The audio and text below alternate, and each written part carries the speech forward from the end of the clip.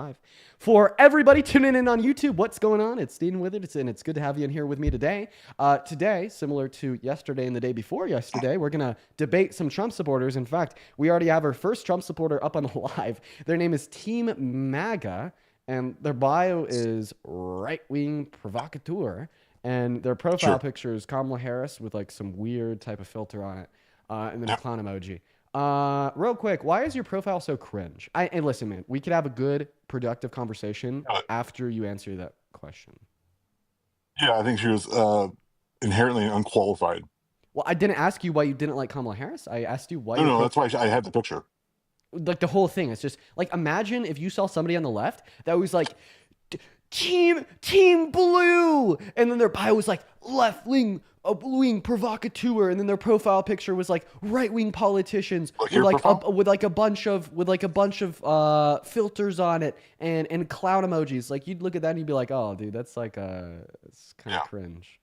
Well, I personally don't put my name on there because I want to keep my personal politics disassociated with my name, so that's why. Oh, what is your name? What? Why do you want to know? Because I think that you might be Rain. For those watching that are curious, Rain is a man who worked on Trump's administration. No, I did not work on any campaign. Okay, let's just see based upon his arguments. We'll be able to tell pretty quickly. So, you told us that Kamala Harris was unqualified? Correct. Okay, then why was her like proposed policy significantly better than the more qualified, in your mind, candidate Donald Trump? Why her policies were? Well, I mean, I can give you a litany of reasons why. So her 2020 campaign flopped. She made, gosh, I don't know how many policy flip-flops. Wait, no, it didn't. Oh, wait, you cannot. No, absolutely it didn't. You just told us that her 2020 campaign flopped. Like out of all of the people that ran in the 2020 campaign, besides like Biden, because he got the nomination, of course, she was like the most successful because she actually got a spot as a vice president on the nomination that was selected. And why was she given that spot? Why was she given that spot? Because of her qualifications, as well as specifically what the Biden they would have given Amy Klobuchar. They would have given it to someone else. It was DEI. Oh, it was DEI, right? She was inherently unqualified. So here's my genuine thoughts on this position. So first of all, the only reason you say she's unqualified is because she's a black woman, and then you're like, oh, it's DEI, that sucks. No, I didn't. You let me know when I can speak, Rain. Rain or Ryan? You keep calling me Rain. Oh, you pronounce your name as Ryan? Well, that's if I'm thinking who you're talking about. Oh, you're talking about the guy that worked on the Trump campaign. Yeah, I know who you're talking about. I think that you just sold yourself out, but I'm going to allow you just to stay up here for this one argument. So when you say that Kamala Harris is unqualified, here's the first thought that comes into my mind. Well, she was objectively more qualified than Trump. The policy she ran on was better. Not to mention, she had more policy that covered more topics, such as healthcare or housing affordability, right? And then on top of that, she had more experience in public offices compared to Trump. So when you say she's less qualified than Trump, okay, or she was underqualified and she had better policy, what does this tell us about the other guy? I mean, that's your opinion. If you compare 4 years of Trump versus 4 years of vice president for Miss Harris. Yeah, and Harris did better as vice president than he did as president. Yeah. I disagree. I mean, that's why we were debating, right? Yeah. Real quick, I just want to ask you a question. You brought up DEI. Do you think that DEI is a bad thing? Yeah, I do. Okay, yeah. And do you think that it's a bad thing because it restricts running a merit-based society? I mean, that's one of the tenets. Yeah, I do. Okay. Part of it. I have a question. Do you agree with traditionalism in the sense of like the man going out and working with a woman staying at home? Used to. I mean, not that today's such a different society. But do you generally agree with that principle? It depends on the family, but like for my own personal, sure. Why not? And I'm talking about like prescriptive gender roles. Like this is what men should do. This is what women should do. I mean, the men should work regardless, but if the female doesn't bear any children, then she should work. I don't see why that's an issue. Okay, let's call women women. No, I'm just agreeing. I'm essentially asking you if you think that the best family dynamic is one with a man and a woman with children at home, with a A woman two-parent staying at household. home and the man going out and working. If that is like the Yeah, best it's a possible two-parent family household. Yeah, dynamic, where the man goes out and sure, works. two-parent. Yeah, Yeah, where the man goes out. So you do agree with like traditionalism in the sense that you think the best possible family structure is where the man goes out and works while the woman stays at home and raises the kids. So here's my question. You just told us that you think DEI is a bad thing because your perceptions of DEI is essentially that it restricts upon a merit-based society, because you're not telling people what they should or shouldn't do based upon their qualifications, but rather based upon their race or gender, which, by the way, is false. But this conception of DEI is unironically exactly what traditional values, such as the one you just described and you hold to, do. All right? The values that you just told us was based upon your gender. You should be doing certain things. If you're a man, you should work. If you're a woman, you should stay at home. So how come you only apply this principle of let's place merit over race as it applies to Kamala Harris, at least in your mind, but you don't apply this principle in the sense of placing merit over gender insofar as determining that the best possible family structure is one where the man goes out and works while the woman stays at home? sure. So I didn't mention anything about race. You did, correct? So why do you think she was a DI candidate? Because there was, if you want to, if Biden had to pick a woman, there was other women that are more qualified okay. than So she it, was. so it wasn't about the fact that she was black to you, it was about the fact she was a woman. So literally just rephrase my argument. Instead of saying you apparently place merit over race as it applies to Kamala Harris, let's just rephrase the argument. Under your worldview, you think that we should place merit over gender as it applied to Kamala Harris, but you don't think we should apply merit over gender as it applies to the best possible family structure, as you uphold traditionalism, and you agreed that men should go out and work while women should stay at home and raise the children. Right. So within the family dynamic, if a female or a woman has a better job than the men, I mean, it's not traditionally, it's not as common. Whoever has the best job, regardless, but traditionally, a man should go out and work, and women, stay home with the children. I mean, that's how would you Yeah, but disagree with that? listen, you're literally applying the same principle to the best possible family structure of what you think men and women should do, which is the principle you use to contest DEI. Because you're like, DEI is bad because it restricts a merit-based society, and you think that Democrats pay too much attention to race or gender. They're saying because of their race or gender, they should do these certain things, even though they may not have the merit or qualifications to do these certain things. But that's exactly what you say about the best possible family structure. You're saying, right, even if it is the case, right, that a woman has more merit than a man to do a certain thing because the man's a man and the woman's a woman, the man should go out and work and the woman should stay at home. So do you see here how your values of being anti-DEI, at least like your conceptions of DEI, contradict your values of being pro-traditionalism? No, because I made a caveat. I said if the woman has a better job, then she should be the one, providing for her family, and the man should stay home. That's Okay. less So, common, but though. but it has then if you're telling us essentially that it should be based upon merits inside of the family structure, then it has nothing Yeah. to do with the fact that a man's a man and the woman's a woman. So how come you said a man should go out and work and a woman should stay at home and raise the children? Yeah, because it's based on tradition, and the female is better with take care of Joe, the thank you so children. much for the galaxy. So then it is about the fact that the man's a man and a woman's a woman. That is your position. So once But again, I'm we're just going to saying walk that you the right back woman into that's the better. contradiction. No, not at all. If the woman has a better job, then she should be working. Okay, so then it is not the case that the man should go out and work and the woman should stay at home. It's the case that the most qualified partner out of the two should go out and work. Correct. But what happens All right, most, so most, you just most rejected often than none? traditionalism. Thank you so much. No. What happens? What happens more often than not? It's usually the man. Well, what Correct. happens more often than not is usually when men uphold these prescriptive gender norms and which are misogynistic and refer to women as females, they typically don't even have a partner to begin with. Wait, well, hold on. To be fair, what's wrong with calling them females? Well, like the term females has been used historically to dehumanize women. I mean, Well, okay, I'm not. so I mean, I I'm not think trying to be dehumanizing. so. Especially if you're going to refer to men as men, I believe that it's important for you to stay consistent Okay. and refer Well, to I women as apologize. I women. wasn't trying to mean anything. Anyways, yeah. But back to the why she was unqualified, because when she was running for president, her policies differed when she was running for president this time in 2024. Do you agree or disagree? Yeah, she ran on different policies in 2020 than Yeah, she flip flopped. 2024. Yeah, it just reeks of opportunism. There's no conviction. She flip flopped.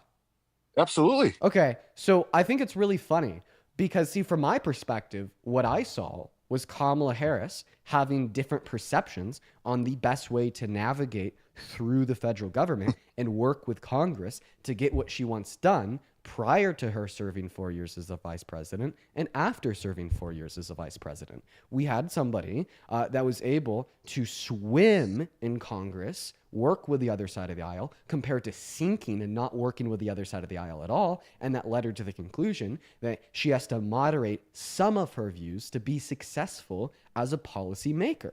Right? And you look at that and you call that a flip-flopper, and you somehow contort it into being a bad negative thing. Okay? Well, right. I mean, what is adjacent of being a flip-flopper, somebody that holds firm in their convictions no matter what. And a good example of that would be Trump. And this is why Donald Trump is such an ineffective policymaker. And that's why so much of his policy failed in his first administration, such as the infrastructure bill. It's because he was unable to work with Democrats in Congress to get shit done. But guess what? Kamala Harris was able to work with Republicans to get shit done, and you don't like her for that. No, because she was voted the most liberal senator by even liberal news media. Are senators supposed to represent their constituents? Correct. In California. And what's the most liberal state in America? California, New York. And I have a question. Illinois. Of what state was she a senator of? Oh, she was California, of course. Okay, so this would imply that if she was a good senator that actually did what she was supposed to do, which was to represent the views of her constituents, we should expect her to be the most liberal, one of the most liberal senators in Congress. Correct. Yeah, no problem. I mean, I don't falter on that, but she ran as a California liberal in 2020, but then she moderated her views for 2024. Yeah, she did. I thought that she did great. Like, for instance, hey, Johnny, welcome in. I'll give you an example, and like hopefully I'll be able to describe to you how it was a good thing, right? Like, for instance, in 2020, she ran on like completely banning drilling, banning fracking, right? Stopping the use of non-renewable energy resources.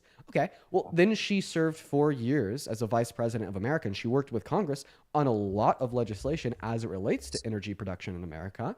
And what she determined is that when she tries to uphold these values of no fossil fuels, ban it all, get rid of it all right, that's doing nothing productive, and it's never gonna happen because a lot of people in Congress very vehemently disagree with that. So it's just simply unproductive policy to try to pass through the House and the Senate. So instead, right, she discovered the more proactive solution of saying, well, let's focus on dominating the production of non-renewable energy resources now. Let's increase the domestic production. So later on the line, when we have the infrastructure built out to better manage less expensive renewable sources of energy, we'll have more power in deploying those energy resources as we already control such a large proportion of the global oil supply. So, I mean, I think that this is a good thing that she did. This demonstrated once again that she was able to work with Congress to get shit done. And I think the fact that you're trying to speak about her working with Congress to get shit done is a bad thing demonstrates how you might be a member of a cult. No member of a cult, but I mean, if I was in her position, I would do the same exact thing. I have a question for you. Yeah, go ahead. Do you think that J.D. Vance is a flip-flopper because in 2019 he called Trump America's Hitler? So that's not in regard to policy. That's in regards to, okay. So, you know. So do you think he just flip-flopped on something not in regards to policy then? Sure, you can look at it that way, yeah. Okay, so J.D. Vance is a flip-flopper. And now let's take it one step further. Is Donald Trump is Donald Trump a flip-flopper because in the 90s he was a pro-choice Democrat? Yeah, sure. Oh, okay. So they're all flip-floppers. So there's no relevant distinction between the administrations that ran. So how come you stigmatize only her for this? Because she flip-flopped on everything. Everything. So you're saying, sir, I just want to clarify. You're saying it was a bad thing that she went from wanting to ban non-renewable energy resources to wanting to produce the most non-renewable energy resources on the face of the planet, so we dominate more of the global oil supply in the future when we're more able to switch to renewable sources of energy. I just want to clarify. I think it's a good policy, but she's defrauding her own base because we know that if she took office, what does it mean to defraud someone? Misconceive. Wait, she was never going to use those policies. Well, I don't think that she led her base on any false conceptions. I think she made it incredibly clear in this presidential administration what she wanted to do. Right? I mean, you're just trying to make it so. Like, I just want to be very clear with what you're arguing right now. You're arguing a nothing burger. No, I'm not arguing nothing, but because she. Yes, you are. You're absolutely No, arguing a nothing burger. You're looking no, at I'm this not. candidate who is able to successfully work with the entirety of Congress, including Republicans, to Entirety of pass. Well, now allow me a minute. Now allow me a minute to speak. Okay, To well, go ahead. successfully work with the entirety of Congress, including Republicans, which led her and Biden to passing the most monumental legislation out of any American presidency in modern history. And you look at that and you say, well, that's a bad thing because it makes her a flip-flopper. So that's what I call a nothing burger, because I think it's a demonstration of a very good, positive characteristic of our leadership, wanting to actually get shit done, which requires working with the other side of the aisle. But apparently, according to the cultist that supports the grapists, that's a really bad thing to do. So do you have anything else you want to share with us? I just want to clarify. You have been up on this live like how many times before? 5, 10? I haven't been up on this year, dude. What are you talking about? Ryan, I talked to you last week. No, no, you JJ, didn't. I thank you so wasn't. much I for the wasn't even here galaxy. last week. How would you say? How would you say you talked to me when I haven't been on your live since like December? Oh, so you just All told right. them that you're Ryan. And Just you have. to, yeah, wait. Who's this Also, now? not to cut you off. First off, Okay. does my mic sound okay? I sound good? Yeah, you sound good. You sound the Fine. same. Cool. Okay, cool. Because it glitched out, so I know. Just to confirm, when you talk about flip flopping, it stems from the fear that somebody is speaking falsehoods. They're not spreading the truth. The flip flopping comes from the idea that a candidate is lying about a campaign promise, but then look no further than Donald Trump. When he said he was going to have infrastructure week, he didn't.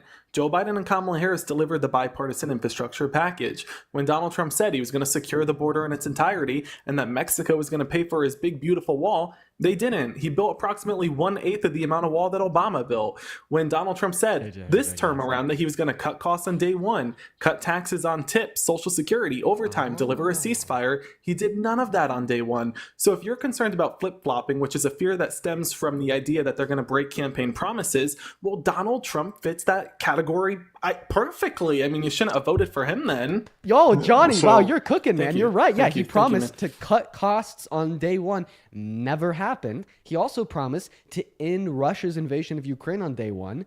Now we're 100 days into his presidency, and he's begging Putin to stop on Truth Social. Johnny also brought up the infrastructure bill that he was never able to pass during his first term. Same thing with the wall. He said that he was going to build the wall and then make Mexico pay for it. Yeah, he did. Built less than Parts of 51 it. miles and stuck the bill to the DOD budget. So, yeah, I mean, I think that Yeah, you got to be Johnny's creative when point you got here people deserves a actively response. obstructing He your. he has failed to deliver on his core promises in his first administration and second.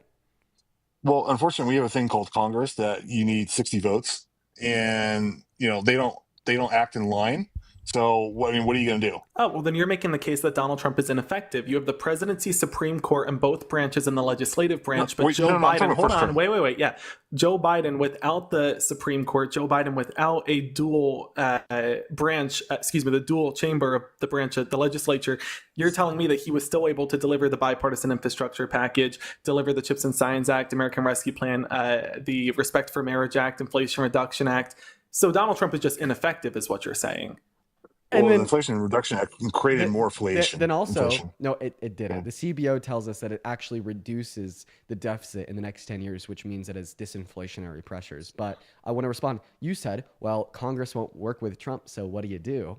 And I feel like I'm that's talking about first term. that's a very important question to answer. I could tell was you talking about the first what you term. want to do. Are you ready? Sure, go ahead. Exactly what you're criticizing Kamala Harris for. To actually work with the other side of the aisle, moderate your views so you could get shit done. So, sure, it's speculative at this point. If she was president, she would go right back to the 2020, all reviews. And that's my point. I want you to Is- respond to what I just said. So you're saying Kamala Harris would be better interacting and trying to pass legislation with Congress. We don't know that because all she did in We Congress, do know it because she did it in the last 4 years. all she had to do is raise her hand and said, I am vote here. No, pass when it was a vote, tied. What she did was Yeah. the flip flop that you were trying to criticize of going from saying let's ban fracking to going to let's actually promote more oil drilling in America, while also promoting the largest multi-million-dollar investments into non-renewable energy resources now. So later on, we can make them more affordable and switch more of our reliance on them. Yeah, I mean, that's a great policy, but that's not what she inherently down to her core believes. So that was a policy that she passed, right? And you're right. No. That's not what in her core she believes, but Yeah, that is that's the what I'm most talking about. proactive way to physically achieve her end goal in the future, which is a lower reliance on renewable energy resources, on non-renewable energy resources. Yeah. Sorry. So my speculation is if she took the office, she would go right back to California most liberal senator, that voting record. Okay. Yeah. Well, That's how. your speculation is exactly that. Speculation with no evidence of prior actions to justify said speculation. It is just like what do you call it? What do you call it when people believe in shit without evidence? A conspiracy theory. It's a conspiracy theory. But I mean, this kind of makes sense coming from you because you're the same man that said Donald Trump was totally justified and had the right to try to legally rig the 2020 election. So. Wait, you said re-rig the 20 elections? No, you told me a week or two ago that Donald Trump was totally justified in trying to steal 2020 from I haven't talked to you since December of 2024, dude. I'm telling you the last conversation we had with one another. I was happily watching, what was it, Friday? Watching you guys having to get paid $6,000 for, trying to get your tent up. That was kind of hilarious. But no, I haven't talked to you in like a couple of months, dude. Wait, I have a question. You think it was Sure. funny that a college campus tried to extort us for money just so we could vocalize our free speech? Well, you're trying to show up to Charlie's event and basically, crash his party. I mean, what are you trying to do, dude? Let's call it what it is. Extortion to vocalize free speech, and you support that and agree with that. I thought that the right was the party of free speech, but apparently when it's a liberal or somebody left-leaning that wants to freely speak, you don't really care. No, I think you were there unprepared. So in other words, you just think, no, we were not unprepared. In fact, we had already got prior approval from the board, from the school to You didn't have specifically any have our permits? own. Yes, we did, to specifically have our own private security. And it is the case that later on, the night before the event, they said, nope, got to pay us $6,000 if you want to be here. So in other words, right, you're not really pro-free speech. You're only pro-free speech when it's convenient to you. No, that's not true. Okay, No, so then it you is. wouldn't think And, it's funny when the school tried to Right. extort us for wanting to freely speak. It's the same situation when I came up to your like 10 minutes ago and you just booted me. What? Okay, I wait, let's came up- understand the blatant hypocrisy on this, though, is the hypocrisy that's been blatant with your party time and again. Look no further than the Second Amendment and look at your apparent and alleged pro-life stance. You say that you're for the Second Amendment, but when Donald Trump signs a bump stock ban in 2017 in direct violation of the Second Amendment, which was overturned in June of last year by the Supreme Court, you say that he was in the right to do so. Now, in combative argument to what I'm saying, you'll probably say, no, you do disagree with that. You didn't, and your party didn't when he violated the Second Amendment. You said that Kamala was going to do such a thing. She never did, but Donald Trump did, and you're fine with that. Same thing in regard to you having a apparent and alleged pro-life stance. You say that you support the right to life, but when it's a woman's life on the line, or when it's a woman's life on the line, you don't care about that. You will take away her right to choose and then not provide her with a simple, significant financial resource in the aftermath of you forcing her to give birth to take care of the life of that child. So that's not pro-life. You're also the same party stripping away from food assistance to the tune of $230 billion, outright taking $1 billion from food pantries, and attempting to put Medicaid and Medicare on the chopping block. Like, none of that's pro-life, but you say you're pro-life. None of this was pro-Second Amendment, but you say you're pro-Second Amendment. So the hypocrisy of you being pro-free speech and then not being pro-free speech, it adds up. It makes sense. I said I was pro-birth. Man, there you have it. At least you're honest about that. Yeah.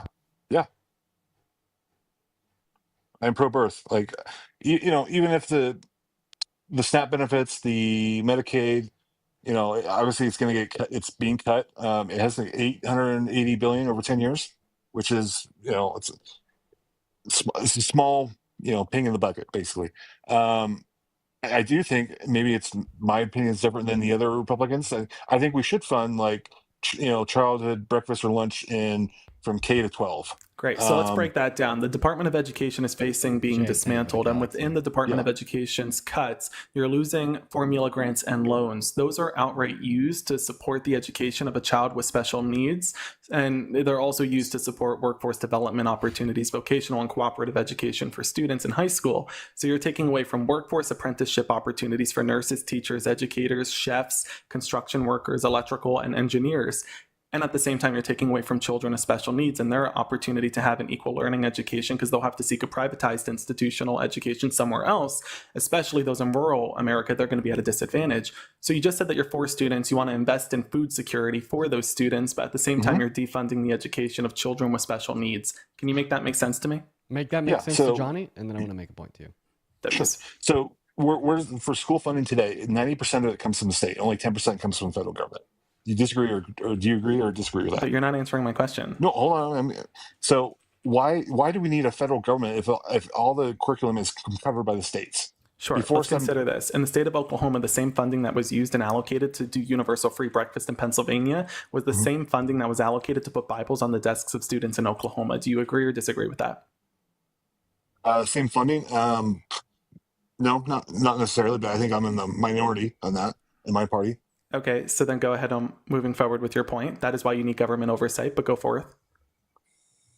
No, because the federal government is what entangles everything. I just want to give it back to the states because before 79, before Jimmy Carter, added Department of Education, our education, I think it was last time I looked, we were in the top 15, and then today we're in the top 40 among the industrial nations, like in the quality of education. So something's changed, and obviously we know what it is. I appreciate the bait and switch and the pivot, but you didn't answer my question, which was in regards to you saying that you want to support the education of a K through 12 student, except you're taking away from the education of a student with special needs by taking away formula grants and loans through the dismantlement of the Department of Education. So, can you make that make sense? Yeah, it's going to be funded by the state. It's not going to come from the federal government anymore. It's going to be funded by the state, but you won't have the formula grants and loans to support the state education of that child with special needs. That's the issue. Why would it matter if it comes from the federal government or the state? I also want to point out, you said that only around 10% of funding for schools comes from the federal government. Yeah. So this is an average of nationwide. It's actually 13.6% comes from the federal government. Yeah. However, right, when we ignore blue states that have very large economies and we start specifically looking at red states, that figure increases. There's some rural counties in America where they get 75% of their funding from the federal government, right? And those areas are all red. And even on the state level, for instance, Arkansas gets 22% of all of their funding for their school systems from the federal government. Same thing with Mississippi at 24%, right? And you could actually look at a map, a distribution of what the percentages of funding that is going to these schools from the federal government. And the bluer a state is, the less funding they get. The more red a state is, the more funding they get. Right. The blue states subsidize the red states. Essentially blue states subsidize the red states. Yep. But I want to be able to also bring a point up to you. So you said that you're pro-forced birth. That's a position? I remember you specifically saying that you're not pro-life, you're pro-birth. So I don't believe in, if you want to consider pro-life as part of the death penalty, I am pro-death penalty. So that's why I said I'm pro-birth. Okay, you're pro-birth. Why? Why? Yeah. As regards to the death penalty or with the abortion? Wait, how would being pro-birth concern the death penalty? I don't know. Some people criticize that as being only pro-birth instead of being pro-life because he said, I'm just curious on why you don't think that abortion should be legal. Why do you think that access to abortion should be illegal? So here's my caveat. So when the life of the mother is in danger, then it should be used, but it should not be used for my girlfriend's got pregnant. She doesn't want it anymore. Yeah, so you don't think that there should be access for elective abortions, but you only made one exception there, which is life of the mother. What about rape victims? We don't. It's not the child's fault. Okay, so you don't think they should have access. So why do you think that rape victims specifically shouldn't have access to abortion? Because when you're creating, whether it's through, there's only two options. Whether it's, conceived through, through love or whatever you want to call it, or through forced. Through forced rape. I'm asking you why specifically rape victims shouldn't have legal access to abortion. So no matter in either situation, a child, a fetus, a new life is being formed. Is it that child's fault that it was being created from something of evil? No. So let's go ahead and run through this. I bet I could get you to end up kind of conceding on this exception. So my question to you is if you barely made enough money to live, right, and you spent the entirety of your income on food, right, and every single night for 9 months somebody broke into your house and stole half of your food, right? Mm-hmm. Okay. And there's around a 5% chance that this is going to unalive you in the next 9 months. And all you had to do to stop them was to lock your front door at night. But if you locked your front door at night, they would die from starvation. Do you think it should be illegal for you to lock your front door at night?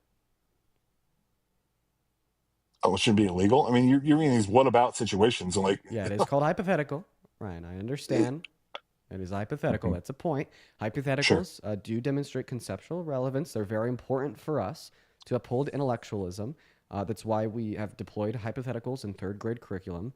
You know, teaching our children in math classes. Oh, if you made 5 apples a year and sold 3 of them for 10 years, how many apples would you have sold in totality, and how many apples would you have made in totality? That's hypothetical. We use them often. So, do you need me to reiterate the hypothetical for you?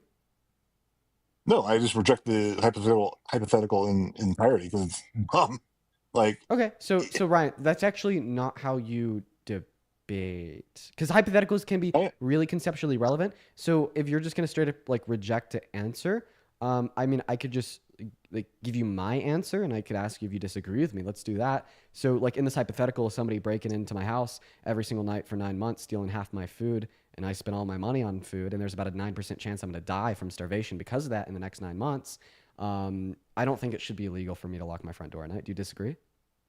no, but why would you? Even Why if would that you? person dies as a result. So here's the Why would you analogy. allow it to be after the first night being your food stolen? Oh yeah, you're taking it one step further. You're saying if somebody is taking your resources from you without consent, why would you allow it even on the first night? Well, like the relevance of this hypothetical is that when a woman is raped without her consent, and a fetus is conceived without her consent, and that fetus is reliant upon her resources to live without her consent, she should have the right to evict that fetus from her womb, even if it dies as a result. Just like in the hypothetical scenario, you should have the right to lock your front door at night, even if the person stealing your resources without consent dies as a result. Well, here's the difference, though. The fetus is not the woman's body. It is temporarily in the woman's body. It does not belong to the woman. So you're saying that the fetus is not the woman's body and it's just happening for 9 months. So if this person is just stealing your food for 9 months and they're very obviously not a part of your body, you should have the legal right to lock your front door? No, yeah, you should lock your door. Oh, great. So then, yeah, just because a fetus isn't a part of her body and it's only happening for 9 months, that's not relevant. Because in the hypothetical I gave you, the person taking the food is not a part of your body, and that's only happening for 9 months too. Yeah, but we all, in our society, we have laws against schmurder. What? Do we not? I don't. Do we not have any laws? Are we guided on morality? We should have laws against murder, but the point of the hypothetical is to demonstrate that if the fetus dies as a result of a rape victim revoking its access to her resources, it's not murder. Just like in the hypothetical, that if you lock your front door at night, preventing this person from stealing half of your resources, and they die as a result, that's not murder. If you're using that situation, that'd be negligence. Can't you say it? Negligence? Anyways, it's negligence? On the woman. Because if you a normal person would lock the door so their food isn't stolen. Right, just like so the equivalent of this is saying not only do you think that a rape victim should have access to abortion if she gets pregnant, but you're taking it one step further by saying you think that any rape victim would get an abortion if she were to have got raped and gotten pregnant, which is now just being more radical in the position. Seemingly, you've completely conceded on this exception. No, because the fetus is still a child of God. Wait, are you saying the person that's stealing your food isn't a child of God? No. I'm saying if you compare the is it the mammogram or something, whatever I forget. If you compare that between a child of grape and a child who's conceived through love, there is no difference. Like biologically speaking, there's no difference between a fetus conceived of grape and a fetus not conceived of grape. Biologically speaking, is there any difference between the person stealing the food and the person buying the food in the hypothetical I gave you? Yeah, because you're buying the food, that's your own money that you made, and the person stealing it. Oh, but I'm asking you about any biological differences. Are you guys both human? Yeah, it has nothing to do with biological. It has to do with... right. So exactly. Wait, finish that out for me. Tell me that has nothing to do with biology, but all to do with what? The fact that you have no obligation to provide resources from the person that's stealing it from you, right?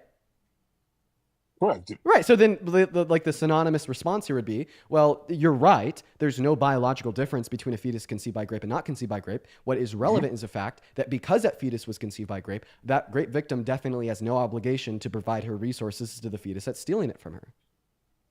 No, you do have obligations because that's a human being. It's not a piece of food. Is a person that's stealing the food from you a human being? Yeah, but we're talking about the fetus. So because the person that's stealing the food from you is a human being, you also have an obligation to give them half your food. No. Okay, so then if you don't have an obligation to give the person that's stealing the food from you half your food, then why does a grape victim have an obligation to provide her resources to the fetus? Because that fetus is living inside of that woman's body that is not of the body, but is temporarily in the body. Okay, so you're saying that the difference is the arbitrary position of the fetus. Because the fetus is inside of the woman's body, therefore the woman has an obligation And it to needs the sustain woman its to life. survive. And it needs the woman to survive. Oh, so you're grow. saying because the fetus is dependent upon the woman to survive and grow, therefore the woman has an obligation to sustain its life. Well, the person stealing half of your food at night is dependent upon you leaving your front door unlocked for it to survive and grow. Therefore, you have an obligation Well, I to don't leave care that about the front door person trying to unlocked. steal my food. Okay, so then why should I care about the fetus? Because that is half of your DNA. That's part of you. Oh, so That was on the woman. so the obligation is just simply the fact that they share DNA. Yeah, I mean, if you want to try so, to get so earlier you told us that you make an exception for life of a mother. So even if the mother's life is at risk, does a fetus that is putting her life at risk share her DNA? True, it does. Seems like sharing DNA isn't too relevant for you. No, it is, because if the mother is going to lose her life, then the child's going to lose his life. So you got to pick. Just to It's either confirm, 2 or 1. You should look up the definition of a parasite, because what you're describing Yeah, is a that's not relationship a good between. argument. No, but it is, because this is your argument. You are describing, and people have called it out time and again in the comment section, the definition of a parasitic relationship between an individual and a parasite leeching off of an individual, consuming their like blood, for example, to live. Well, okay, so is that individual, that human being, now are they responsible to keep the parasite alive by keeping it? If you have a tapeworm, do you have to keep the tapeworm to keep it alive? I mean, that is a life technically. So I'm muted on TikTok right now. I'm grilling this guy. I'm grilling this guy. It's your definition. This guy's getting grilled, YouTube. I mean, Well, this is one of the most satisfying debates I've had in a Your while. definition. It's not a human being.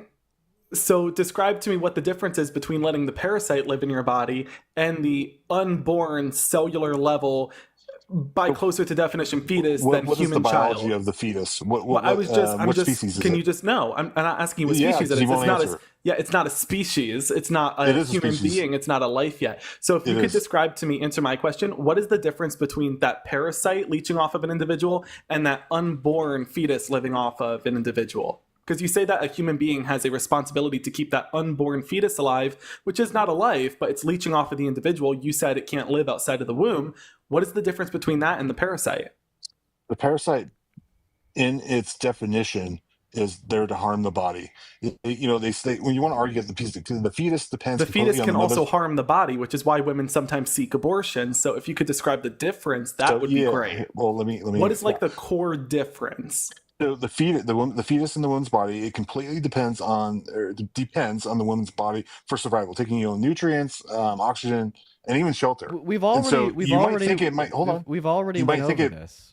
No, hold on. You think it might alright. resemble a parasite biologically, but by definition, a parasite is an organism that lives in on a host and benefits at the host's expense. You just And said why- the same thing twice. No. Wait, you But why is it- legitimately just said the same exact thing twice. Can you say those two definitions No, again? thanks for the So flow, if- there you go. Yeah, I'm just Hold on. gonna I'm just Say gonna hop those. I'm just gonna hop in here real quick. Go for it. So like Yeah. I'm sympathetic to positions that argue a fetus isn't a parasite, okay? But by your own definition of parasite, a fetus is a parasite. No. You just A defined. fetus That's You is just, my a point. foreign Like, that's Yeah. my point. He just repeated the same thing twice. No. He just said, no, legitimately, bro. I want you to repeat the definition again, but try to change it this time. Like, this is why I tried explaining to him. You are saying, people keep calling out in the comments, you are describing the definition of a parasite, which is a bad argument. You didn't let me finish. legitimately just said twice. Hold on. I want to describe what you just said. You just said a fetus is an individual to which is basically leeching off of that mother for nutrients.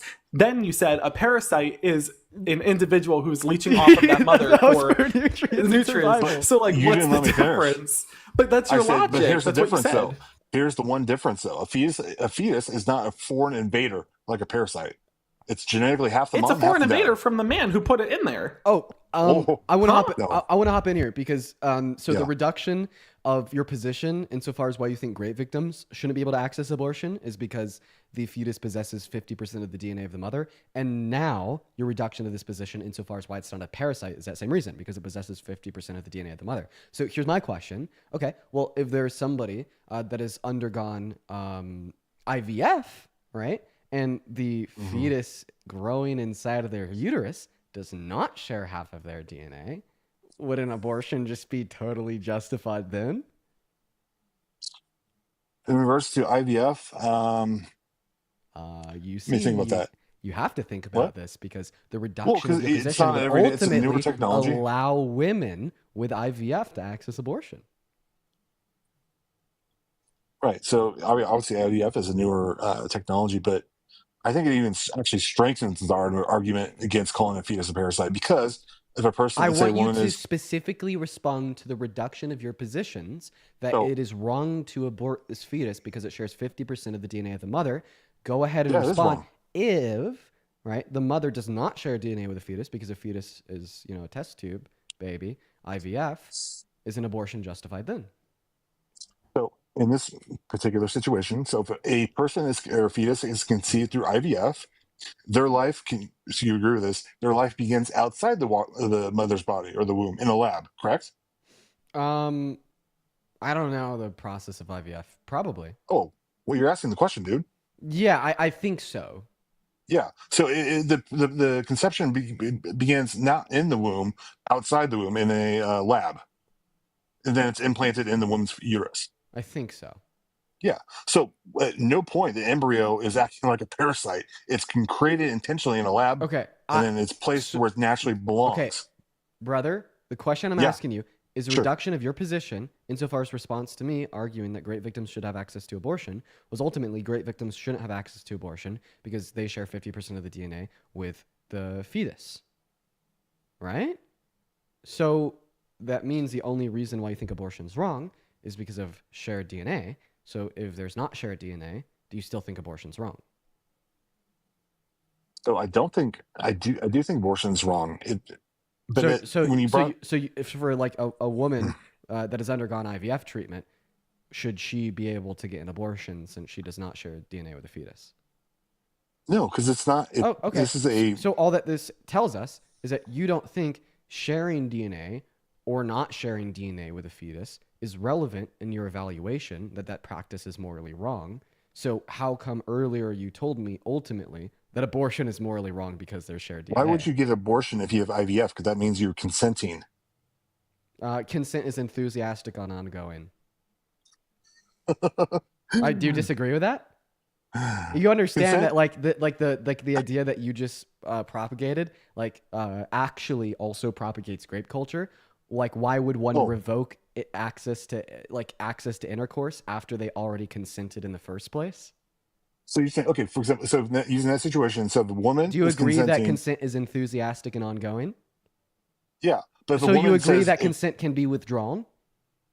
hold on, let me finish. So Do if a you woman agree that consents, consent can be let withdrawn? me finish, Dean. For sure. So if a After you woman's answer my question, can consent be withdrawn? Yeah, but not during the act. Okay, so you don't think that consent from engaging in sex can be withdrawn during the act? Surely not. How would that hold up? How would that hold up in court? So right now you're justifying grape. No, I just want that to be incredibly clear. There's no if, ands, or buts about it. You are justifying grape. So I just want to make it incredibly clear. I want to make it so explicitly clear for everybody watching. This guy thinks it's sometimes okay to grape people. That's exactly what he's arguing. Go ahead and unmute.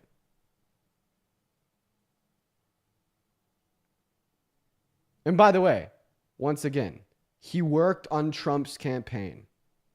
No, he didn't. Oh, he lies about that? Yeah, no, I didn't. Yeah, no, so no, I didn't. this guy- JJ, thank you for the For crystal a ball. minute. So this is Full lie. Rain. Hold on. Now, this is Rain, and he has a habitual he has a personality disorder where he creates multiple profiles to catfish people into thinking he has a background on some of these subjects. But I did research. This is not a Trump administration individual. Plus, Trump keeps that tight. If somebody like this was running around saying things, no, they would be called out and tracked down. It's BS. This is the same guy who didn't I'm even not like even in stalk. the administration, dude. Sure. Wait, didn't you? Right. You have multiple accounts, and on one of those accounts, you perpetuated the lie that you indeed were in the administration until you got caught. You're the No, I same worked on guy the who was campaign. stalking Olivia Giuliano, aren't you? The I same know. one who Why doxed would Good you think I Trouble. would stalk Olivia I'm just Giuliano? confused. Are you not? Yeah. Are you not the individual who doxed Good Trouble, stalked Olivia? Is that right or wrong? I didn't dox Good Trouble. I sent him a picture. Okay. Yeah. Right. So What this is was the guy who- picture of? So this happened 2 months ago. I don't want to was know on what the- happened. I want to know what the picture was. So of. yeah, Juliana or Olivia, whatever her name is. Okay, this guy's weird. Hey, do you want to like take back the fact that you said you don't think that you could revoke access from engaging in intercourse during the act? Do you want to like take that back or anything? So if a woman says, revokes the consent, A woman or a man? sure, okay, to be fair, yeah, or a man, how would So, what would the concern? Yeah, how would you can? are you going to don't- take that back? Do you? No, I'm not taking it back. What? No, Dude, just think through this with me, like if real the quick. man or the woman No, consents, just listen. before- I want you to just think through this with me real quick. I am thinking through. I'm like, okay, so like, wow, okay, man and woman, okay, consent. woman Yeah. consents to engaging in intercourse Yes. with man. Yeah, Okay, correct. intercourse commences. During intercourse, woman says, "This is not pleasurable. I don't want to do this. I no longer want to engage in intercourse with this man." But the action is still occurring. You're saying that she should have no right to revoke that consent, and she must be complicit with continued non-consensual intercourse. So if I'm saying like in the partner's treating too rough, like if she was going to say, "Oh no, I got raped," yeah, that's a real. The court's never even going to hear that. I just want to make it clear that you are okay with continued non-consensual intercourse. It depends when you say I mean, I'm not going to go in. Man and woman and start engaging in I intercourse. understand that. Woman thinks this is unpleasurable. Woman no longer wants to engage in intercourse with man. Do you think she should have a right to stop engaging in intercourse with him? Sure, she can raise her hand and say no. And Yeah. and what if he doesn't stop? Is a man doing anything wrong? I don't know. Depends on the situation. Get out of here, bro. Get out of here, bro. Just Okay. get outta Dude, here. that's Just get outta here. crazy. Just yeah. That's yeah. insane. Yeah, just get what? Just get out of here, bro. Just What? literally just leave. Well, I just kicked him. That's kicked him. insane. That's wild. No, that is so crazy. Like that is sick shit. Oh my, that is like completely unacceptable. I thought that like maybe he didn't like exactly understand what I was saying. I thought like maybe he was just like caught up in the heat of the moment and like he wasn't really listening to the words that were coming out of my mouth. But like, so I decided to like say, okay, let's slow this down. I'm going to very slowly and clearly repeat and reiterate what I said so he can like really understand what he's responding to. Right. But no, he, at the end of the day, that is truly his position. And that, oh my God, man, shit like that concerns me so much. Men, bro. Oh my God. All right. We're going to go to get the next guest up here. If you're MAGA and you want to come up and have a debate, let me know in that chat. What's up, Astrid? Do you support Trump? Astrid's not here. Go to drop a MAGA down below. And also, Johnny, appreciate you for joining today, man. Dude, thanks for thank being you so here. much for having me here. Man, to everybody who's tuning in, I hope you appreciate Dean's patience here because that was insane. I hope that y'all are dropping the gifts on him and doing all the things because, like, that was crazy. Did you guys see how nuts that guy was that Dean was just dealing with? Come on, y'all. He deserves a round of applause for that one. I just can't believe that, bro. I can't believe that. That's just insane. And by the way, yeah, I do have a couple donations to thank y'all. Don't worry, they've not got a notice. I just want to be able to get the next guest up here before I do. I really appreciate you guys. If you know who you are, and don't worry, I'll get around to thanking y'all very, very soon. Cammy left. All right, guys, we are just looking for the next guest. And by the way, we did just get the very first flag of the live stream. Typically, we could get maybe like 2 or 3 of those flags before the live stream gets banned and taken down by TikTok. But we kind of have a plan figured out here. So when the live does get taken down, go to the link tree in my bio, go to my YouTube live stream, and then I will direct you guys to our secondary account. Very unfortunate that TikTok has been, crucifying us debaters as of recently with their very strict TOS, but we got to be able to work with it. So yeah, just head over to that YouTube stream when we get taken down over here. Hit that follow button as well. What's going on, Cole? Do you support Trump? Cole? All right, Cole's not here. If you're one of the 7,000 people watching, one of the 7,000, that is so many people, and you support the current administration, let me know down below in that comment section, and I will get you up here for a debate, y'all. We just need one person out of 7,000 people to be like, hey, yeah, I support the current administration. I'm down for a conversation about it. For us to continue this live, we're going to really try to get the next conversation going. In the meantime, I'd like to thank JC for the $10 over on YouTube Super Chat. As an SA survivor, thank you for bringing awareness to how consent works. Yeah, apparently he didn't fucking know, but thank you for the $10, JC. As well as Devin, thank you so much for the $20 over on YouTube Super Chat. Will with the 10, then Harrison with the 10 saying that I'm scared of you. No clue who you are, man, but thanks for the $10. As well as Minnie with the $10 as well. What's going on there, Bear? Do you support Trump? Yes. All right, before we hop into our debate, I got a couple of people to thank. First and foremost, I want to thank Callie, that is Kalli, for the $50 over on Venmo. Holy shit, let's get 500 Callie W's. Callie says, sending this as a thank you for radicalizing me. Keep doing what you do. Callie, I love you. Thank you so much for the love, Callie. Show Callie some love down below. As well as Katie with the $50, Emma with the $50, Katie with another $50, and Sid with the $50. Holy shit. Dude, let's get 500 big booms for Sid, 500 big booms for Katie, and 500 big booms for Emma. Emma says, go get them. I'll never stop, quite frankly. Katie says, cook them. I cooked that last guy pretty hard. And then Sid says, hi, Dean. Happy to see you as always. Thank you for being in here with me today, Sid. Love you so much. Okay, there's a couple more, but let's let this guy start his argument. Mr. the Bear, why do you support Trump? I support Trump because he is a better president for America than Kamala Harris could ever be. Kamala Harris was not qualified to run the country in any way, shape, or form. And why was Donald Trump less qualified than she was?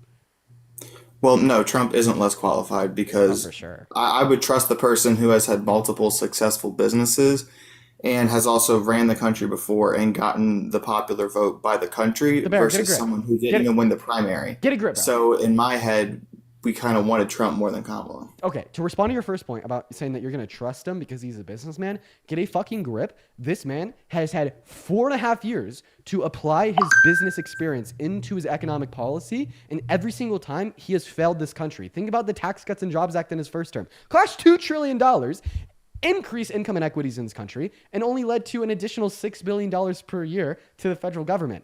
Terrible investment. That's a fact. What about the second term? Blanket tariffs? What did that lead to? Oh, fucking recession? JP Morgan today is saying that a recession will happen this year. Atlanta Fed went from projecting 4% GDP growth in this financial quarter to a negative 4% recess. Oh, and it only evaporated like $10 trillion in a single 24-hour span off American stock markets. And then Donald Trump went on Truth Social and said it was intentional. Like, I really don't think that this man is applying any of this awesome business experience into his economic policy, because every single time he passes any economic policy, it really hurts this country. I would disagree with you on that, because in his first term, we saw the economy boom. We saw like blue collar jobs go up. We saw more production back in the U.S. And I will say that under Biden's administration, we also almost went into a recession. And I know that some people say, oh, that was because of what Trump did as he was leaving out of office. But I don't think so, because inflation hit an all-time high when Biden was president. And now Trump is trying his best to undo the damage. I have 3 questions. 4 years of the Biden administration. Hey, I just have 3 questions. This is going to be funny. Right. Are you ready? Yeah. What did Donald Trump literally do to increase jobs in America? And what did Biden and Harris literally do to almost send America into a recession? And what did Biden and Harris literally do to increase inflation in America? Okay, so the thing that, and I'll answer your last question first because it's a lot of things that I've learned, is that the Inflation Reduction Act actually raised inflation a lot. And I can't remember the specifics. I don't have it in front of me right now. That's just a fake talking point. Did you know that? That is not a fake talking point. Yeah, It is it is. quite literally proven. Their goal it's was to reduce inflation, but yet inflation skyrocketed. Can when I the tell you Inflation why that's Reduction Act just was a passed. completely propagandistic talking point? Because Can you repeat that? Sorry. can I tell you why in like a single sentence why that is just a completely propagandistic talking point? Okay. Because the Go ahead. Congressional Budget Office indicates that Inflation Reduction Act reduces our federal deficit in the next 10 years. How can a bill that reduces our expenditure, reduces our deficit, reduces the amount of money going into the economy, cause the highest levels of inflation in American history? Okay. So if you're going to say, oh, the budget said it's not going to cause inflation, if you simply look at the inflation rate from before the Inflation Reduction Act was passed versus afterwards, there was a very sharp spike in the inflation rate, and you could see that because gas went up to almost $6 a gallon in some places. Tell me exactly when the bill was people passed. couldn't afford groceries. Like inflation was Hey, just sir, crushing. tell me exactly the when the middle bill was class. passed. I'm sorry. Tell me exactly when the bill was passed. I don't have dates and stuff memorized like you do. I don't do this for a living. So you are literally being like an RNC shill. You just told us that if you look at the levels of inflation before and after the bill was passed, you'll see an immediate obvious trend followed that bill being passed, but you don't know when the bill was passed. So how could you know the trend followed it? It's called, I don't have dates and stuff pulled up in front of me. I don't memorize this stuff. I don't do this for a living like you do. I'm just telling you as someone who is in the middle class who has struggled with the amount of inflation listen, think about it. Listen, this isn't about you not doing this as your job. I completely understand that I'm significantly more research. Me and Johnny are significantly more research than the average American on politics because it is our job, right? No harm, no foul. I get it 110%. But listen, then, your claim was literally immediately after the bill was passed, all of these indicators skyrocketed, like hella inflation, gas was more expensive. Okay, well, you could only make that claim if you know when the bill was passed. Like imagine this. Imagine that your girlfriend left you, and you got into a fight with your girlfriend, and you argued that my girlfriend left me right after I got into a fight with her, and then I was like, when did your girlfriend leave you, and when did you get into a fight? And you were like, I have no fucking clue. You're obviously going to need to possess this prerequisite information in order to make the claim. I mean, okay, I remember that the act was passed. I'm going to give you some information here. So you're looking at the 9% inflation rate back in 2022 during the midst of the Omicron and Delta variant. Is that right?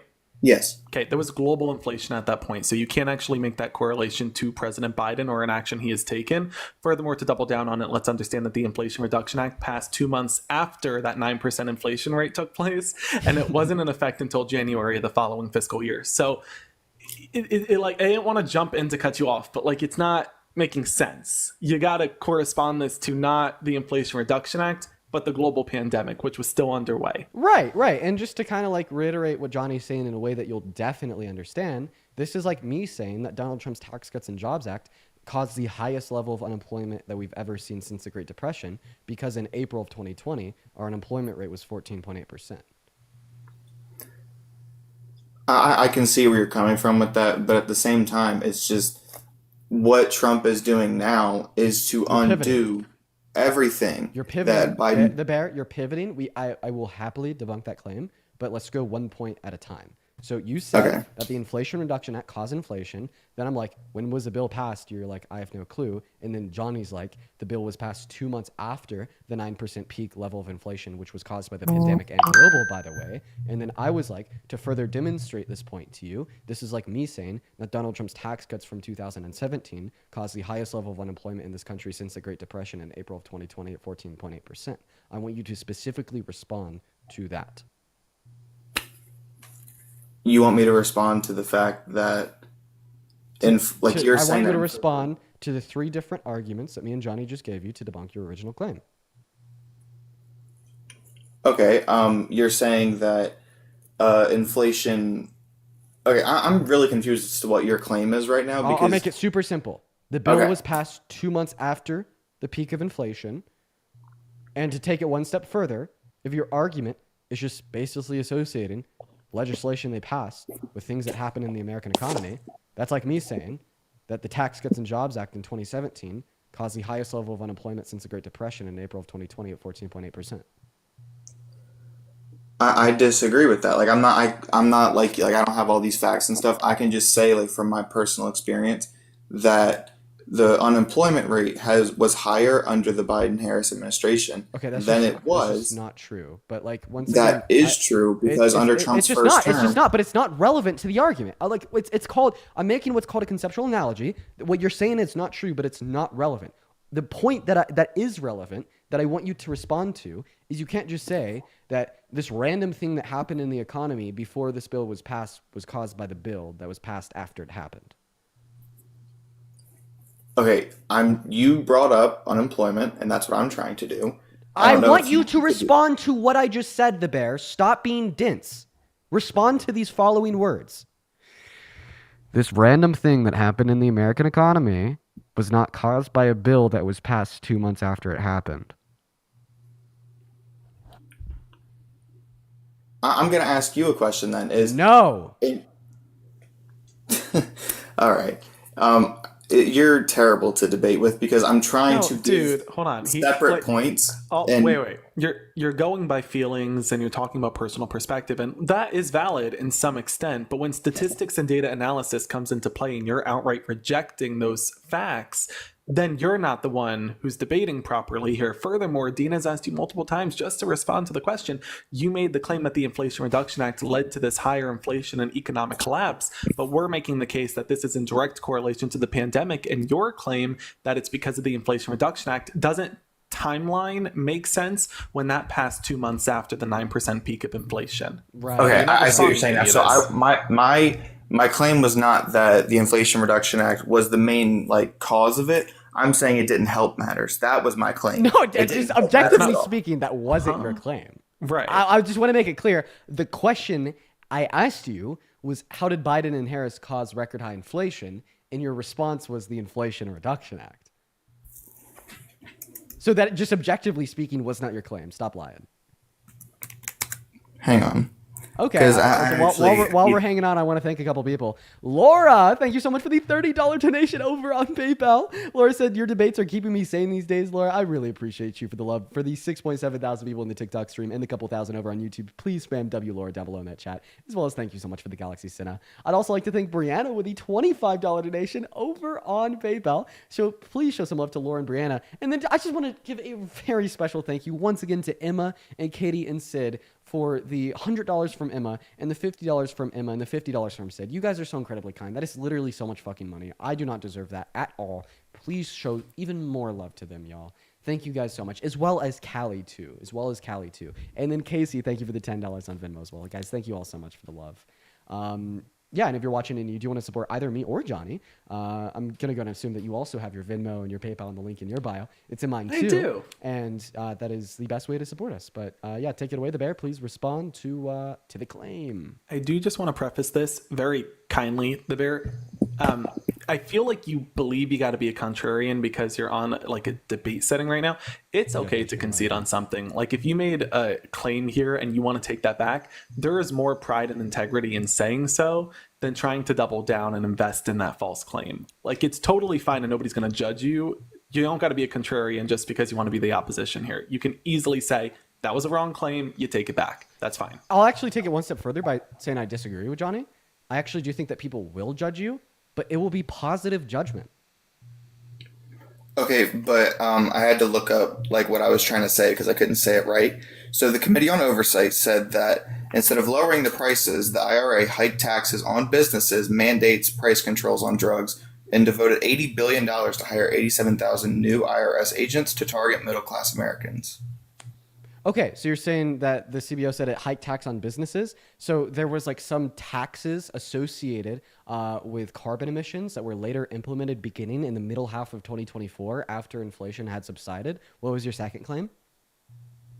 So my second claim was that they took like $80 billion to hire new IRS agents to target the middle-class Americans. Oh, so you're saying that Donald Trump's tax policy in which he hired IRS agents to enforce targeted middle class. No. This was after the IRA had passed. Wait, I mean, you're saying that the IRS agents were targeting middle class Americans, which meant the tax code they were enforcing upon Americans targeted middle class Americans. Right? No. What I'm saying is so then they weren't targeting middle class Americans because they were just simply executing and enforcing the current tax code.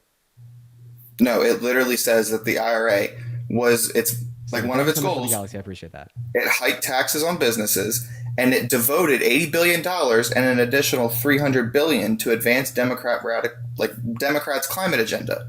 It had nothing to do with we're going to reduce inflation, because doing all of that, in fact, so now you inflation. also are making a claim about climate agenda. So it was the biggest multi-million-dollar investment into renewable energy resources ever, while also being a massive investment into fracking and also deficit reducing in the next 10 years. Listen, I don't think that the main motivation of the bill was to reduce inflation. We could actually agree there. But once again, this is a complete straw man away from the fact, Brandon, thank you for the Galaxy, that I asked you, how do they cause inflation? And you responded with this bill. I agree that this bill didn't significantly reduce inflation. 110%. Okay, I think that its main purposes were outside of that. Okay, 110%. But it did have some disinflationary pressures over the course of the next 10 years, and it definitely did not cause any inflation. But I want to go back to your claim saying that it hired new agents to target middle class Americans. Okay, well, the only way that those agents would be able to target middle class Americans is if the tax code they were enforcing targeted middle class Americans. Could you agree there? I mean, I can agree there, yeah. Okay, whose tax code were they enforcing? Well, I mean, it didn't. The tax code. I guess you could say that it was Trump's tax code, but it's not like I guess you could say. It's just that it literally was. No. But the IRA, it specifically wanted the IRS to go after middle class Americans. Okay, it wasn't follow the tax code, because Trump's tax code. So, by the way, that's just simply not true. Stop lying. I'm not lying, actually. If you look at the you stats, totally are. But whatever. No, the stats. So the fact. No, the bear. I'm just going to clear this up. I'm just going to clear this up. The bear. Please stop lying. Okay, you're reading off of a right-leaning publication that says that this bill hired 80,000 new IRS agents, which targeted middle-class Americans. The second part of that sentence is an opinion. Right? And it's opinion based upon what IRS agents enforce, which is Donald Trump's tax cuts, and which disproportionately favors the ultra wealthy. No, there were not these 80,000 new IRS agents that were specifically hired with the very specific and explicit purpose of targeting middle-class Americans. That is not true. You would never be able to point me towards any specific language inside of the Inflation Reduction Act in which says they must target Americans below this certain income threshold. That is just a lie. Please stop lying and spewing fake Republican talking points Okay, then let me take this way then. Towards so productive, the way that the good faith IRA was conversation. set up, it was designed to hurt the middle class because it raised prices on small businesses, and the IRS had more reason to go after the middle class. It didn't. No, that's also not true. Wait. That's also not true. Wait. That's also not true. Do small businesses track their carbon emissions? I don't think so. No, they don't. So, yeah, the only increases on corporations inside of the IRA was specifically on higher carbon emissions, and which went into effect in mid-2024. It didn't affect or even touch small businesses in this country. Okay, I want to make that clear. If you want to talk about tax policy in which targeted small businesses, what we should be talking about is Donald Trump's tax cuts, in which replaced a progressive corporate tax rate with a standardized flat corporate tax rate, meaning that small businesses in America grossing under $50K in revenue per year went from paying a 15% corporate tax rate to a flat 25% corporate tax rate across the 21% corporate tax rate across the board. Okay, so do you think that because the deficit from about $1 trillion to $2 trillion, and that was in after the year that the IRA had passed, the deficit had doubled. Can you explain that, please? Government spent money, and actually, once again, according to the CBO, the IRA reduces the deficit in the next 10 years. Do you care about government expenditure? And if you do, why do you support Trump when he spent twice as much as the Biden-Harris administration? CRBF. Okay, I'm just saying because what you're saying is I don't want you to interrupt me. Okay, then continue talking. The The CBO, the Congressional Budget Office, indicates that the IRA, the Inflation Reduction Act, okay, reduces the deficit over the course of the next 10 years. So we know that whatever was added to the deficit in 2022, 2023, 2024, 2025, and so on, is not because of the IRA. It's deficit reducing, okay? And that's a fact from the CBO. But if you care about things that increase the deficit, you should never have voted for Trump, because in his first administration, he spent $8.6 trillion. Guess how much Biden and Harris spent? How much? 4.6. Okay. Like I said, I'm not really with the whole tax thing. I just know from doing my own research, and you can say that I am like biased towards right-wing news media. Cool. I'm just telling you what I've read about certain things about the IRA and how it has raised inflation and that the deficit has doubled since then. Bro, you actually haven't even given an argument that it raised inflation. I want you to do that. How did the Inflation Reduction Act cause inflation?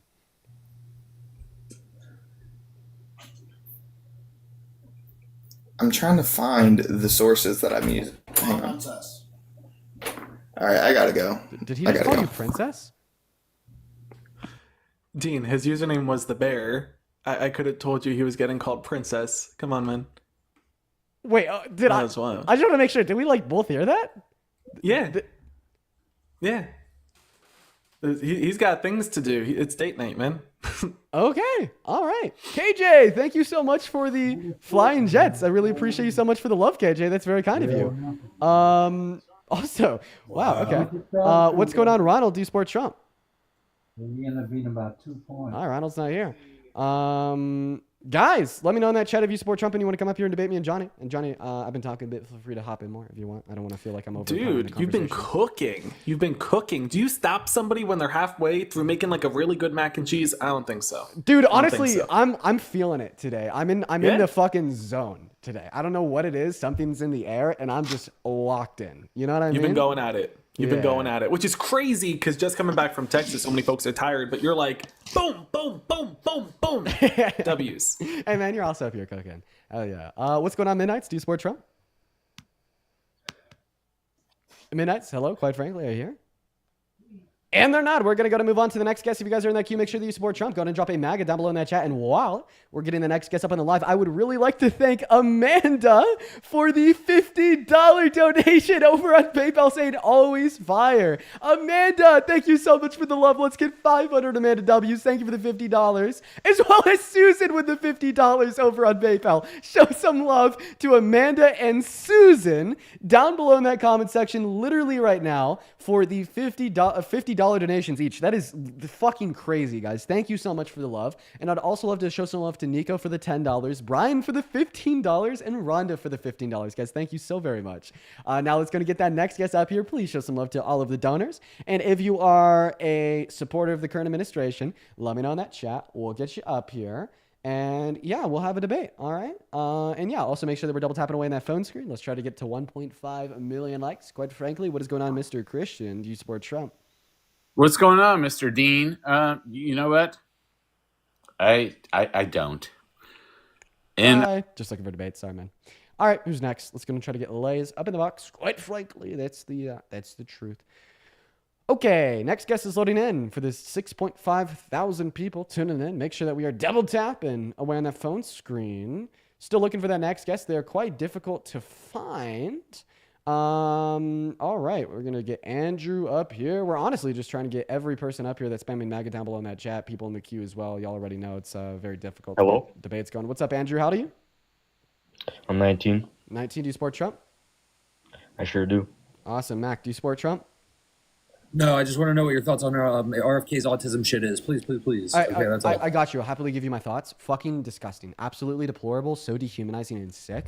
What he said about individuals with autism, it was absolutely unbelievable. And then for him to organize and charter this like federal database and which has gone to the furthest extent to identify every single American with autism, like based upon like even if you don't have like a actual like a doctor hasn't diagnosed you with autism, like even like the medications you're on or like the alternative forms of like therapy and whatnot, it's gross. It's so bad, you guys. Anyways, Andrew, you told us you support Trump. Take it away. Tell us why. Well, firstly, do you remember me from your college? Do I remember you from college? From your college. What college? Well, we spoke on the phone 2 days ago. I told you I'll find you. You can't keep getting away. Don't know who Andrew is. Moving on to the next guest. Everyone, just give us a minute. We're gonna go and get the next guest up here right now. Dude, you got a fan. I guess so. You got a little, one of those little stocking fans. That's crazy work. That was nuts. Hello? So real. Hello, Green Apple. Can you please talk about the people under 2 who have been deported by the Trump administration? There was a 2 who was deported by Trump. I heard about that last night before I went to bed. I appreciate you so much for coming up here and reiterating that about me. I'm actually, so I've heard about even like today before I went on live about more young children citizens that have been deported and how there is actually judges fighting it, which is a good thing. And I'll likely make a video on like all of these people, or I'll just start talking about it more in live. It is crazy. A 2-year-old that was a U.S. citizen, right, was deported without due process, and then another kid with cancer. It's crazy, you guys. It's so sick. What is up, Aspen? Do you support Trump? Yeah, in a sense. I was here yesterday. I think the stream got taken down while I was talking. Okay, we typically only talk to people once, but I do appreciate you for coming up. All right, everyone. Still looking for the next guest. Who's next? Maybe Ollie? I don't know. We're gonna get Ollie up here. Everyone, just give us a minute. Dean should make a current events / opinion channel in the Discord. I agree. Current events is important. I mean, honestly, I've tried to wrap them more and more into these conversations. That's why I went from saying, why did you vote for Trump to why do you support him today? What is going on, Ollie? Do you support the current administration? No. Okay. I'm you're obviously a kid, so I got to kick you, but at least you're a W kid. All right. Everyone, just be patient. Oh, geez. What a day. What a day. What a day. All right. Here we go, guys. What's going on, Kayla? Do you support Trump? Kayla's not even here. All right, we're going to go ahead and just go over the ground rules. So, all right, real quick, if you're in the guest request, ask yourself, do you support Trump? If your answer is yes, stay in the queue. If your answer is no, hit it. Then ask yourself if you're of the age of 18 or above. If your answer is yes, stay in that queue. If your answer is no, hit it. Then ask yourself, are you an American and are you not driving? If your answer is yes, stay in that queue. If your answer is no, hit it. Right? I want to have confidence that every single person that I click on, every single person that I see in the queue, every person that I'm bringing up onto the live stream is an American that's of the age of 18 that is not driving, that does support the current administration. Make sure that's you, because if that's not you, you're going to be up here for like half a second and get kicked. All right? Wasting both of our times. What's going on, Will? Do you support Trump? All right, Will's not here. Half a second getting kicked. Moving on to the next guest. It looks like Kayla's back in the queue even though I just removed her. Maybe like her mic wasn't working or something. Kayla, welcome back. Hello. Hi, do you support Trump? I do. Okay, Kayla, let's have a conversation. But before we do, I got a couple people to thank. First and foremost, Keely, thank you so much for the $10 over on Venmo saying, love your lives, you're amazing. Thank you so much for the love, Keely. And then also Miles, thank you so much for the $50 donation on Venmo. Everybody, show some love to Miles. That is MYLES. Miles says, my Saturday shifts are so long, but your debates and lives help make time fly. Appreciate it, brother. Dude, Miles, I'm glad that I could help. Honestly, when I'm cooking on these streams, my time is flying as well, so I really understand where you're coming from. But seriously, thank you so much for the $50 donation. That is nuts. And then, oh my God, Eric with the $75 donation on PayPal. Holy fuck, Eric. I want to see 1,000 W Erics and 1,000 W Miles down below in that chat. Thank you, Eric. That is ERICK. Eric says, keep giving them hell, Dean. Eric, I will never stop. Thank you so much for the $75 donation. That is literally so much fucking money. Thank you, Eric and Miles. I mean, seriously, you guys are so incredibly kind. But Kayla, I apologize for keeping you waiting. W Eric, W Miles in that fucking chat right now. Kayla, take it away. Why do you support Trump? Well, I do for many reasons, to be honest. I'd say one of the main ones is that he kind of aligns with what I think the government should be like. Mainly smaller government. Smaller government. Arguably, he wants. When I say that, I mean like, arguably lower taxes and things like that.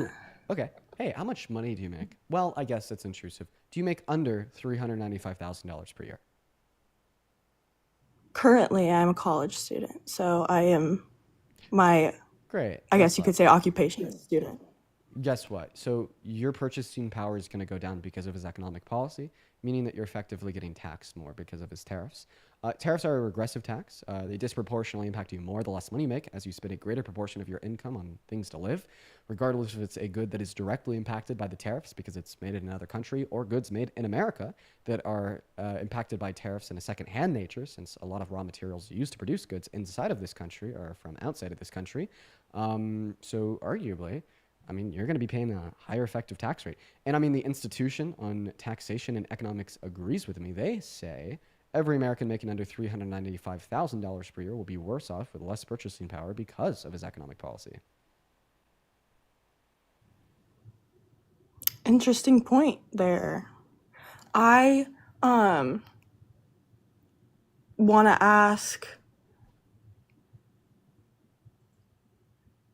why do you like support Kamala in that, like, or in that way? Like, yeah, because like, what would she have done to make that better? For sure. Well, actually, maybe we could agree on this. You said that you want lower taxes for the average American. Her tax policy was going to give lower taxes to 100 million Americans in the low and the middle class. Interesting. Indeed. Okay. Indubitably. One last thing. I mean, I don't know, maybe not last thing. You said you want a smaller government. So I just want to clarify. You agree with Kamala Harris? Abortion should be codified and protected at the federal level to make sure that the government can't increase in its size by allowing state legislators more power to legislate on what women can and can't do with their bodies.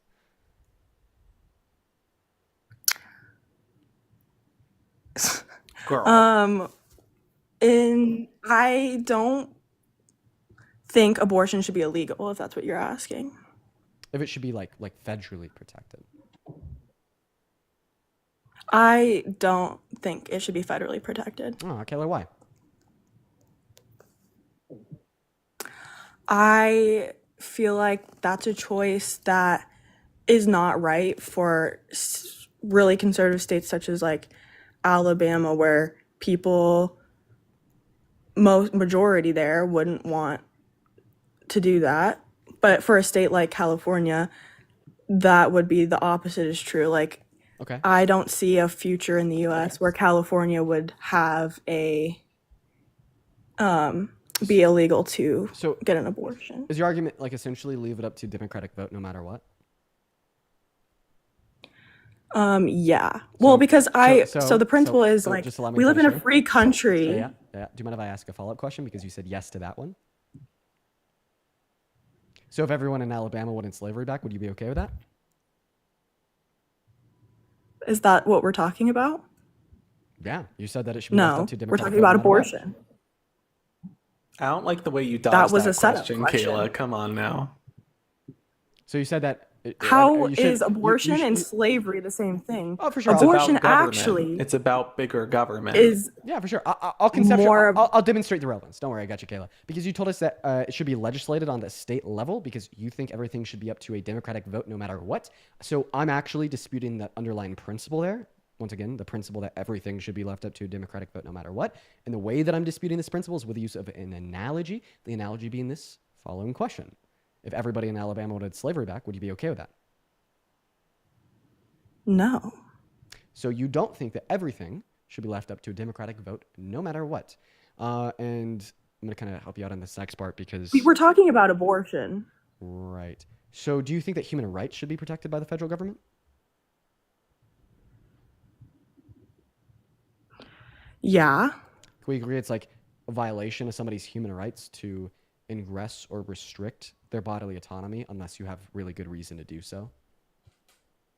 Well, your same argument could be applied to when you kill a pregnant woman, you get 2 counts of murder.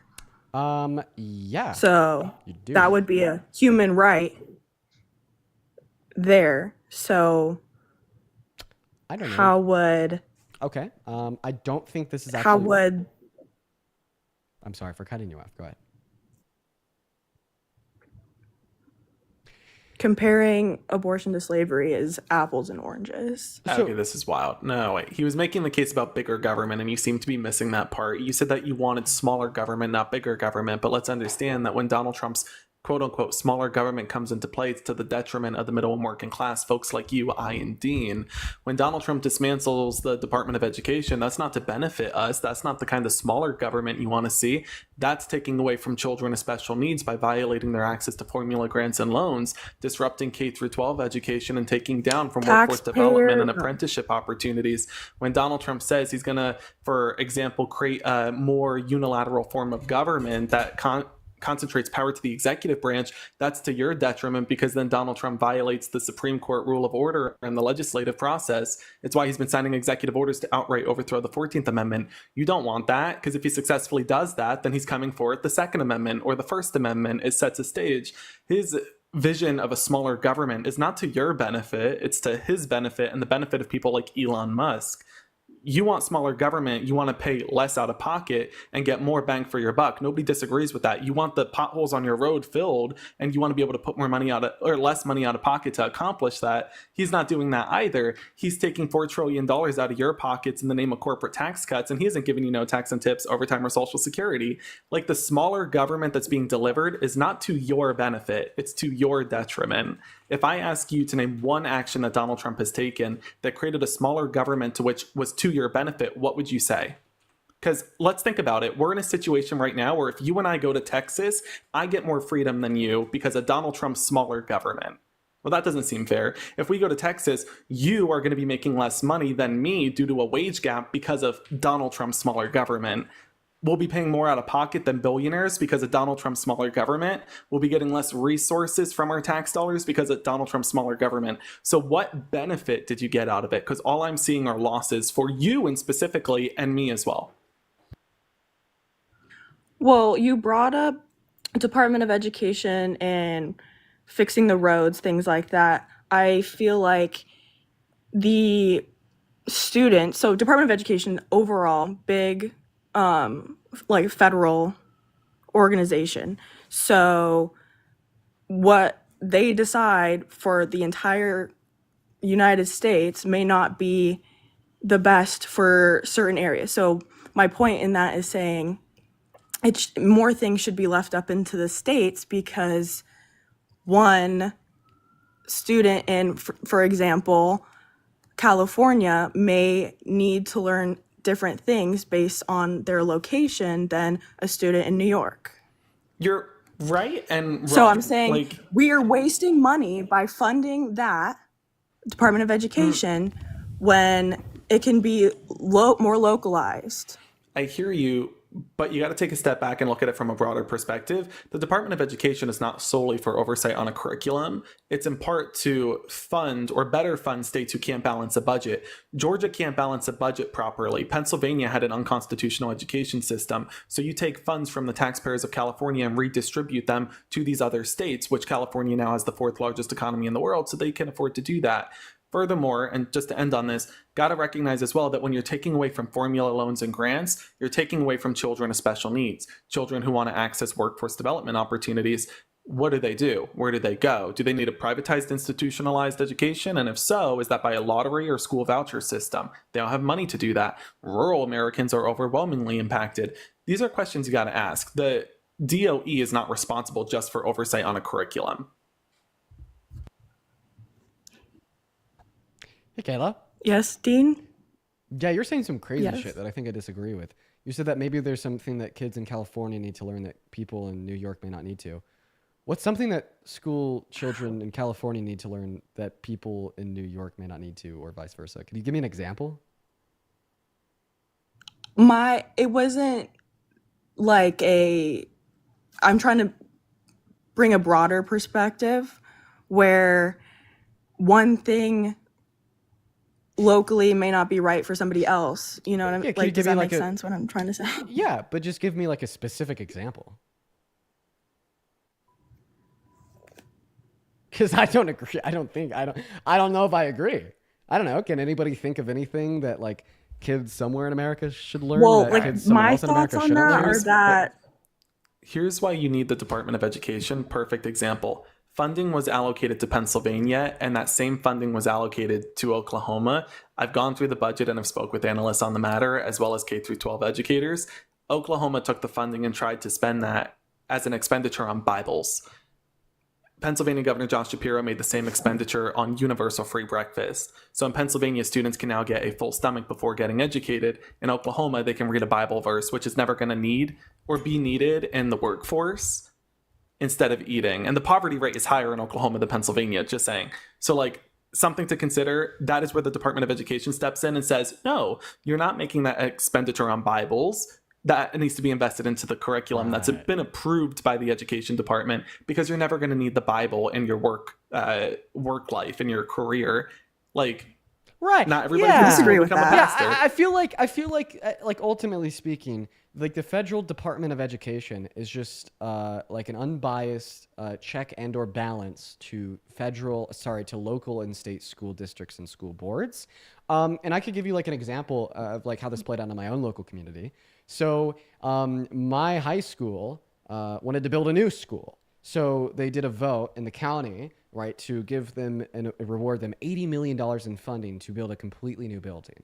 Okay. But, you know, the local school board had some biases with how much of that money they wanted to spend. They wanted to cut as many corners as possible, right? So they could have as much money left over as possible that they could then go back and spend. It turned out that one of the corners they cut was to build the women's locker room a little bit smaller than the men's locker room, and that was a Title V violation that was inevitably reported to whom? The Federal Board of Education. Okay, and the Federal Board of Education doesn't have those same biases towards this random school district on the western slope of Colorado having additional funding at the end of the year. So they were like, yeah, that's wrong. You guys need to fix this. Spend that damn money you were rewarded. We're going to check you and make sure that you're doing something good. Right. And that's why one of the many reasons why I think that the Federal Department of Education is so important is because they don't have the same biases that local school boards may have for their own self-interests.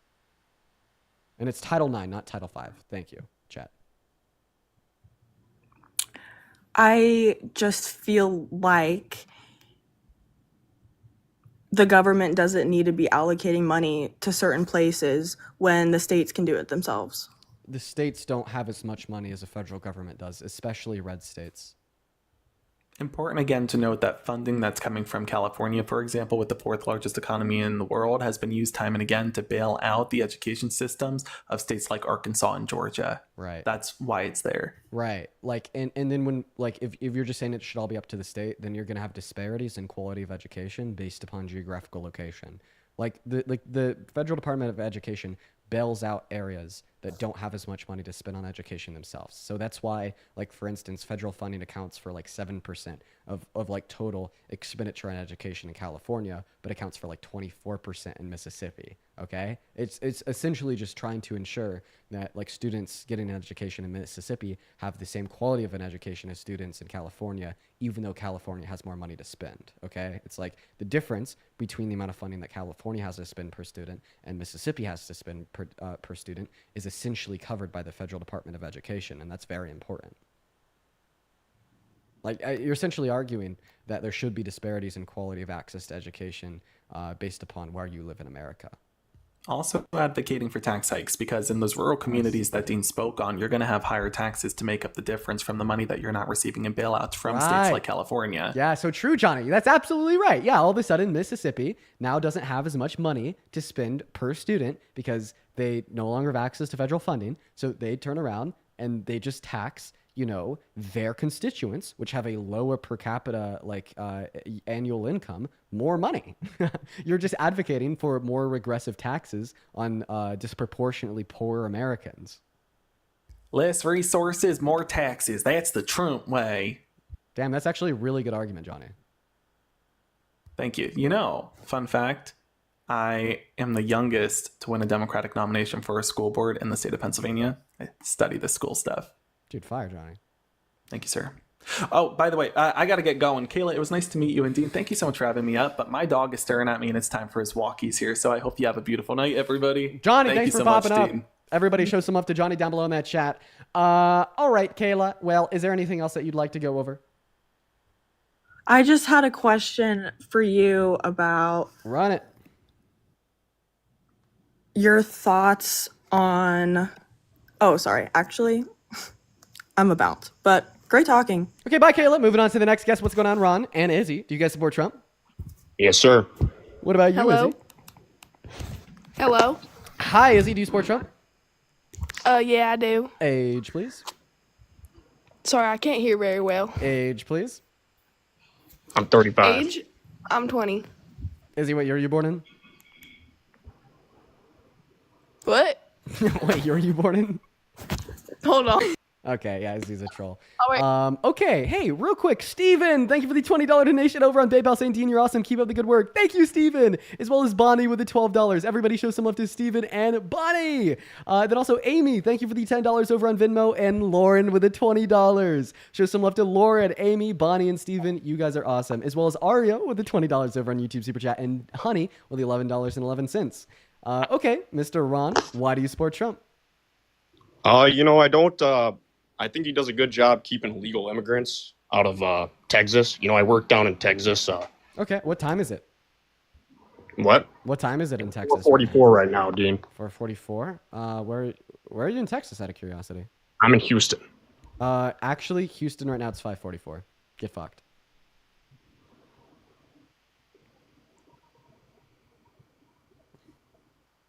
Okay, well, Moving on to the next guest. Here we go, everyone. We're gonna get that next guest up in the live literally right now. What's going on, Nikki? Do you support Trump? I don't. All right. Honestly, the only reason I knew that is because I was just in Houston. They're Central Time Zone, not Mountain. What's going on, Rachel? Do you support Trump? And Rachel's not here. If you're watching the live right now and you support Trump and you want to come up here and have a conversation with me, let me know in that chat. I'll pull you up here. We'll have a good back and forth. Quite frankly, a really good back and forth. Just let me know. Let me know. Here we go. What's going on, Julie? Truly, Julie. I like that. Hi. Oh, hi. How old are you? I'm 6 years old. That is a child. Moving on to the next guest. All right. We're going to go and get Cameron's girlfriend up in the live. Wow, we have literal babies on the live. Literal babies. Quite frankly, literal babies. Moving on to the next guest, Jake Fleming. This guy has a football profile picture and the American flag on his name. He might be 12. Well, he left when I said that. I'd say my suspicions were spot on. Guys, I actually had a lot of fun with debating with Johnny. Yeah, he had some really good points, especially about the Department of Education. Those were like some crazy good points. Very nice, Johnny. Very nice. All right, getting the next guest up in here. We got Griffin loaded in, and now Griffin is loaded in, and then Griffin left. Bro, don't get stage fright. Come on, bro. Oh, man. Moving on to the next guest. Here we go, everyone. Let's see who's next. Okay. Please make sure if you're in that queue that you're a Trump supporter. I really want to have confidence that whoever I click on does support the president. Don't be a troll. Don't be a liberal. Don't be a child. You know what I mean? It's really easy. It's a really easy rule to follow, but so many people break it for fun. Sky, please be a Trump supporter. I am. Oh, okay. How old are you? I'm 18. What year are you born in? 2007. Okay. So why do you support Trump? Okay. Let me just pull up my fact. Pull up your facts. Okay. I can't hear you unless you could see me. Okay. I can hear you. So I've written down every single fact because your other debaters are not very good at what they do. Okay, real quick. Do you mind if I ask you what time it is? What? Are you American? Yes. What time is it? What? I mean, kind of what I said. Like, what time is it? Okay, so just hear me out, okay? You are looking for a debate with someone who supports Trump, okay? But you tryna, what are you trying to do here, bro? I don't think that you're American. And why is that? And why is that? Because you won't tell me what time it is where you're at? Because it doesn't matter. You're looking for a good debate, aren't you? Well, I mean, I do think it matters. The reason why I say it matters is because, kind of like the purpose of these debates is to, inspire more people to vote for more progressive candidates in American elections. If you're not American, you can't do that. It's 6:45, 6:47 where I am, sorry. 6:47. Okay, and, what state is that? Miami. Miami is a city. Okay, sorry. I'll let you run one. You seem very determined to have a debate. Feel free to run an argument. I am. Feel free to run a singular argument. You seem determined. Okay, just give me a second. I'll let her run like one argument, and then we're gonna move on. In the meantime, while she's looking at her fact sheet, I guess. What's up, Jamar? Do you support Trump? I do, yes. Okay, why is that? I support him because I seen a video of him working at McDonald's, handing out French fries. Thought it was pretty cool. And Are you trolling? I just want to clarify: is this a troll or is this like real life? Oh, it's real life. And I seen him riding around in a garbage truck too. It was pretty cool. At that moment, I knew I was like, "This is my guy for sure." Okay, so why did that make you vote for him? Like more specifically, I don't really think like him like shilling out for like press for the press like really tells us anything about what he's gonna do for this country. Like I mean I think that we should probably first look at like who he is as a person and what he wants to do for America insofar as his proposed policy. Well, I mean, have you ever seen Kamala Harris hanging out French fries? So I've not seen. Well, actually, she did. She worked at McDonald's when she was younger. But I'll take the lady who hasn't been seen handing out French fries over the man who is sending America towards a recession. That's debatable, but no, I don't think you're trolling, bro. You're trolling, bro. Get off the live. Moving on to the next guest, dude. That's debatable? Are you joking, dude? Oh man. You're hurting my heart. I swear to God, every single time some guest says some shit like that, it just takes like 10 minutes off my lifespan. It spikes my cortisol levels, and it's not good for me. I'm going to be bald in the next 5 years. Hello, do you support Trump? You are going to get touched. Okay, and you're going to get kicked. Moving on to the next guest. TikTok, please don't take my live down for that. I kicked them off immediately. Hello, Jack. Do you support Trump? Yes. Jack, have we spoken before? I remember your name. Yeah, a long time ago. Oh man, how long ago? Like a couple months probably. Before the election. All right. So why do you support Trump? I mean, honestly, support what he's doing right now with the reorganization of the global trade order. Of the global trade order. So yeah, this reorganization of the global trade order, in other words, is really fucking America, barreling us towards a recession. And making Americans that make less money spend a greater proportion of their income on the bare necessities to live. I think that's really bad. You say it's making us plunge toward a recession, or what did you say? Yeah, I said that. That's one of the two things I said. That's true. I mean, I think it's pretty agreed upon now that it's less likely that we'll go into a recession. I think it's like a 45% chance. That's also not true. JP Morgan has officially projected a recession this year. 45. Whoa. Do you know what the chance would be if Kamala Harris was elected? What would it be? 0. Come on. And the Atlanta Fed went from projecting 4% growth in this quarter to negative 4% growth. So I just want to clarify, even if it was 45% chance, that's 45% higher than what it would have been if Kamala Harris was elected. Okay, but Kamala Harris wouldn't have been doing anything to prevent the way that we've been getting taken advantage of on the trade scene. Okay. Who's been taking advantage of America on the trade scene? I mean, nearly every country. So I guess every other country taking advantage of us in global commerce has made us the richest country on earth? Yes. So absolutely. Then why would we care? But because it's not fair to the American consumer. Wait. The so economy is flooded with tons of cheap Chinese products that are formed I just want to clarify. I just want to clarify. American businesses have no chance to compete against cheap Chinese products that are made with essentially slave labor. Oh, okay. Oh, that part. So you think that the reason Donald Trump implemented these tariffs was to prevent unethical means of production? Not just that, that's part of it. Also to get rid of roundabout trade where we've been losing trillions of dollars on goods that look like they're coming through. If he implemented these tariffs to circumnavigate around unethical means of production, what are the unethical means of production in Canada? I mean, their minimum wage is over twice ours, and they still got hit with blanket 35% tariff. My guy. Okay, so why do you think that there's a blanket 35% tariff on Canada? Like, what's your reason? Why do you think that's happening? So, Jack, typically, when I ask somebody a question, I appreciate it when they answer it.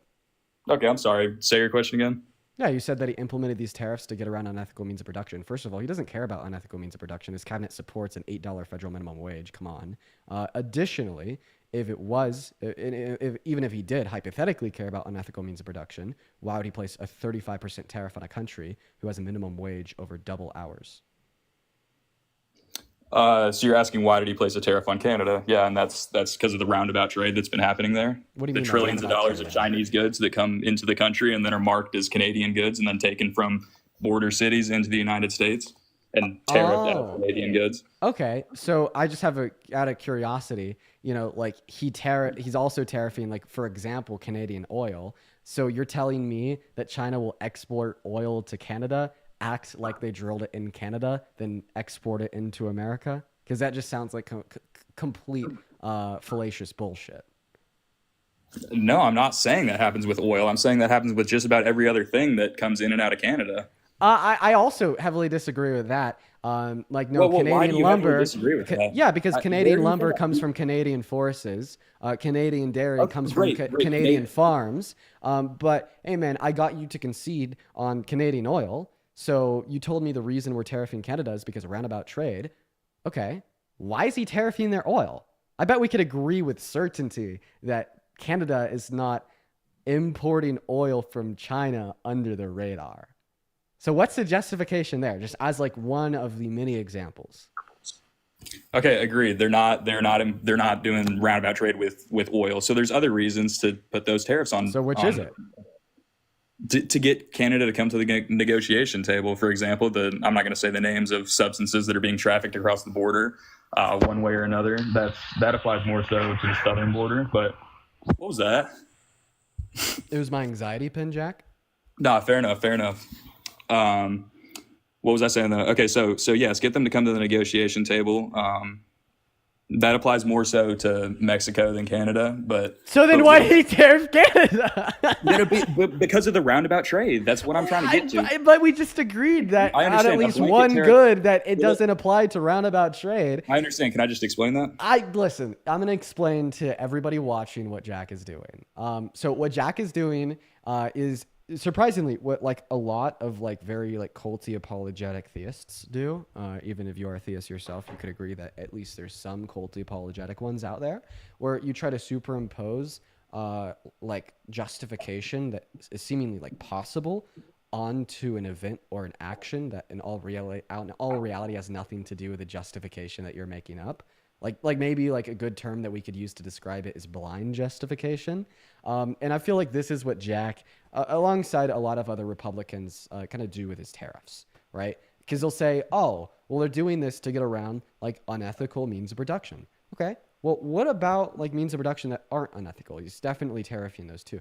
And then they say, oh, well, because we're tariffing countries that don't have any unethical means of production because they do roundabout trade and still yet export goods into America, inevitably produced by unethical means of production. So then I'm like, no, that's not true. What about goods that we certainly know are not produced by unethical means of production in these countries that are not imported from another country?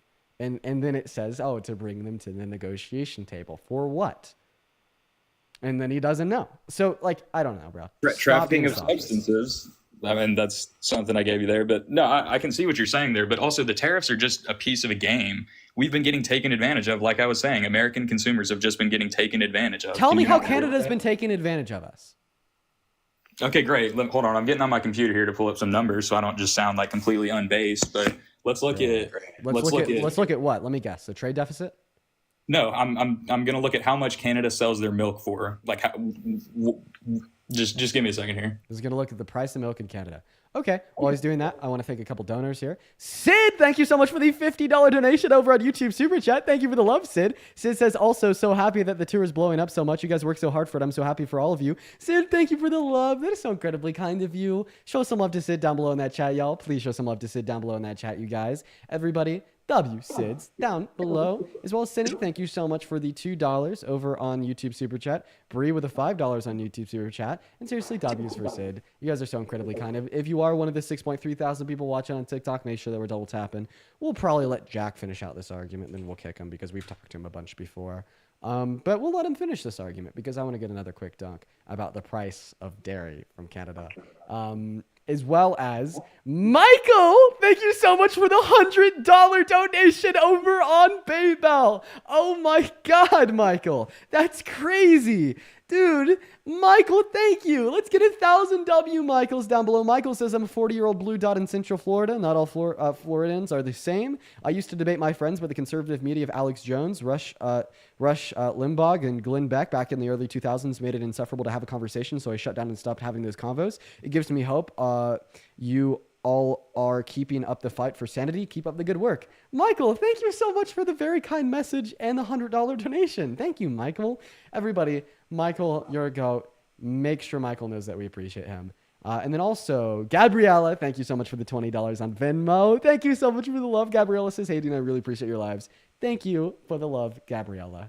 So, did you do the research you needed to do on the price of dairy from Canada, Mr. Jack? Yeah, I mean, I'll admit to you, it is around like 15% more expensive in Canada. I couldn't tell you why, but I'll concede that to you. So I guess the tariff point affects more auto industry, that type of thing, because I think you can admit that consumers are kind of getting gouged price wise when it comes to cars right now. Yeah, but most of the price gouging insofar as vehicles comes from like individual dealerships charging over MSRP. So like you then advocating for policy to increase those MSRPs by making, for instance, all the engines, one moment, for instance, making the engines for all F-Series vehicles produced by Ford more expensive because they're all hit by that 35% tariff on the country of Canada will only further gouge the prices of cars for, shoppers in this country. And also to encourage vehicles to be manufactured here in the United States. But I think we could both agree, like think about, for example... I mean, heading towards a recession is also very discouraging for manufacturers. I disagree we're heading towards a recession. I disagree we're heading towards a recession. But to your point that the dealers are jacking up the prices, that's true, but to an extent. But also just the MSRP has raised exponentially. The car in my profile picture, a Toyota Tacoma, the MSRP on that vehicle is up, I would say... Just quick mental math, that's probably like a 95% increase. Oh, for sure, but the tariffs will only make it go higher. A less expensive product, essentially. The tariffs a less quality product. The tariffs will only make it more expensive. I mean, like Ford produces... Agreed, temporarily. Even in the long term. I mean, Ford produces their engines for F-Series trucks in Canada for a reason. Right. Okay, but think about this: if there are more tariffs on goods, you know how have you ever heard that auto parts often cross the U.S.-Canada border 4 to 5 times before they're put into like a full vehicle? Have you ever heard that? No, I haven't. I could find a source on it. It's from a Wall Street Journal. I don't care. I'll accept it. It seems pretty irrelevant. I'll take you. No, great. Okay, but so that is an issue. I mean, for a whole variety of reasons. One, the emissions that come from moving a product that many times. 2, obviously paying that tariff is stupid. Nobody wants to pay that tariff. So that's a whole reason the tariff is in play. Prevent that from happening. Also, the labor is cheaper in Canada because people are being exploited there. No, that's not true. You don't think people are being exploited in Canada? I think more people are being exploited in America compared to Canada. Their minimum wage is over 2 times higher than our own. Stop lying. I mean, that's fair, but I think that the conditions there are not like the workplace condition regulations are not as fully fleshed out. I've seen it with my own eyes. Really, which ones? I mean, I couldn't like give you specifically, but I've been in facilities. Well, I expect specifics for this very vague claim. I understand. That's what I'm giving you right here. Everybody gets a minimum wage 2 times higher than our own in free universal health care. I think that workers in Canada probably have better conditions than workers in America. Great. Give me a second here, though. So I've been in facilities in Canada watching products get manufactured, and I've seen it's largely an immigrant workforce there, people who don't have better job opportunities, and they're being there. Yes, they are willingly there, but they're spending 12 to 14 hours there a day. It is so hot in that factory. If I had to guess, I'd say 111 degrees in there. I could barely breathe for more than 15 minutes, and these people are doing it for 12 hours a day. And I have no idea what conditions, they're provided with break-wise. What factory? I don't know how much they're being paid. Sorry? So there's 2 possible responses. The first possible response is that you're lying, and the second possible response is that really does sound like Amazon warehouse and centers for production in America. Okay, so I've never been in an Amazon warehouse. No, this is production of just inputs for the fabrication industry. I get people are saying, trust me, bro, this is what I do for work. It's not, I mean, you can trust me or not. This is where I get the roundabout trade thing too. That was speaking to Canadian trade lawyers with my time in Canada. I get it, believe me or not, but I'm just telling you. So actually, in Canada, I don't feel like it's appropriate. Actually, in Canada, the legal maximum for daily working hours is 8 hours on average over a week. However, this can be adjusted based upon providential laws and collective agreements. For example, in Alberta, the maximum is 12 hours per day. I understand that, Dean, but what I'm telling you is I've seen people working in conditions that I don't think is appropriate. And I think they're people that are not presented with better opportunities. And I think it's unfair, frankly. I think they're people that are being taken advantage of. Yeah, but Jack, what I'm telling you is that Canada unironically has better labor laws than America. Now, you could argue... But does it have better enforcement? Jack, I want you to go ahead and allow me to finish speaking. I do not appreciate you interrupting me. Sorry. So I absolutely do think that Canada has better labor laws than America. All right. Now, you could argue that there is manufacturers inside of Canada that break those labor laws, just like there's manufacturers inside of America that break those labor laws as well. But see, what you are arguing is that there's significantly worse exploitive labor conditions for workers of manufacturers in Canada compared that to America. And I just simply think that you don't have any substance to justify the position. I think that, like, so far, everything that you've said is completely rhetorical and under yourself admitted, not backed by any data or fact, but purely anecdotal based upon an experience of one manufacturing plant you went in. I'd also like to point out, I'm pretty sure a lot of the rhetoric that you just spouted was completely made up on the spot. Like, how would you know based upon one visit to one manufacturing plant in the country that there were multiple workers in there working 14-hour days? I mean, dude, like I said, you can believe me or not. That's just my experience being there. But that's why. But I'm asking you how you knew that predicated on your experience. Because my guess is that you literally made that up on the spot. No, dude, I was there from 8 a.m. to 8 p.m. that day. And there were people there that entire time. And there were people there that were there that morning that were still there when I left. Okay, so you saw some people working 12-hour shifts?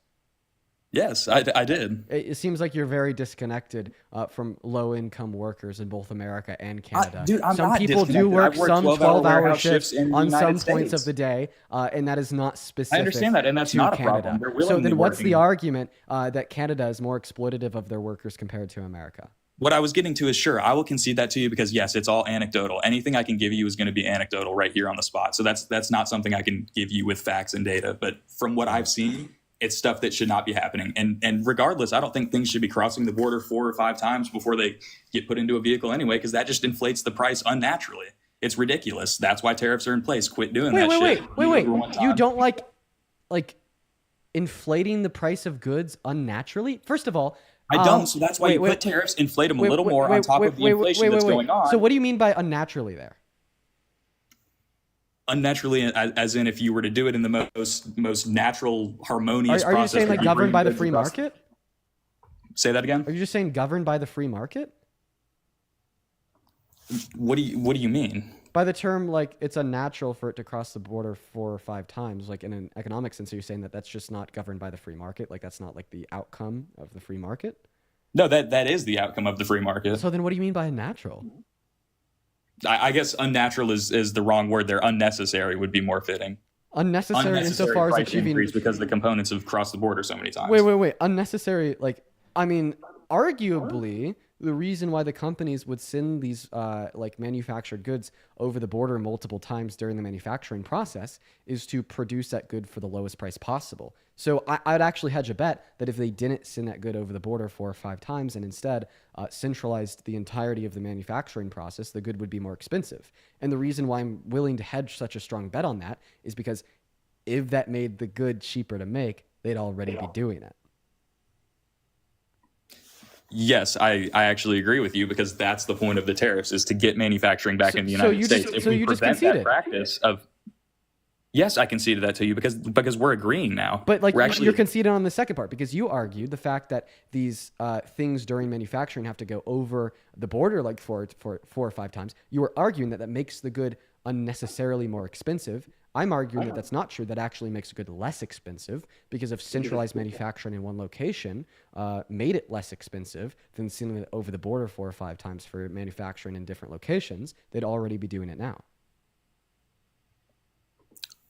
Okay, yes. So in the current environment, yes, it is cheaper to do the manufacturing if you're bringing the goods back and forth because labor is cheaper in Canada, which is an issue. No, wrong.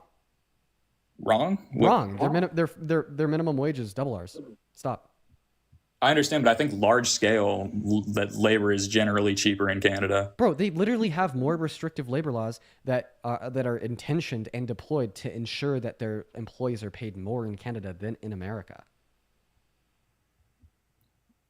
I don't know. I think it's something about the skill gap in the labor, though. I've just generally been told that labor in Canada is cheaper. I could be wrong about that again, but that's just what I've seen. And then like even again, that's not even relevant. Skill gap in like the labor force. I mean, once again, it just seems I'm saying like more another like baseless justification to kind of justify like your point here. But like even if right that like this labor was on average less expensive in Canada compared to America, okay, well they still have better minimum labor practices than America, right? So I mean, this is like saying that labor is less expensive in Arkansas than California.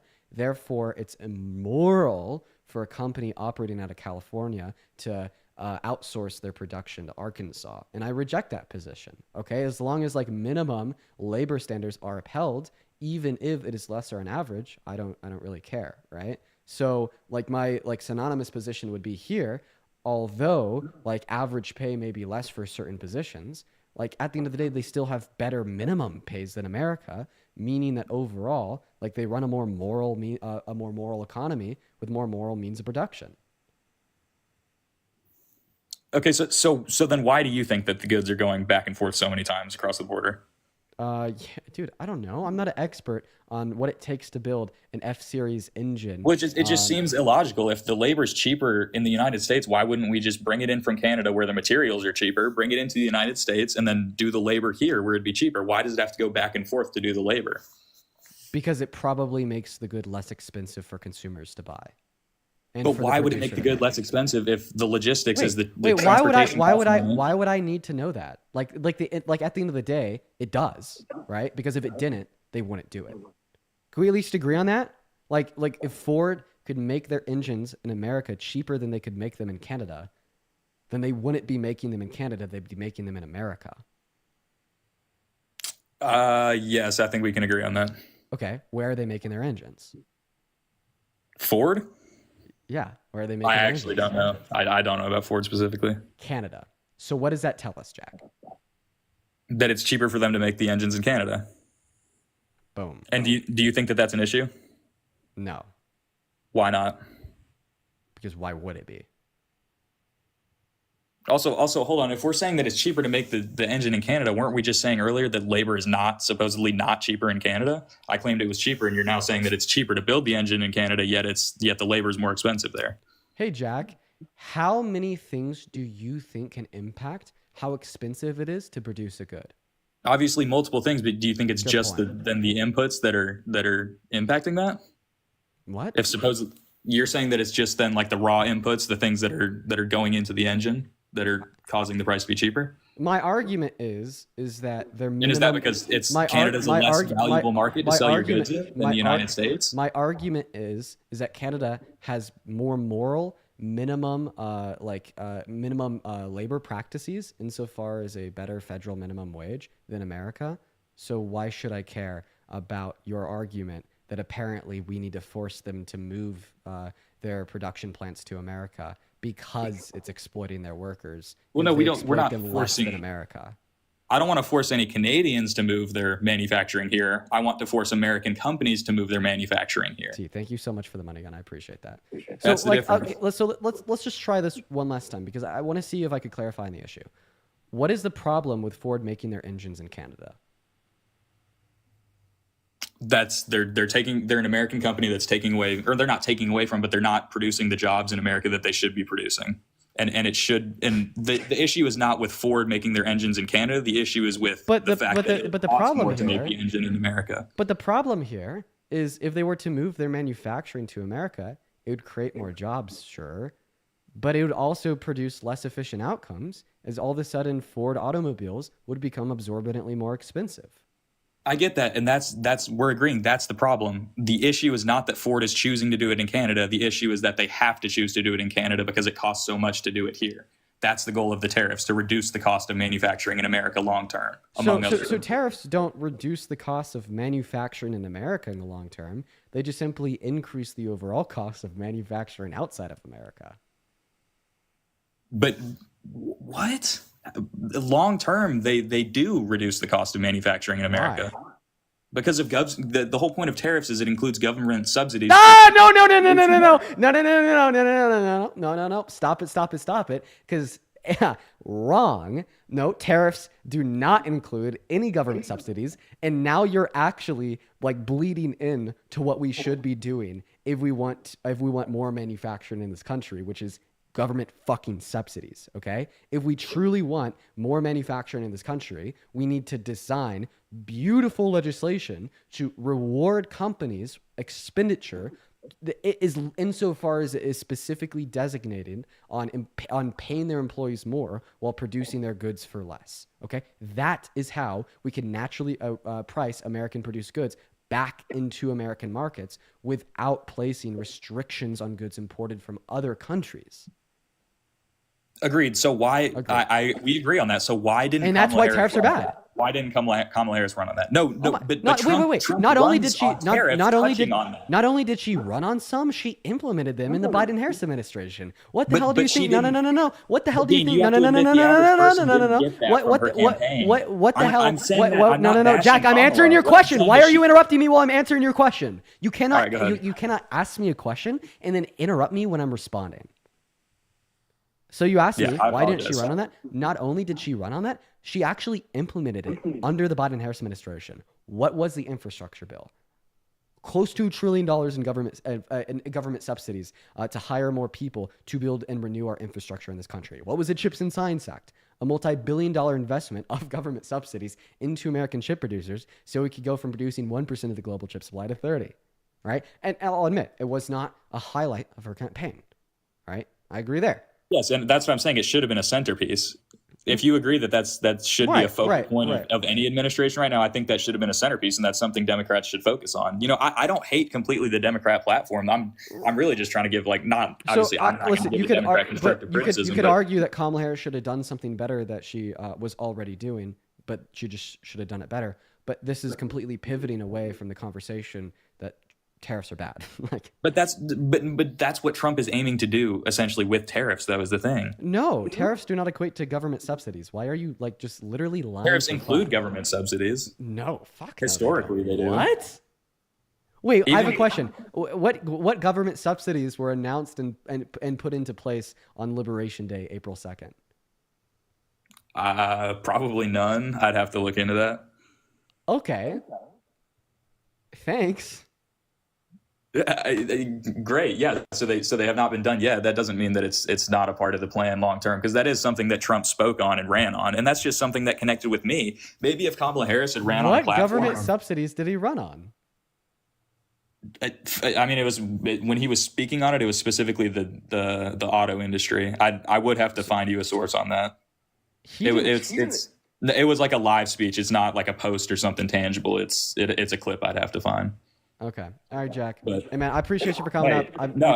It's good talking to you, dude. Like you're a smart guy. I really do appreciate when you give me time to run it with you on here. I'd love to do it in person sometime. I'm a lot more what's the word? I will. Yeah, you were significantly smarter than my average guess. And in a sense, I like that because at least you're trying to get educated. But in another sense, it really pisses me off because you are more than intelligent enough to recognize that his policy is bad. I mean, hey, you might be right, dude. All I'll say is go to more college campuses and do stuff like that. That's good content. And maybe I'll run into you someday. I hope you do, man. It'd be fun. Have a good rest of your day, man. We're gonna move on to the next guest. You know, like sometimes like people will see that I get a little bit more upset when like smarter people come onto the live. You know, I just want to clarify, like the reason why that is because I recognize that they are intelligent and that they're more than intelligent enough to like understand and realize that his policy is bad. You know what I mean? And then it's just like Jack, for instance. I mean, to be fair, he had a lot of education on economics and he was getting it all right up until that last point. That was like, therefore, Trump's economic policy is bad for this country. The intertwine of legitimate intelligence and political propaganda is significantly more dangerous to this country than otherwise because it gives legitimacy to the position. You know what I mean? And I think that's something else that also upsets me. What's going on, Johnny? Do you support Trump? Yes, I would like to say that I support all that you do. Johnny, I'm so sorry for interrupting you. I do appreciate you for saying that you support all I do. I just got to ask you real quick, man. How old are you? Fuck. It's okay. Guys, make sure we are in that queue that we do support Trump, y'all. We are just looking for some debates, and we're going to go to get that next guest up here right now. Manta, thank you so much for the $15 donation over on PayPal. Everyone show some love to Manta. Hi from Finland. Hi to Finland. Thank you for the love, Manta. That is Manta. I apologize if I butchered your name. I'd also like to thank Katie for the $20 donation over on Venmo. Thank you so much for the love, Katie. Let's get 200 KDWs down below, as well as Morgan with the $5. Thank you guys so much. If you're watching and you'd like to support me, you can find my Venmo, my PayPal, and the link tree in my bio and TikTok, as well as in the pinned message over on YouTube. I get 100% of the proceeds on those platforms. They all go straight to me, and I'll be able to give you a shout out with your name and an attached message. And it keeps the stream running. The only person that touches any of that income is Uncle Sam, unlike the fact that TikTok takes 60% and YouTube takes 60% too. Mr. Cole, welcome in. Do you support Trump? Yes, I do. Oh, no, Cole, why? Oh my gosh. You know what? And you were talking about being smart earlier, and I just wanted to let you know, man, that I'm smart enough not to argue with the narcissist, because I've watched Charlie Kirk eat you up, bro, and there's no talking to a Democrat that can't. After he says this. Do what now? I said I couldn't. You're gonna like go on this rant, and then you're gonna leave before I can respond. I get it, bro. Take it away. Oh no, I'll let you respond. See, that's the thing, is like you're already assuming. But go ahead. Well, I mean, I was just letting you know there ain't no talking to you, because anything that anybody else has to say, you're just so much in denial in. And that's the problem with you, man. Well, I mean, like, actually, yeah, that's not a problem because of the purpose of the stream.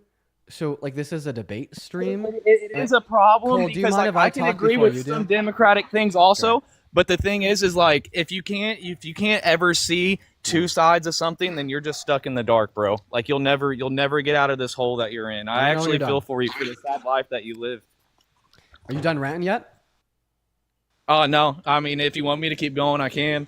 No, I want to be able to respond to you without you interrupting me. Could you just be an adult? Oh, I mean, I just do what you do. I was learning from you. Okay, if you're gonna do what I do, follow after my lead. I won't interrupt you while you're speaking. Therefore, you won't interrupt me while I'm speaking. Let's just have a productive, adult, mature conversation, Cole. But anyways, so like one of the points that you said there is that you've seen like Charlie Kirk roast me. No, you haven't. What did he roast me on? Yeah. Oh, plenty of it, bro. Do we really need to talk about it? Yeah, give me a specific example, Cole. I don't think you will be able to. Like right now in your head, you're like, oh shit, I can't give him a specific example. I literally just said that because I'm MAGA and so is Charlie. Therefore, Charlie roasted Dean. That's the thing, is you weren't listening in the beginning, is I'm not going to give you anything to feed off of, because it doesn't matter if you think I can't, but I can. And see, that's the thing. I'm not going to entertain it, because if I do, then you're just going to be in denial. And that's a sad life, bro. I really feel for you. I've never heard better gaslighting. You are really good at that, Cole. No, you're really good at the narcissistic stuff that you say every day. Projecting, right? Look at what he just did. I think we got to give him a round of applause for that shit. So he was able. Thank you. I'm glad that you're mute. So Cole said that. Cole, 1 second. Cole said that I got roasted by Charlie Kirk. Okay. So then my response to Cole is saying, "Hey man, give me a very specific example of Charlie Kirk roasting me. I bet you won't be able to, because Charlie Kirk's never roasted me." And then Cole's response is to be like, Dean, I'm not going to shut up, Cole. Dean, I'm not going to feed into your narcissism. I'm not going to play the game. Therefore, I don't have to give you a specific example of Charlie Kirk roasting you. And to build on top of that, because you're asking me for one that means you're not misogynistic, holy shit, narcissistic, and you live a very sad life. Okay, Cole. If you're not going to like have a back and forth conversation with me, you should probably leave the live. If you just came up here to chirp and you're not willing to hear what I have to say, just chirp from the comment section, bro. Okay? Because I won't embarrass you if you're chirping in the comment section, but I will embarrass you if you're chirping from the guest box. But I'm willing to put that all behind us if you could just give me a single example of Charlie Kirk roasting me. Feel free to unmute.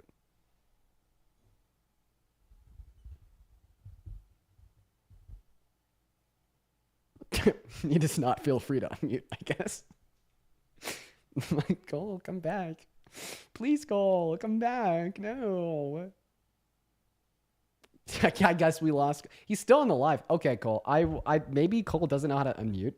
No, I got stuff going on, man, other than this right now. Let me get back with you. I was not ignoring. He just left. Okay, moving on to the next guest. All right, he tried and he failed, unfortunately. Let's go and see what the next guest is. Y'all, if you're in that queue, make sure that you do indeed support Trump, y'all. And then ask yourself, thank you for the $2 donation on the YouTube Super Chat. Same thing with Mace with the 2. All right, guys, going to drop a MAGA down below in that comment section. If you do want to come up and debate, we are just looking for some debates, quite frankly. That's true. Who's next?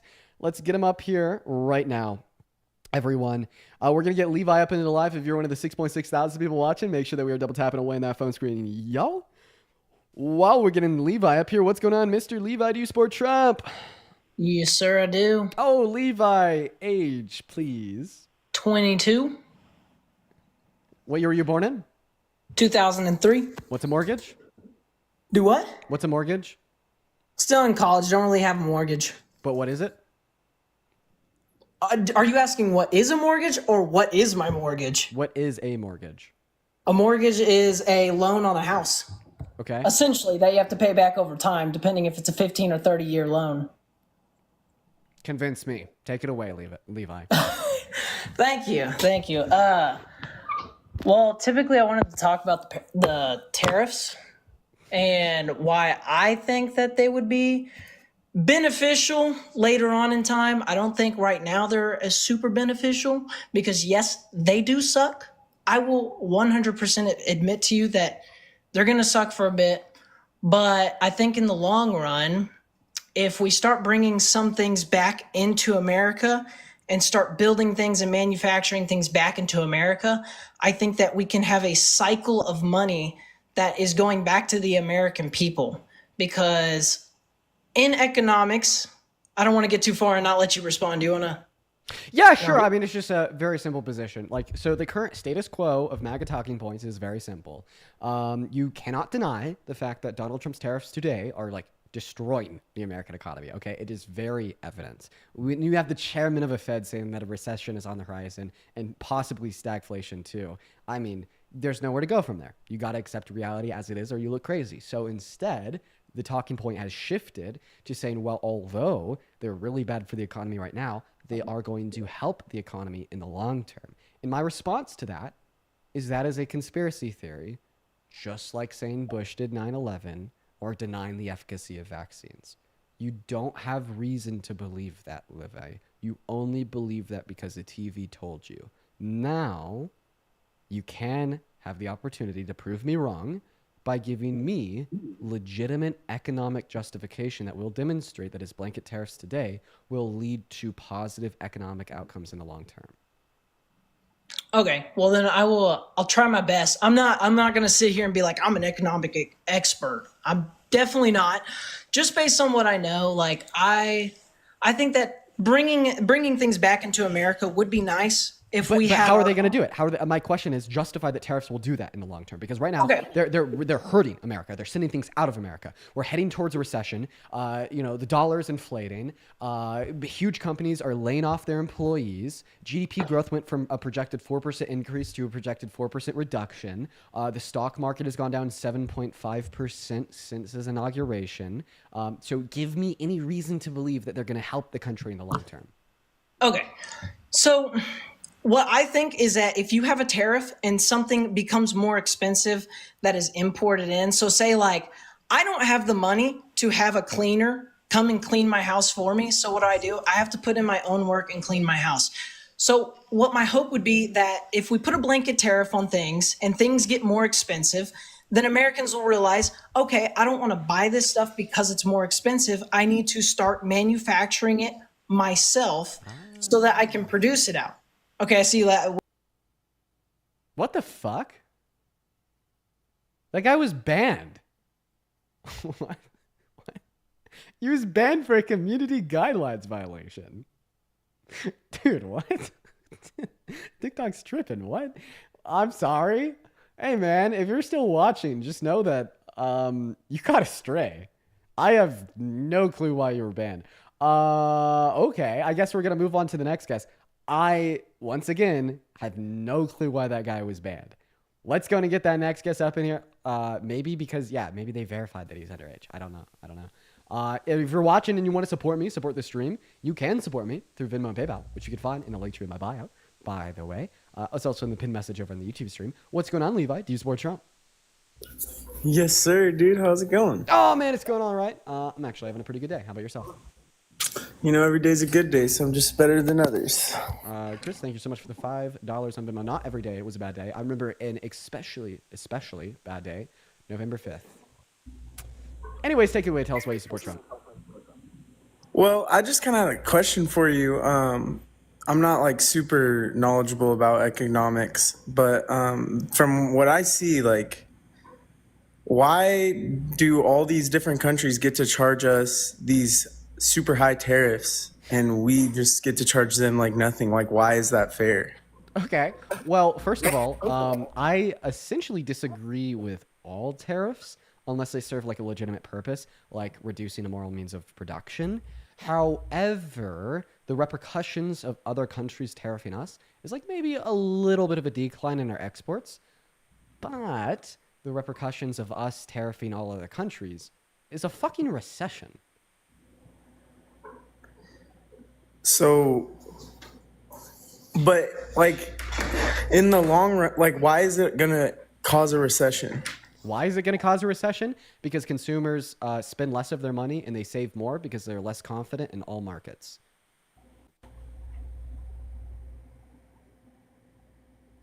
Okay, so but like he was saying before, in the long run, like in the grand scheme of things, wouldn't that push people to manufacture more stuff in-house? The only reason why you believe that is because Trump and millions of Republicans have said it. There's no legitimate reason or economic justification to point towards that idea. Feel free to prove me wrong. Well, like I said, I don't know. I'm just like, I just was asking. Yeah, no, for sure. Well, that's my perspective. I don't think that there's any legitimate justification for that belief. No, that's understandable. Okay, that's it. Anything else, man? No, man, I was really just wondering that. That was like on my mind when I saw the live. Okay. Hey, man, well, good questions. I appreciate you for coming up, Levi. Yeah, no problem, man. Have a good day. You as well. Michael, thank you for the $5 over on PayPal saying appreciate you, team. I appreciate you as well, Michael. Everybody, please show some love to Michael down below in that chat. What's going on, Emperor? Do you support Trump? Hey, yeah. Oh, okay. Why? Because Donald Trump's gonna save the world, man. Okay. Why? How? I guess how would be a better question. How is he going to save the world? Well, you got to look back in history, bro. Like, you got the military-industrial complex took over America, bro. Oh, no. Okay. He wants to further fuel. Okay. They killed Kennedy. Bro, get out of here. Hi, Sam. You support Trump? Yes, I do. Okay. We kicked that last guy, so you're next up. Why do you support Trump? Yes, I support Trump because I just didn't feel like Kamala Harris was a better candidate. Why? Okay, so first of all, when she would speak, she wasn't very coherent. And she would... okay, let's ignore that. But the fact that she would always say, I come from a middle-class family. And yeah, so that... I personally never heard her say that once. I mean, of course I saw the clip. But I was like very politically involved and watched nearly everything. And I personally never heard her say that once. But I want to just ask, who are you going to take? The woman who is reminding Americans that she's come from a middle-class family? Or the man that's raped a woman and is sending America barreling towards a recession, tried to ban all new Muslims from coming into this country during his first administration, hit on a 10-year-old girl, boasted about walking into the changing rooms of half-naked underage teenagers? Like, what are we doing? Okay, the reason I voted for him was because he's very anti-establishment. And Because he wants his new, worse establishment. Yes. Okay. So my main reason why I voted for him is because he did very good in the first term. Okay. What's one thing he did that was very good? So he cut the taxes. The Tax Cuts and Jobs Act. So you like that? Okay. So first and foremost, the bill costs $2 trillion. 80% of the cuts in the bill went to top 1% earners, and it only led to a 0.02% increase in our GDP per year. Terrible investment, increase income inequities. But if you think that cutting taxes is very good, Kamala Harris ran on tax cuts for 100 million American workers and the low and middle class. Donald Trump's policy effectively increases taxes on every American making under $400K per year. So even in accordance with your own idealistic goals of the average American paying less in taxes, Kamala Harris was a significantly better candidate. See, look, I really like when Kamala Harris, she was saying all these good points, on their first debate. But I feel like that's what Democrats do. They say all these good things, but they don't execute them. So the Biden-Harris administration executed on significantly more of their plans than Trump. I mean, let's just get it clear. They passed the PACT Act, the Infrastructure Bill, the CHIPS and Science Act, the American Rescue Plan, upon many others. What did Donald Trump do? I don't know, tax cuts? And not to mention his failed promises of, a border wall that he was going to build and stick the bill to Mexico never happened. The Infrastructure Bill never happened. Biden got it done in his first month with a worse split in Congress. Or what about his second term? He said he promised that he's going to cut taxes on day one. Cut prices of groceries on day one. And he said, quote unquote, it was going to happen so fast and make your head spin. Never happened. Okay. He said that he was going to end the Russian-Ukrainian war on day one. 100 days into an admin, and he's literally begging Putin to stop bombing Ukraine on Truth Social. So it never happened. I think that if you wanted to vote for the candidate that was more likely to uphold her promises to the American people, should have voted for Harris. Well, it's funny. Okay, I didn't vote for either candidate, but I do support the current administration. It's just because didn't Kamala put into jail people who were smoking weed? And you got astray. Sorry, man. You cannot say that word on TikTok Live. We are going to move on to the next guest, Sarah Finley. Guys, if you are in that queue, make sure that you do indeed support Trump. I don't know. Most of her prosecution, she only had 45 people that were inevitably put in jail. I think most of those were for dissemination as such. It's possible that a couple were for usage. But I mean, if Republicans didn't exist, it would have been federally legalized in the early 2000s. What's going on, Sandra? Do you support Trump? Sandra, hello? Sandra's not here. If you're one of the 6,000 people watching and you support Trump, hop in that queue for me. Spam Maggie down below in that chat. I'll get you up here on the live.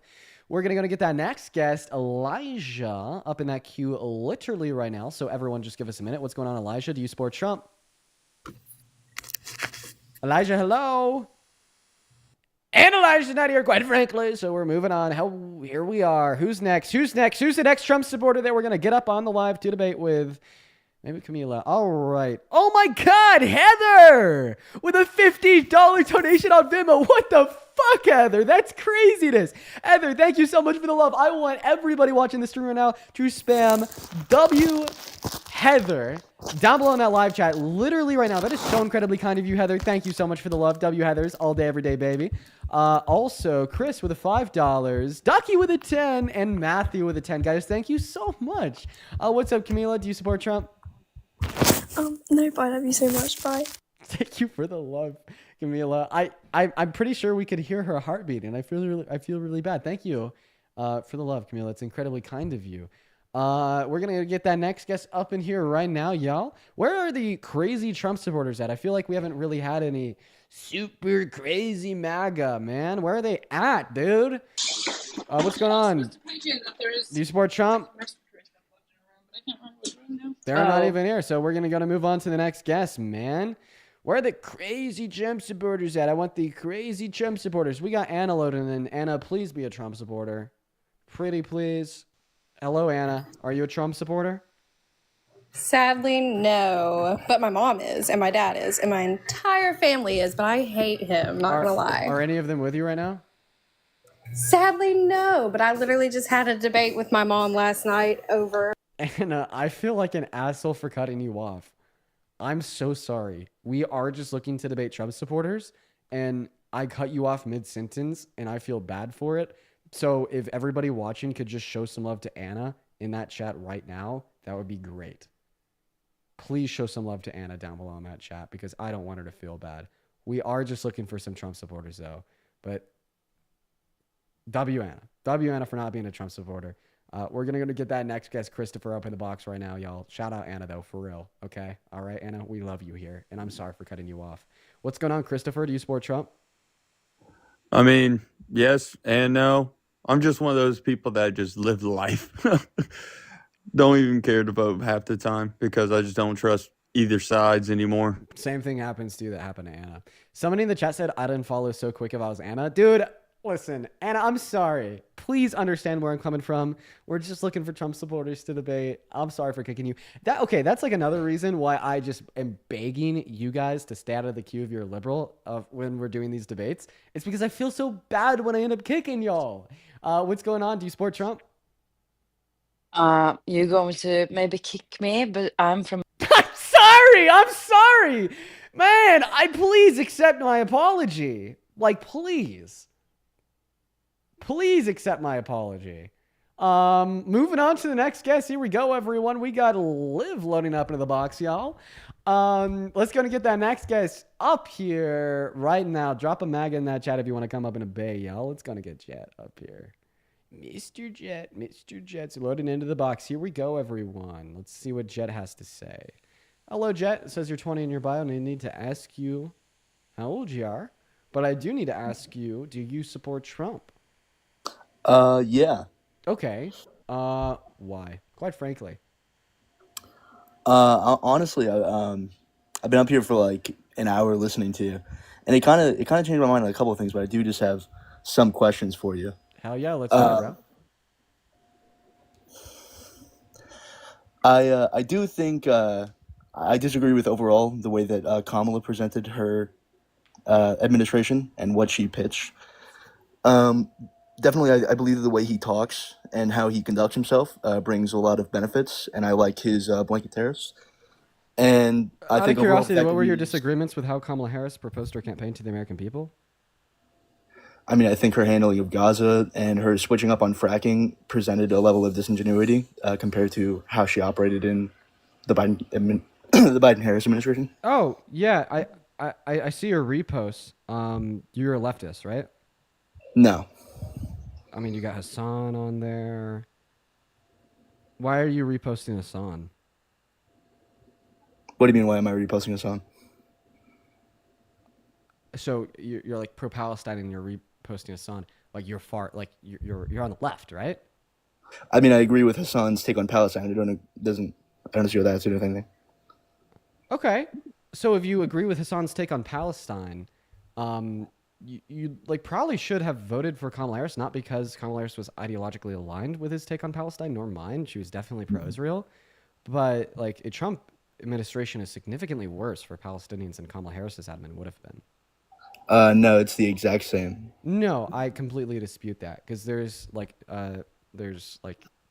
distinct. What is actually different about the policy that she presented about Gaza compared to what Trump is doing now? Great question, and here's the answer. So Kamala Harris supported some humanitarian aid to Palestinians. Meanwhile, Donald Trump supports none, and in fact has pressured the IDF alongside the leadership of the state of Israel into stopping all humanitarian aid, and he has done the same.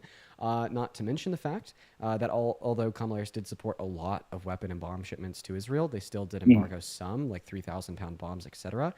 Donald Trump, since his inauguration, has lifted all of those restrictions, so now there's only more powerful bombs, more powerful guns and weapons going into the country to be used to kill Palestinians. Then, of course, the most obvious difference is the fact that, yes, the Biden-Harris administration did prop up Israel's ethnic cleansing of Palestinians. That is an undeniable fact. However, Donald Trump wants to personally involve America by personally going into the Gaza Strip and personally ethnically cleanse the 2.1 million Palestinians living there, to then personally turn it into a resort for Netanyahu, then personally give it to the state of Israel. Yeah, I can definitely agree that that's immoral, and I don't agree with that position at all. I do have one more question. No, wait. No. I don't want a question. I want a response, because you told me that their two policy positions were identical, and I just proved that wrong. I don't think it was identical because Biden was outright supporting Israel over the course of his presidency. Okay, so then you agree? I don't understand what. Okay, so you don't agree it was identical because Biden was pro-Israel. My argument was that Donald Trump is more pro-Israel than Kamala Harris, insofar as the material outcome of the policy of the administrations. Yeah. Okay, so this means if you're pro-Palestine, you should have voted for Kamala Harris, considering that it was one of the two. Well, I would make the case that if you're pro-Palestine, that you shouldn't have voted for either candidate. But I mean, if one of the two, sure, I guess it's fair to. I mean, Jet, I don't share that view, because if you're pro-Palestine, all right, you're ideologically going to completely disagree with Kamala Harris's take on Gaza, on Palestine. Okay, I get that. I understand that. I agree with that. Okay, ideologically, right, you're even going to want to typically hold that as a complete red line. However, practically speaking, right, not making the recognition that she was better for the material conditions of Palestinians, boots on, feet on the ground. Therefore, you should vote for her to prevent the higher level of harm in which has already started to be caused to the Palestinians, is pretty common sense. Yeah, that's fair. So now you could agree that you should have voted for Harris? I don't know that I would. Sure, I'll concede that I should. Great, moving on. Thanks for being good faith, man. Let's get married. We are looking to talk to MAGA, though. He was leftist. Everyone, just give us a minute, y'all. We're going to go ahead and get that next guest, Braden, up in the box. Here we go. If you're one of the 6.2 thousand people watching, make sure that we are double tapping away on that phone screen. What's going on, Braden? Do you support Trump? Yeah. Okay. How old are you? I'm 19. What year were you born in?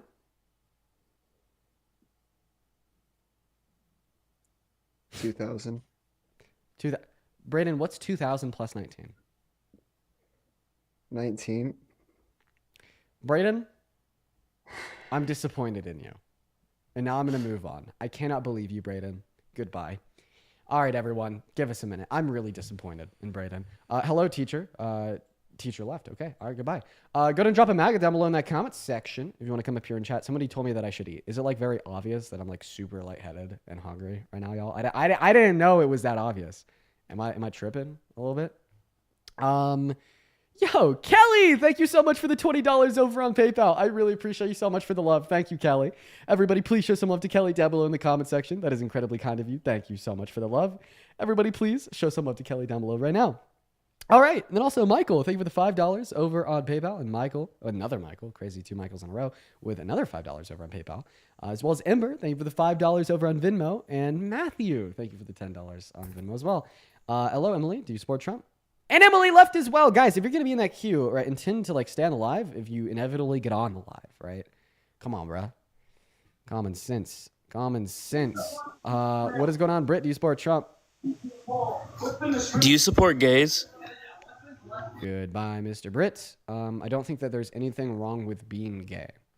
We're going to move on to the next guest.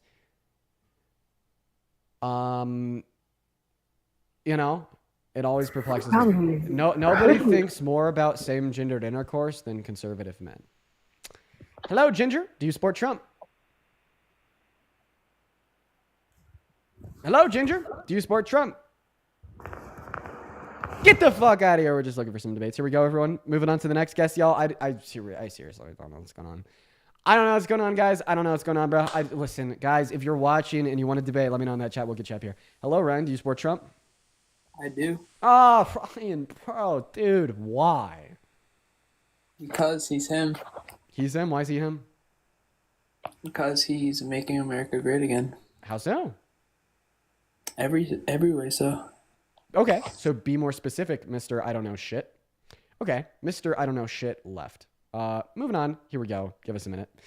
Let's go and get Roman up on the live. Also, Oscar, thank you so much for the $10 over on YouTube Super Chat. Do you support me, dude? Bro, dude, I love you. You've been watching for years. You've been watching since I had like 20K followers. Of course I support you. What's going on, Roman? Do you support Trump? Yeah. Yeah. Get the hell out of here. Get the hell out of here. Hit the road. Hit the road, Roman. Get the hell out of here. All right. All right. Moving on to the next guest. Bro, why can't we find one person that wants to debate? Hello, do you want to debate? Do you support Trump? Oh, shit. I'm in here? Yeah. Yo, my bad, bro. And they left as well. Bro! Okay, listen, if you're one of the 6.2 thousand people now, and you support Trump, let me know in that chat. We'll get you up here. Okay, we're gonna we're just gonna be pulling from the chat at this point. Okay? All right, we're just gonna be pulling from the chat at this point in time. Because for whatever reason, you know, the queue is just simply not working. Faithful Servant says Trump. And they're in the queue. Let's get Faithful Servant up in the live. Hello, Faithful Servant. Do you support Trump? Howdy. Yes, of course. Ah, sweet. Never thought I'd be so happy to talk to a Trump supporter. Hey, man, before we hop into a debate, I got to thank a couple people. Ember, thank you for the $5 over on Venmo, saying you're my daily socioeconomics class. You've taught me so enough to shut up my MAGA brother. Much love for you. Let's go, Ember. That's awesome. Ember shutting up her brother, okay? Faithful, please don't leave. Oh, my God. Are you... Great. Just hold on there, please, just for 1 second. Please. Yeah, no worries. And then I'd also like to thank, let's see here, Jennifer for the $25 over on PayPal saying, order yourself a pizza. Thank you for doing good work. Thank you for the love, Jennifer. Dude, everybody, let's get 250 Jennifer W's down below in the chat. Thank you so much. As well as Kendra with the $100 donation over on PayPal. Holy fuck, Kendra. Dude, thank you so much, Kendra. Let's show some love to Jennifer and Kendra down below in that chat. At least 1,000 W Kendras down below for the $100 donation. That is literally insane. Thank you so much. It means the world. I do not deserve that at all. Thank you so much, Kendra. But anyways, Faithful, take it away. Tell us why you support Trump. Because he's probably the most honest person ever to be in office. Okay, should I kick you for being a troll, or are you serious? No, I'm absolutely serious. He told over 30,000 confirmed lies during his first term, and he told the biggest Do you lie. know who Joe Biden is? Did you just read his autobiography or something? Great. So here's like the very typical MAGA script. You make a let me finish. I haven't kicked you out. Let me finish speaking. Wait, just so you know, I'm not going to run because I have the truth and not delusion. So don't worry about me running. You'll probably want to kick me though. So going back to what I was going to say, don't interrupt me this time. If you have the truth, you shouldn't be afraid of my scrutiny, okay? Because truth is unwarranted to scrutiny. Here's the deal. You're doing that typical MAGA script thing where you make a dumb fucking claim, like that Donald Trump is the most honest politician we've ever have. Then I just give it the most common sense response ever, like the fact that he told over 30,000 confirmed lies during his presidency, while specifically telling the biggest lie that any sitting president has ever told, with his not only denial of the outcome of the 2020 election, but his covert attempt to try to steal and rig it from Biden. And then like midway through, you're like, oh, have you ever met Biden? Right? But Biden, like, God, just respond to the claim I made. Which claim are you talking about? Yeah, the claim that he told over 30,000 confirmed lies during his presidency, and the claim that he told the biggest lie that any sitting president has ever told with his denial of the outcome of the 2020 election. What is the lie in the denial of the outcome? Because the outcome wasn't it wasn't rigged. But by the way, you'll get banned. You'll get banned for making that claim that it was. I just want to let you know. Okay, and that is my opinion. I'm just saying that's your opinion, right? Yeah, my opinion justified by 62. By the government that's in power made that an official opinion? No, specifically 32 Republican judges and 17 judges specifically picked by Trump himself. Which one? What was that? Yeah, so Donald Trump contested the outcome of 2020 in 62 handpicked courts. 32 of them had Republican appointed judges, and then 16 of them had judges he appointed himself. They all told him he was wrong. There was not sufficient evidence, as well as like it was the most like well studied and audited election in American history ever. And there's just simply never been demonstrated sufficient evidence to justify that it was rigged. There's a strange amount of voters differential in this last one, and a lot less voters over 120 years old. Name one person over 120 years old that voted in the 2020 election. I don't know. It's pretty oh man, I don't have their names right here. But then give me any evidence that they exist. What about the Doge turning up that Social Security has been paying 160-year-old people? I think that's a pivot. I don't mind responding to it in a different conversation. Like, don't get me wrong. We could have a conversation about Doge, but right now we're having a conversation about 2020. And it's funny because earlier you're telling me that you have truth on your side and I'm going to inevitably kick you. Well, look who's running now. I'm not running. Yeah, sure you are. You're obviously running. I asked you for evidence of like 120-year-olds that were dead, by the way, not alive, voting in the 2020 election. And you're like, but Doge. Okay, let's talk about the 2020 election. Give me evidence of widespread voter fraud. Okay, I admit I can't give you evidence of it, because if I could, then obviously it would have gone through the courts and been proven. Okay, and good step in the right direction. Wow, look at this. You actually may be a winner. Let's see if you're a winner chicken dinner here. Can we agree that if you literally don't have any evidence for something, then you shouldn't believe it? That I shouldn't believe that the election was rigged? Yeah. You should only believe in things that you have reason to believe in. I don't have evidence of the old people being voting there. There were a lot of claims that a lot of. Okay, do you have any evidence at all that there was like enough fraud to overturn the results? Do I have any evidence that there's enough fraud to overturn the results? Precisely my question. Yep. No, I don't have that evidence. No. Okay, then you shouldn't believe it. It's super simple, bro. It's just like, if you have enough reason and evidence to find something to be true, then great, believe it. All right. But if you don't have any reason or evidence at all, then great, don't believe it. I mean, that's kind of common sense, I fear. In a bit, but sort of. But I mean, what about how much evidence do you have that the court systems are not riggable? How much evidence do I have that the court systems are not riggable? So first of all, you're asking me to demonstrate that the negation of a claim is true in order to justify my belief, and I reject that assumption. I believe that you'd have to prove the positive claim. I wouldn't have to prove the negative claim. An example of this would be like me saying you shouldn't support Trump because last night he raped a little girl. Your follow-up question would be to ask me for evidence, and my response would be I don't have any evidence.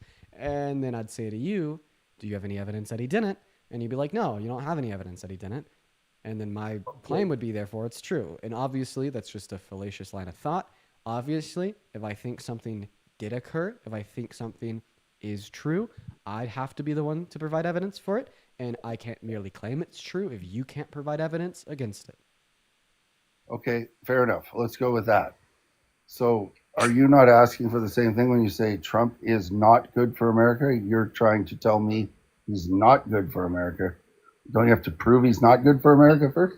Yeah, for sure. I'll do that right now. Trump isn't good for America because his economic policy literally redistributes wealth from the poor to the rich while barreling this country towards a recession and cutting trillions of dollars out of U.S. stock markets. According to the Institute on Taxation and Economics, his policy decreases purchasing power of everybody making under $400K per year. Not to mention his social policies, such as his stance on abortion, is incredibly harmful and has led to 66 million human rights violations, leaving 60 rape victims per day that got pregnant as a result of their rape being denied access to abortion in 10 of our 50 states. Moving on to foreign affairs, he has isolated us on a global stage by starting a trade war with every other planet on Earth while growing us closer to dictators like Putin. He's been kissing his ring since his inauguration. That's why Putin said in late Kremlin documents that he was easy to manipulate prior to the election.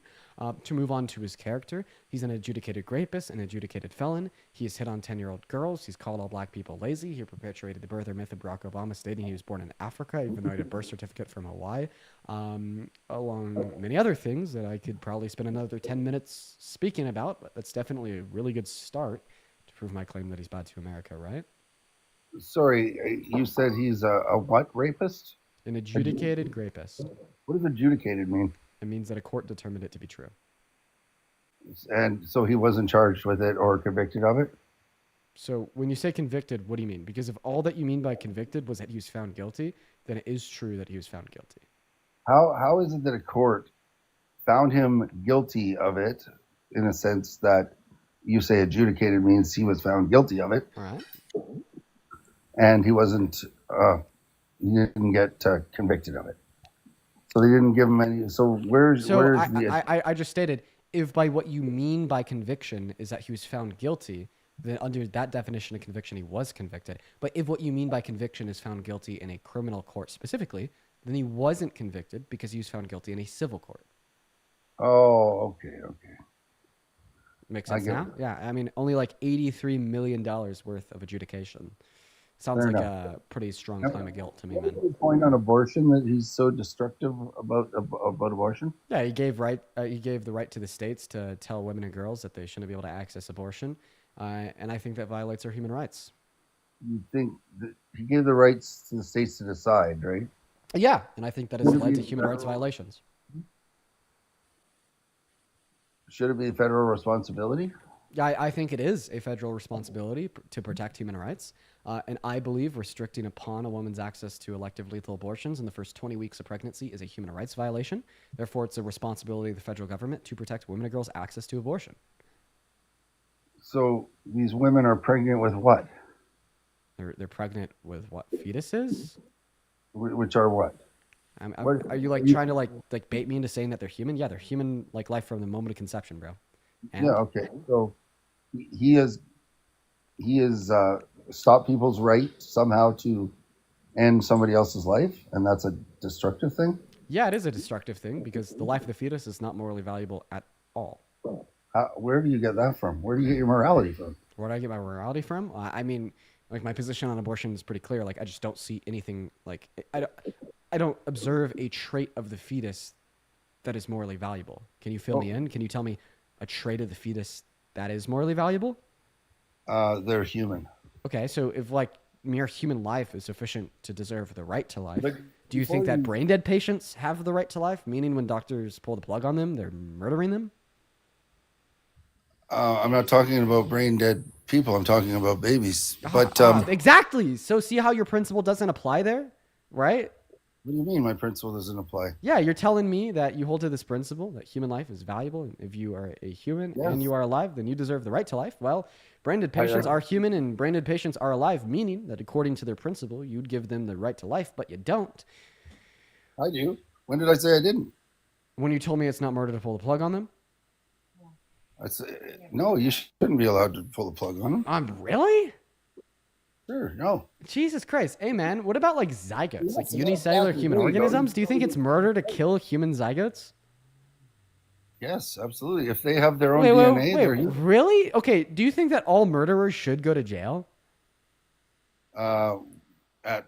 At the least, yeah. Okay, so if you kill a zygote, you should go to jail under your review. So if there's a woman with an IUD that knows that IUD can kill zygotes, because IUDs do that, they prevent its implantation into the uterine lining, and it does kill a zygote, should that woman go to jail? Sorry, what was your analogy? Okay, a woman with an IUD. An IUD is a form of birth control. Sometimes an IUD can kill zygotes by not allowing them to implant into the uterine lining after a conception occurs. Under your view, that's like literally murder. So if a woman engages in intercourse knowing that an IUD can do that, and the IUD does do that, is she therefore a murderer that deserves to go to jail? Why not? Why if not? If that is a brand new DNA that you're not giving it a chance to live, when it has made the trip and it's found its egg and it's done what it's meant to do, and then you stop it from developing, yeah, that would be. So why not? Because it's a unicellular. I just want to clarify that there's bacterial life on your teeth that you kill when you brush your teeth that are more complex than a zygote. They aren't gonna. I'm not gonna sit there and not brush my teeth and have a baby fall out of my mouth. No. Listen, you asked me why it shouldn't be considered murder to kill a zygote. You have more complex organic organisms on your teeth. I don't give moral value to complex tooth decay. You know, Okay, I give more. This guy's just literally completely fucking incoherent. Like, that's all. No, Like, this guy's just completely fucking no, incoherent. You can't take somebody who stands on their principle, and you don't have a morality. You have an opinion. Your morality is the same as saying I like chocolate, and I can say I like vanilla. My morality is from God. Your morality is from your own mind. What God? And whatever Joe Biden told you to think. What God? What God? The only God. Which is? Which is Jesus Christ. Oh, great. Okay, so you support the Bible. Let me ask you, do you agree with the New Testament when it states all sins are equal in the eyes of God outside of blasphemy? All sins are equal outside of blasphemy. That's not what it says. It says that the greatest, the unforgivable sin is to blaspheme the Holy Spirit. Yes, okay. Yep. Yeah, well, it says like all sins fall short of the glory of God. No, You know, not that all there's sins are equal. Not all sins are equal. Okay, so some sins are worse than others? It says a false teacher will get the greater condemnation, so be careful being a teacher.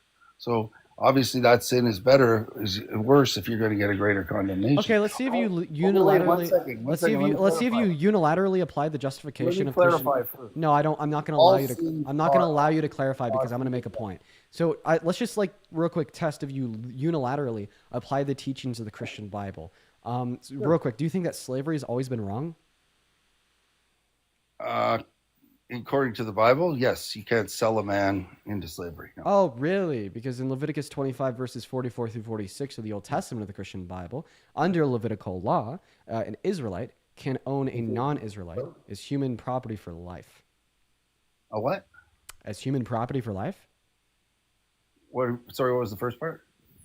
According to Leviticus 25, verses 44 through 46 of the Old Testament of the Christian Bible, an Israelite can own a non-Israelite as human property for life. See how like quick you were there to reject the teachings of the Bible?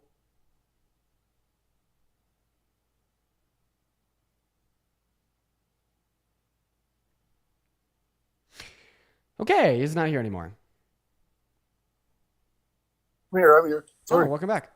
Sorry, I was looking it up. I don't have my Bible handy. I had to go on my phone. I didn't know it cut me off. So do you mind reading it to me? Yeah, for sure, man. Everyone give us a minute. If you're one of the 5.4 thousand people watching, make sure that we're double tapping away on that phone screen. And while you're getting that, I'll just clarify that you're right. All sins do cost you. They cost so you. You do think that they're identical in the eyes of God?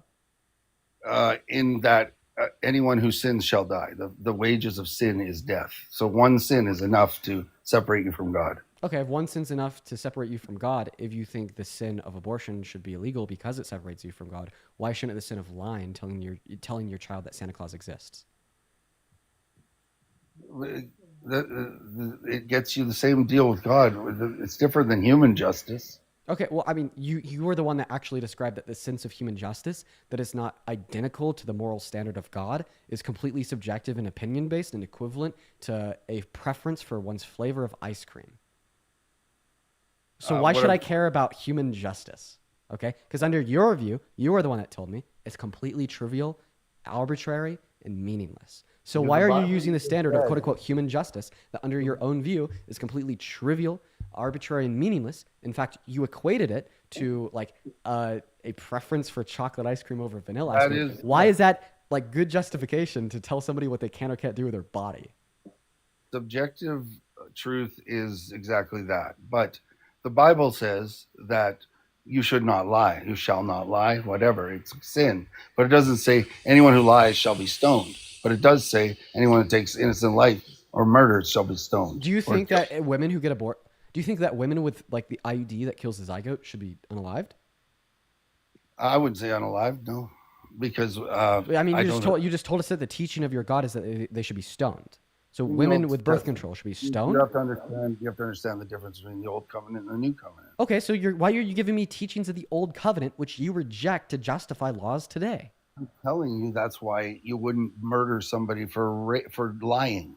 Is all I'm. No, saying. I'm asking you why it should be illegal to get an abortion, but not illegal to lie. If you wanted to dictate what should be legal and illegal with the teachings of the Bible, when you concede that the teachings of the Bible would like view lying and getting an abortion as identical in the eyes of God. No. Identical in consequence to your eternal soul, not identical in weight of the violation.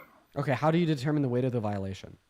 Well, you can partially take the Bible's word for it that if you unalive somebody, you shall be unalive versus don't No, lie. remember, you're using old covenant teachings to justify laws today. I thought you were the one that ruled those out.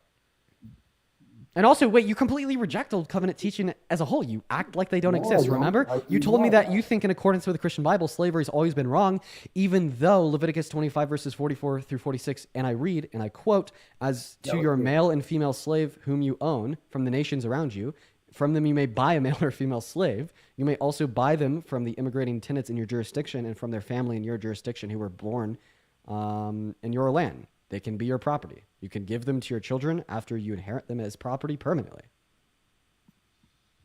That is from Leviticus of the Old Covenant, the same section of the Bible that you are now quoting to justify, right, criminalizing access to abortion. Okay, yeah, sure, I'll go with that. So do you think under the Old Covenant slavery was okay and you support that? In that sense, it was okay, but so let me get this straight. In one sense, slavery is okay. In another sense, killing a unicellular organism is wrong and punishable by death. That's kind of crazy. Under the Old Covenant of the Christian Bible, according to this guy, you could own a human as a slave for all of their life, A-okay, but if you kill a unicellular organism, you deserve to be stoned. But not a Hebrew. What the fuck are we talking about here, man? This is incoherent gibberish. Do you understand how crazy this sounds? Sure, it does sound crazy, and it also is a spiritual thing that's not going to be discerned by a fleshly mind. So I'll tell you. Oh, wait. If spiritual truths can't be discerned by a fleshly mind, then you cannot discern the spiritual truths of the morality of a woman getting an abortion in your discernment to legislate on a woman's access to it. Sure, I can. Okay. So now spiritual truths can be discerned by the human mind. I guess you can discern these spiritual truths as it relates to punishing women, but you can't discern these spiritual truths as it relates to explaining contradictions in the text that you preach. Incorrect. You, again, failed to understand that Jesus said, in order for you to see the kingdom of heaven, you must be born again of the Spirit. What is spirit, and what is flesh. Once you're born again of the Spirit, you can discern spiritual things. Okay, born again of the Spirit. I have a question. Does being born again of the Spirit mean asking Jesus to forgive your sins? No, Jesus already has given us the mechanism to forgive our sins. He is asking us to repent. Yeah, if you don't repent, can you be born again? Is repentance required for being born again? You know what repentance means? To ask God to forgive your sins. No, that's not what it means. Repentance means change of mind, to turn around, change your mind. Go from believing what you believe to believing in God, what he says. All right, I'm going to kick this guy off. He's just starting to preach. We're having a conversation about abortion. It bled into a conversation about contradictions insofar as when he applies scripture and when he doesn't and where he sources that scripture from. Next thing I know, he's preaching about repentance. We're just going to move on to the next guest, guys. If you're in that queue, make sure that you do indeed support Trump. And then also, if you do want to support me, you can find my Venmo as well as my PayPal in the link tree in my bio. What's going on, John? Do you support Trump? No, I was just going to say to the faithful guy that he forgets that the whole purpose for Jesus was that we don't get to judge. He does. So women can do what they want and they can answer to their creator when they make that choice. Very nice, John. Moving on to the next guest. Here we go. Just looking for people that support Trump. We may do a restart on the stream. I don't know. Maybe. I don't know. I mean, viewership is a little bit down, but we seemingly still have the ability to get Trump supporters. And at the end of the day, that's what really matters. Hello, Bradley. Do you support Trump? Hell no. Oh, Fuck Trump. That is, well, I mean, that's a fetus, but I mean, that's a W fetus, quite frankly. All right. Who's next? Let's get shit fired up on the live. What a name. What a name. I really hope that they're not a Trump supporter because they seem like a funny person. Hi, shit fart. Do you support Trump? I guess not. Moving on to the next guest. Here we go. If you are in that queue, make sure that means you support the president. All right, everyone, go ahead and just give us a minute. Go ahead and just give us a minute here, real quick. Hello, do you support Trump? Yes. Okay, what time is it? Pardon? What time is it? For me, it is 10 minutes past 1 a.m. All right. Well, you're not from America. We're going to move on. Hey, Kate, thank you so much for the $10 over on Venmo, saying that my son Braden turned 18 yesterday. He didn't fail math and can only hope he does as much good as you do, Dean. Thank you so much for all that you do. Kate, I really appreciate you for the compliment. You sound like an incredible person. And because you're Brandon's mother, I bet he will. Thank you so much for the love, Kate. As well as Kirby. Thank you for the $15 donation over on Venmo, saying with love from Texas. Thank you for the education and the insight. Kirby, that is incredibly kind of you. Thank you for the $15 and the kind message. As well as Grace, saying with the $5 saying you inspire me all. Thank you so much for the love, Grace. Show some love to Kate, Kirby, and Grace in that comment section. What's going on, Forrest Gum? Do you support Trump? No, but I'm saying what you're doing at the moment is amazing. You're destroying all these MAGA supporters. Keep on going. W them. Moving on to the next guest. Here we go. We are really just looking for the debates. Oh, y'all, please, I beg, just let me do debates. Quite frankly, but I do really appreciate you. That's very kind. Okay, all right. Who's next? Quite frankly, who is it? Hello, Christy. Do you support Trump? Oh gosh, I'm sorry. Sorry. Base. Never apologize for being a diva. But we do just want to talk to Trump supporters, so let's go and see who's next. All right, we got the one loading up in. Here we go, everyone. All right, quite frankly, here we are. Okay, all right. We got Ryan down there spamming MAGA. Ryan, I can't even invite you. Who's next? I don't know. Maybe like Riley. I don't know. Riley's in the queue. Let's try to get Riley up here. Riley didn't join, quite frankly. Terrible. No debates. So terrible. Maybe we could get Jace up in the live. I don't know. Red Dead Man. We're gonna try. Hey, what's going on, Mr. Red? Do you support Trump? Yes, coward. You call me a coward? How can you call me a coward then leave the live and run away? I don't know. The complexities of the MAGA derangement syndrome. That was really funny. Hi, CB. Do you support Trump? Yes. Okay. Why is that? Because he said he gonna help like black people keep their black jobs. So I like that. Are you trolling? Yeah, I am. You never know. You never know. Hey, WO. Really just looking for debates, though. Let's go and see what the next guest is, y'all. You never know. Isn't that sad? All right, that I had to explicitly ask her if she was trolling just because of the political landscape in America today. Isn't that crazy, you guys? All right, we're gonna move on to the next guest. I really don't know where these debates are at, though. Oh, the Red Dead guy's back. He called me a coward, then left, but now he's back in the queue. Hey, man, you left there pretty quickly. I didn't mean what I said. I'm a fan. Oh, okay. All right. Well, that was a pretty quick change of heart. Moving on to Stronger, Better. Here we go, you guys. Yeah, man, if you want to skip the line in the queue and just come straight up into the box, let me know down below. Hello, Stronger. Do you support Trump? No, but I just had a question. I'm sorry. I'm sorry, bro. We are just looking for debates. I'm terrible. I know. All right, Supreme has been in the queue all stream, spamming MAGA down below in that chat too. Please don't be a troll, Supreme. Come on. Hi, you've been spamming MAGA in the chat for a couple hours here. Welcome in. No way you're selling this hard. That's crazy. You've been trying to get in for hours. Don't sell like this. Come on. Fuck, dude. Oh, man. Moving on. All right. Okay. Hey, TCT, do you support Trump? Dude, I feel so lonely. No one wants to talk to me. Man. It's like 5K people. 5K people, not one person that's willing to have a conversation. It just weighs on me. Weighs on my shoulders. Maybe it's a good sign, though. Maybe we're suffering from success. There's just not many Trump supporters back. I don't know.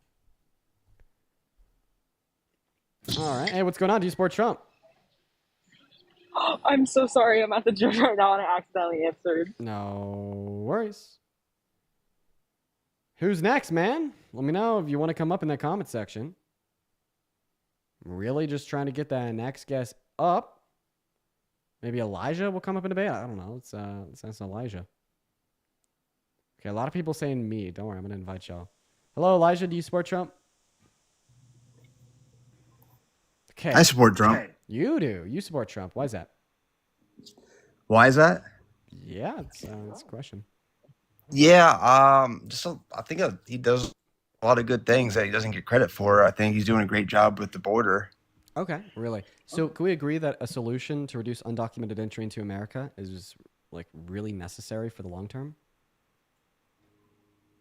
Is necessary? Yeah, like a solution to reduce undocumented entry into America in the long term.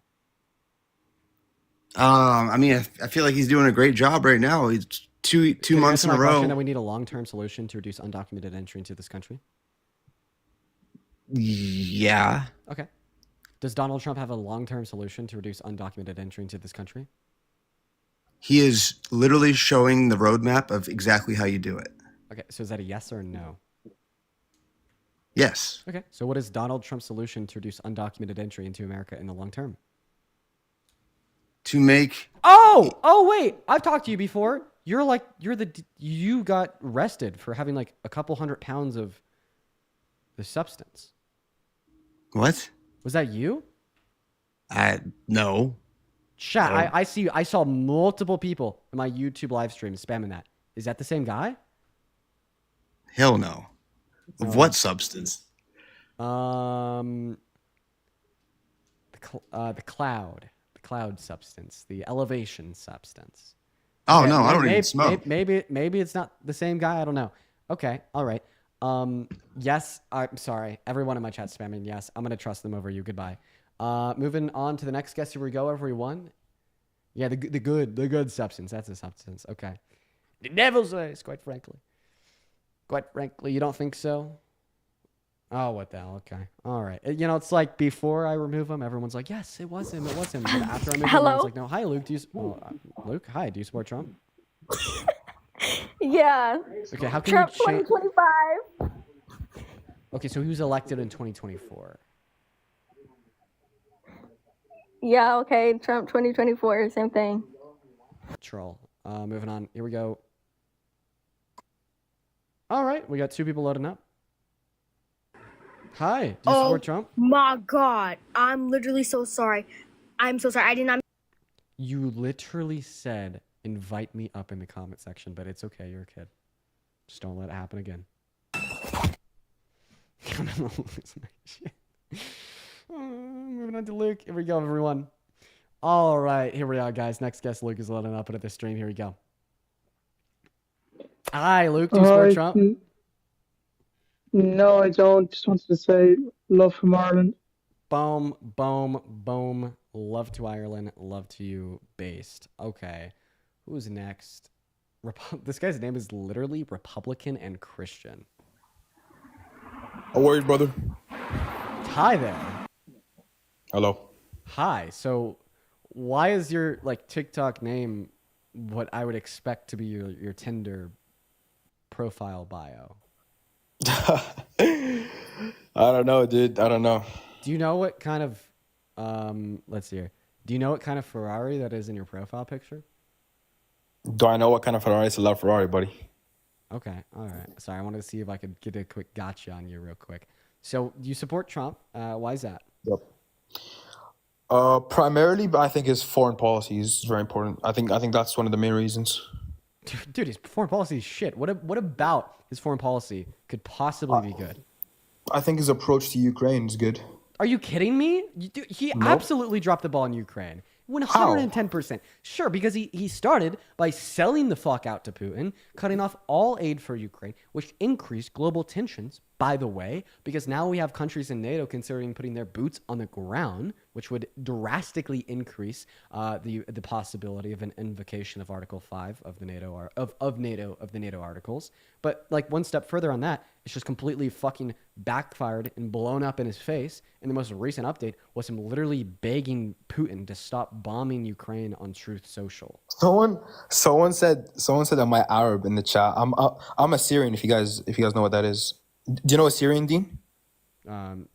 Syrians are people from Syria? No, not Syrian. Assyrian, like Assyrian. Assyrian? I'm originally Assyrian, like a Chaldean, if you don't know. I think I've heard It's kind of from that. the Middle East, but like, sorry? I think I've heard that before. I don't know when or where I've heard it, but could you just respond to my question, Assyrian. please? Yeah, go ahead. No worries. So I think as a president, you're meant to be diplomatic, and you're meant to have, like, in any situation, I think the diplomatic route is the best route to go down. I think in Biden's approach of picking one side and not really talking to Putin, like, at all, isn't the best way forward. Whereas Trump is trying to bring two sides to the table, and he's trying to discuss what's the better option for both sides. I understand now that Russia's asking for too much, such as Crimea and the Donbass, and I think, like, obviously Ukraine is not going to concede to giving their lands away. But I do think the general approach. What time it is? Sure. What time it is right now? Yeah. It is 8:22 right What now. state are you in? Boston, buddy. Boston's not a state. I'm in Massachusetts, but I'm in Boston.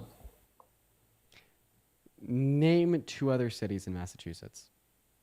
Sure. Springfield and Cambridge.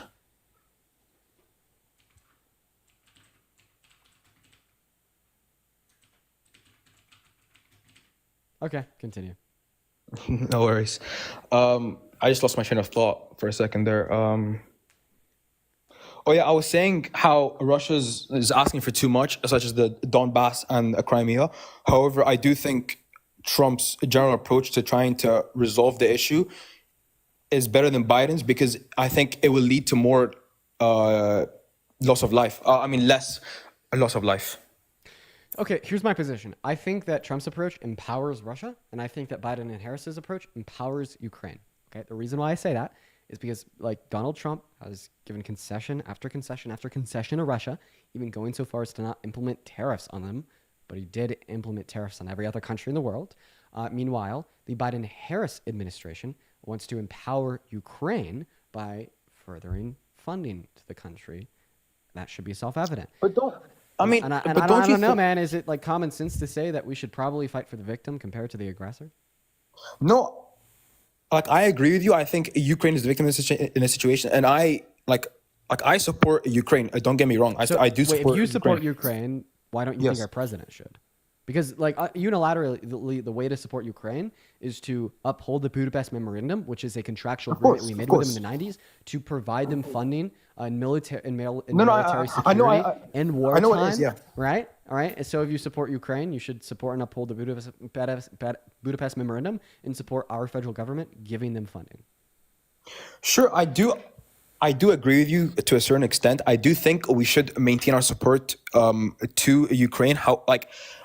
I don't agree with Trump's approach wholeheartedly. I do think That's not main giving disagreement, bro. That's a main disagreement, is that Biden and Harris wanted to give them money to protect themselves, defend their country, defend their right to self-determination and, like, will of sovereignty. Then Donald Trump doesn't want to give them money, pulled it out. More Ukrainians are dying because they have less funding, and Russia's growing all the more empowered. Listen, man. And there's other external considerations that need to be made here, because when we stop supporting Ukraine, all of a sudden there's a lot of slack from external support for the country. And now countries in NATO and Europe are picking up that slack, with countries like France or UK claiming that they are now considering putting boots on the ground in Ukraine to fight and kill Russian troops, which will only further increase global tensions and the imminence of a third world war. That's why the Harris administration's approach to Russia and Ukraine was significantly better than Trump's. Not only is it more moral, not only does it respect prior agreements, but it also further prevents higher tensions of a third world war. Okay, so what you're saying is Trump's approach is wrong because it's kind of hinting or leading towards more tension, more global tension with NATO. The thing of putting boots on the ground. Trump's approach is wrong because it's immoral. Trump's approach is wrong because it breaks a contractual agreement, and a president now said in the 90s. And Trump's approach is wrong because it increases the likelihood of a third world war. I sort of disagree with you there, because I do think Biden's approach was more leaning towards a more tension, because I think Biden sort of picked one side, Ukraine, and I'm not saying he should have picked Russia or anything. I support Ukraine, but what I'm saying is he picked the side of human rights. There should be a red line against. Of course, yeah, cleansing. 100%. But what I'm saying is, I think if you look at it from a bird's eye view, okay, how can we stop more Ukrainians from dying? How can we stop Russians from also dying? And how can we stop this conflict in general, because this can easily spiral into something bigger, maybe even a third world war. But that's the thing. That's the thing. You think that the war will stop if we stop funding it? No. As I already stated, No, I didn't countries say that. in I Europe didn't say pick that. up that slack, and now they want to put boots on the ground. Like, see, that's No. I don't know. So many people that voted for Trump that try to justify his position on Russia and Ukraine think about it in a vacuum. They think that the U.S. is the man in charge of the light switch. They turn it on. The war continues. They turn it off. The war stops. That's just simply not true, okay? Reality is not in a vacuum. And there's a shit ton of other countries in Europe that are also supporting Ukraine and intend to ramp up their support given that we slow down ours. And that sets a significantly more dangerous precedent, because not only does it make it harder for Ukraine to defend their country, but it also increases the likelihood of a third world war, because who is Russia going to be more likely to attack, right? A country overseas that's giving some money to Ukraine that also happens to have the most powerful military on earth, or a couple countries less than 1,500 miles away that are now putting boots on the ground. One's obviously preferable to the other. I think you're looking at this from, I think if the shoe was on the other foot in terms of Trump did what Biden did and Biden's doing what Trump did, I think your opinion would change drastically, because You were I literally do just feel red like, herring my position. No, I'm trying to answer it, but you keep interrupting me, dude. Yeah, but that was just a red herring to the position. I apologize for interrupting you, but that was just a meaningless red herring. I apologize, but in general, I do just think that by trying to bring two sides to the table instead of just supporting one side will stop Ukrainians and Russians from dying. Let me ask you a quick question. How's it worked out in the first 100 days? It's worked out by, there's been an agreement in place. They didn't agree to it. Russia didn't agree. Ukraine didn't agree. Russia asked for too much. But I do think if you look at history, so tell me, how's it played out in the first 100 days? Good or bad? I think there's progress. Oh, what is that progress? I mean, what's the innumerable progress in the first 100 days of Trump's term? I mean, he's kind of brought Russia to the table. He's kind of heard Russia out. He's kind of heard. How's he brought Russia to the table? If he has successfully brought Russia to the table, how come he was going crazy on Truth Social, screaming at Vladimir to stop bombing Ukraine? It doesn't really sound like Mr. Putin's at the table to me. Sounds like that's wasn't there a baseless propagandistic claim. Wasn't there talks in Saudi Arabia where Russia was there and they had talks about the war? Yeah, and how those talks go? They didn't go well, but if you look at history, so in other words, basically what you're telling me is like this baseless hypothesis, which my argument has already refuted, has just empirically proven false in the first 100 days. No, but you stated, right, that Russia was not like at the table. However, they were at the table. They did have talks. The talks fell through. But I do think if you look at history and ceasefire talks and talk to stop a conflict, it will take time. I mean, if you believe that Trump said I'm going to end it on day one, if you believe that was serious, that's not really my. Do you think that Russia's going to end up being likely to concede Crimea and Donbass?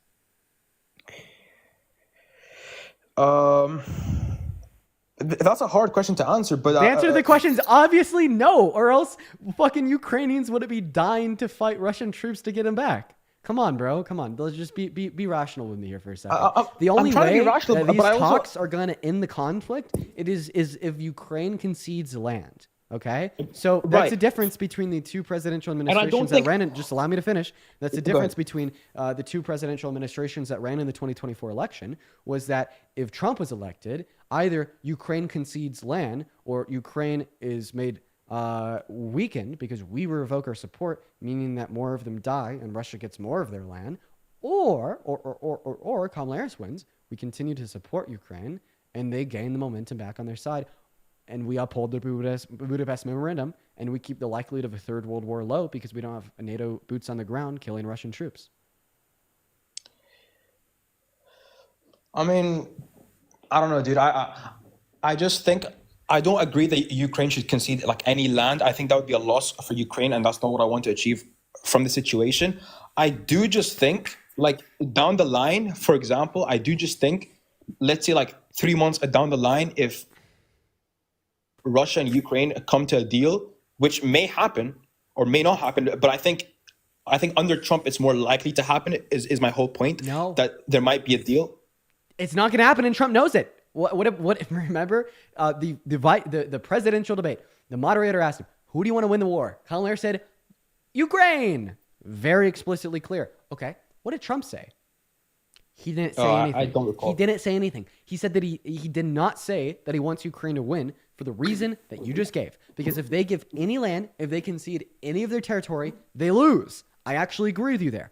And that's why Donald Trump said that's why Donald Trump didn't say that he wants Ukraine to win, because Donald Trump knows the only possible outcome of his plan would include necessarily the concession of Ukrainian land. So even Trump disagrees with you on that point. Even Trump disagrees with you on that point. I sort of disagree with you there. I think it's a stretch to say like that's what Trump meant. I think what Trump meant by him not replying. And by the way, I haven't seen the clip and I don't really recall it, but I do. The moderator asked him who he wants to win, and he didn't clarify. He just said that he wants the dying to stop. Right, and I think I agree with that stance because, for example, you just told us that you did not agree with that stance. You explicitly were clear about your stance, which you said was that you want Ukraine to win without conceding any land to Russia. Can I just finish, Dean, please? Yeah, for sure. Go ahead and finish. But these two things are contradicting one another. Because I'm going to explain. For me, as someone who's not a politician and not a diplomat, I can openly state my support for one country over another. However, if I am going to be the president of the United States and I do want to stop the bloodshed on both sides, I do think I'm not going to come out and say, yeah, Ukraine or I'm going to say Russia, because obviously if he said Ukraine there's not going to be talks with Russia. He's going to push Russia away. And I think that's the difference between him and Biden, because by not pushing Russia away and explicitly stating, I support Ukraine, I'm going to send them hundreds of military equipment, I'm going to send them billions, I'm going to support them. I do think he should support them in that sense, but I also think he should maintain diplomacy by having a communication with Russia, which Biden did not have. Wait. If saying that you support Ukraine would push Putin away from any diplomatic action, why don't you think further funding Ukraine with literal weapons to kill Russian troops won it? Sorry, can you ask the question again? Yeah, you just told us that you do want us to fund Ukraine, give them money, weapons, and bombs to kill Russians. Yeah. So explain to me how policy that ends with Russian troops dying doesn't push Putin away from talking about a peaceful resolution, but a mere statement of saying you support Ukraine does. That's pretty nonsensical. Saying that Putin cares more about the sentiment of supporting Ukraine than the material outcome of bombs and weapons killing Russians. Well, the material outcome, I think, it was it's a signed contractual agreement that happened before him, and I think as a president, he should respect that regardless of what his intentions are. I think so. He should So then he should have said that he wants Ukraine to win, because that is respecting the Budapest Memorandum. I don't think so. I disagree with you there. Wait.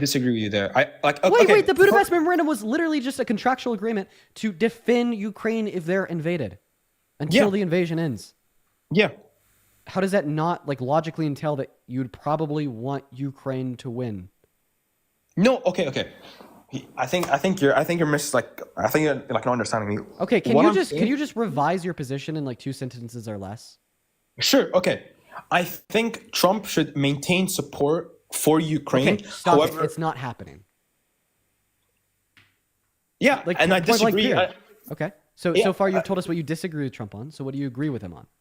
Okay, and I agree with his stance of not shouting it out loud and saying, okay, I agree with I stand with Ukraine wholeheartedly. I think his statements matter differently than him going by a contract that was signed by his predecessors. Okay, I think it's very different. So I got it. I think it's two different things. So you voted for rhetoric over policy, because you're telling us that you agreed with the policy of the left but not the rhetoric. However, you agree with the rhetoric of the right but not the policy. So all that this means is you voted for rhetoric over policy. I guess. So virtue signaling is more important than real material outcomes for you. I mean,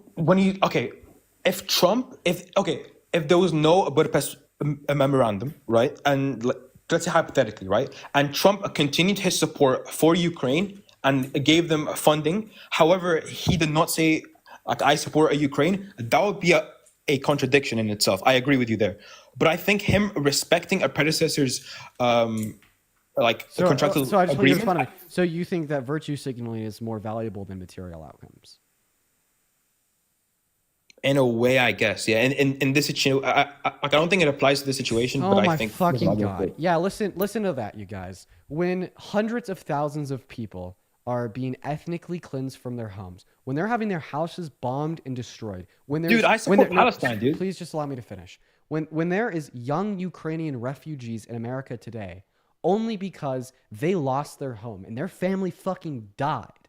Okay, your response is to say that you value virtue signaling over material outcomes of ensuring that less Ukrainians die, less Ukrainians are ethnically cleansed, less Ukrainians live their homes, less young Ukrainians are split from their families overseas, all because of a foreign aggressor. I think that is so fucking disgusting of you to say. And you know what? The first thing I think about when I hear this shit coming out of your mouth is somebody that I met at Texas last weekend. She was a young woman, probably around my age, right around that age of about 20. And she was a Ukrainian refugee. The only reason she was here, right, in America was because Russian troops had destroyed her home and killed her family. Dude, why are you trying to paint me as something? And to know that there's real people like that, not just in America, but all across this globe. And your response is to say that you value a virtue signal over real material over a force to fight back in a material way is just quite frankly disgusting. I think you're trying to paint me as something that I'm not, though, because I do support Ukraine, and I told you that. And the only reason I stand with Trump is because what I feel can help Ukrainians not die. Simply, I can't put it as simpler than that. Okay, well, we're gonna move on. I mean, he said himself that he values virtue signaling over real material outcomes. That's pretty crazy, man. Damn, man. Especially that's so crazy for me to hear, especially after meeting, Ukrainian refugee in Texas, man. It's crazy, man. It's completely outlandish. What's going on, Tristan? Do you support Trump? No. Okay. I don't support him. Take me off.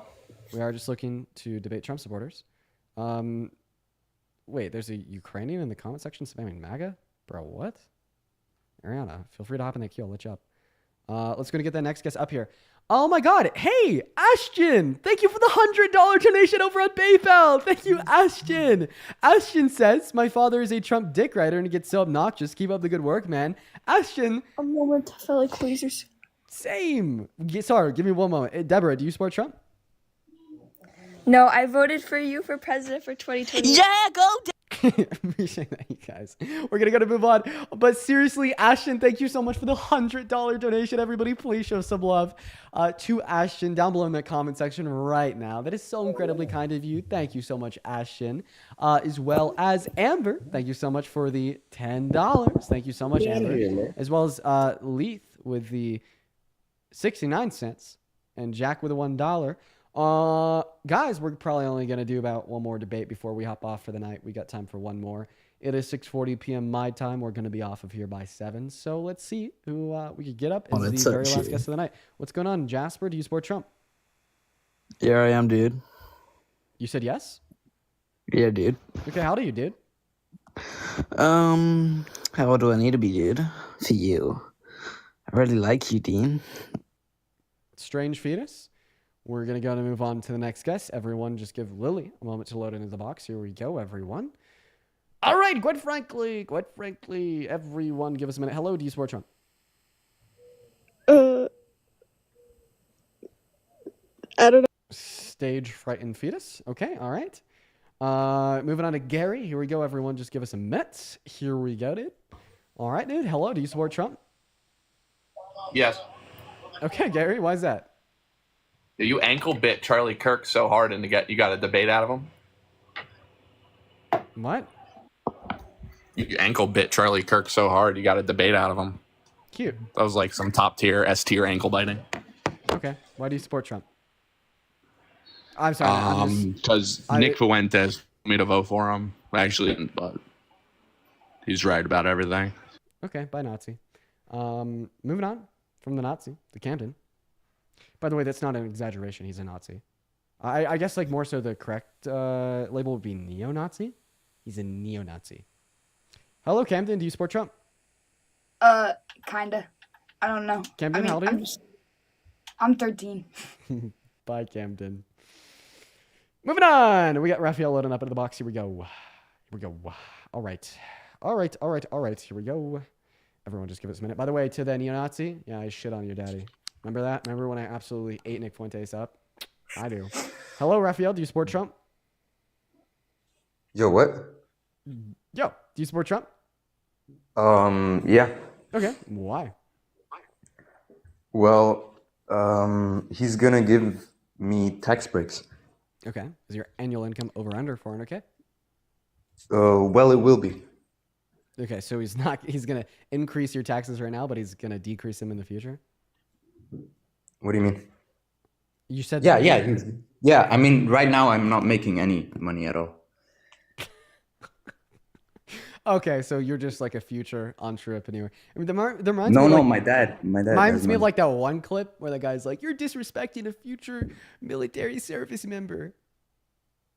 No. Okay, so why No, the the thing fuck is, do my you dad support has Trump? money, and I'm gonna take over his company. Okay, all right. So you need to protect daddy's money. Okay. Yeah, kind of. Yeah. So I mean, I just think that's a pretty bad decision because paying marginally lower taxes that will never impact the quality of your life.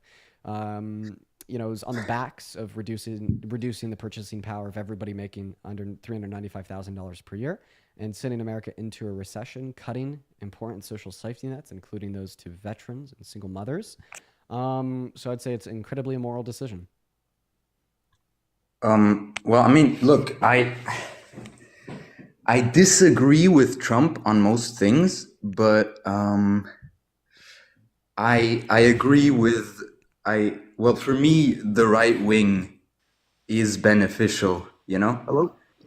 Okay, So- Raphael, I literally just acknowledged that and then still disputed the vote. Can you respond to my refutation?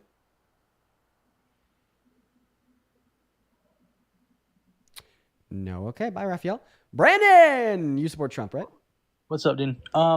So I'm split basically 50-50. So my grandma on my other side supports Trump, and my grandparents on the other support Biden. And Same. Okay. And I honestly, I genuinely do not know which side to pick. I feel so I just turned 18 a month and a half ago, and I'm now registered to vote. Be honest. Do you get better vibes from the grandparents that support Harris? So both my parents support Kamala Harris, and I live in Washington, so I'm full Democrat.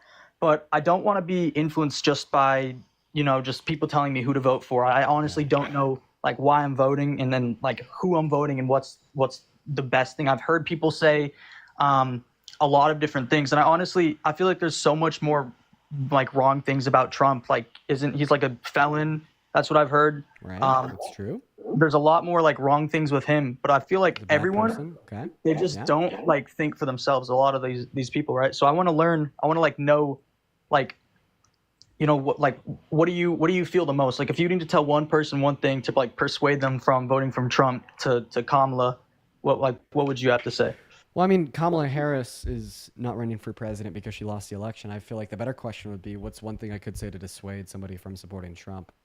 Yeah, he's intentionally sending America into a recession. Yeah, so people care about their money. It's pretty much a unanimous consensus that recessions are bad. There's probably one thing I could say to dissuade you from voting for Trump.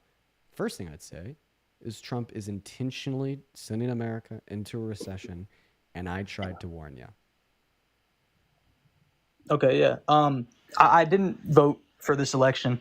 Another thing on abortion. So my personal beliefs, what I think is, if someone, it's their body, honestly, I feel like people telling other people what to do with their body, I feel like that shouldn't be a thing in this world. Does that make sense? Okay, well, you're basically saying that every woman and girl should have access to abortion. The left agrees, the right disagrees. Yeah, okay, so basically that means I'm like a Democrat, right? Because that's like what I truly believe. It does. Okay, perfect. So I'm on the right side. Okay, that's all I wanted. All right, thank you so much for letting me in. Have a good day, okay? Yeah, he was well, Brandon. Hey, if you're watching and you want to support me, support the stream, you can find Venmo and the PayPal, the link tree in the TikTok bio, as well as in the pinned message over on YouTube. I get 100% of the proceeds on those platforms, and I can give you a shout out because I get a notification at the top of my phone screen with your name and the attached message. Hello, Mr. James. What's up, bro? Do you support Trump, bro? Yeah, bro. You, bro. Why, bro? I just think he's fucking ran a better campaign than Kamala Harris, bro. Okay, well, I mean, if you're going to dictate who ran a better campaign based upon how much support it got, bro, then obviously he ran a better campaign, bro, because he got more support, bro. But why does that mean he's a better president, bro? All right, in all seriousness, he ran a way better campaign because Kamala Harris ran her campaign, ended up millions of dollars in debt, and bro. Donald Trump. Millions of dollars net, bro? Try like $10 trillion evaporated off of the U.S. stock market in one day, bro. Come on, bro. Try like 6 bankruptcies, bro.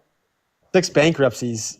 Yeah, but he was a business owner. What has Kamala Harris done? Well, more than him in context of public offices in government, bro. She's worked in the legislative branch as a senator of California, bro. She's worked in the judicial branch as a DA, an AG, and a lawyer. Yeah, she was horrible. And she worked in the terrible executive track record branch as DA. as the vice president of America, bro. She had a horrible track record as DA, bro. Yeah, Trump disagrees, bro. He said San And a Francisco horrible was great track when she record was in the DA, bro. Senate too. And she has no legislative experience. She was horrible in the Senate. Okay, what is one bad thing she did in the Senate, bro? Her immigration, her thoughts, her opinions on immigration when she was in the Senate was absolutely horrible. Okay, what were they? You want me to tell you why they're bad? No, I want you to tell me what they were. She just like fucking, I don't even know like off the top of my head. Yeah, you have no clue what they are, but they were bad, bro. Trust me, bro. Right, bro? Trust me, bro? Should I trust you, bro? You should trust me. Say it. Say trust me, bro. Dude, what are you asking? I'm asking you why Donald Trump is a good president, and you're not giving me jack fucking shit, James. You're up here like he was way too like and complaining about how she lost like a couple million in debt, bro. and like, dude, come on, bro, James. I'm about to crash out. I've been live for let's see how long, 4 hours. So I'm kind of like nearing the end of my stream. I am tired. I'm hungry, and I'm talking to an idiot. Give me something, James. Why is he a good president? Come on, bro. I guarantee I'm smarter than you. I don't know who you're calling an idiot. Really? Yes, 100%. Prove it by beating me in a debate. Okay, I think I'll beat you in the debate, even though you spend like 24 hours doing this, and that's still gonna embarrass you. Okay, so do it, buddy. We're waiting, man. You got a crowd. All right, so a big crowd, in fact. What did you say? You have a big crowd. You made a huge claim. All right, guys. Hey, man, for like the 6,000 people watching crowd of right your now, disciples. 7,000 actually on YouTube and TikTok. This guy says he's so much smarter than me, and he's going to kill me in a debate. Okay, let's play a game. Name one policy that Kamala Harris ran on that was bad.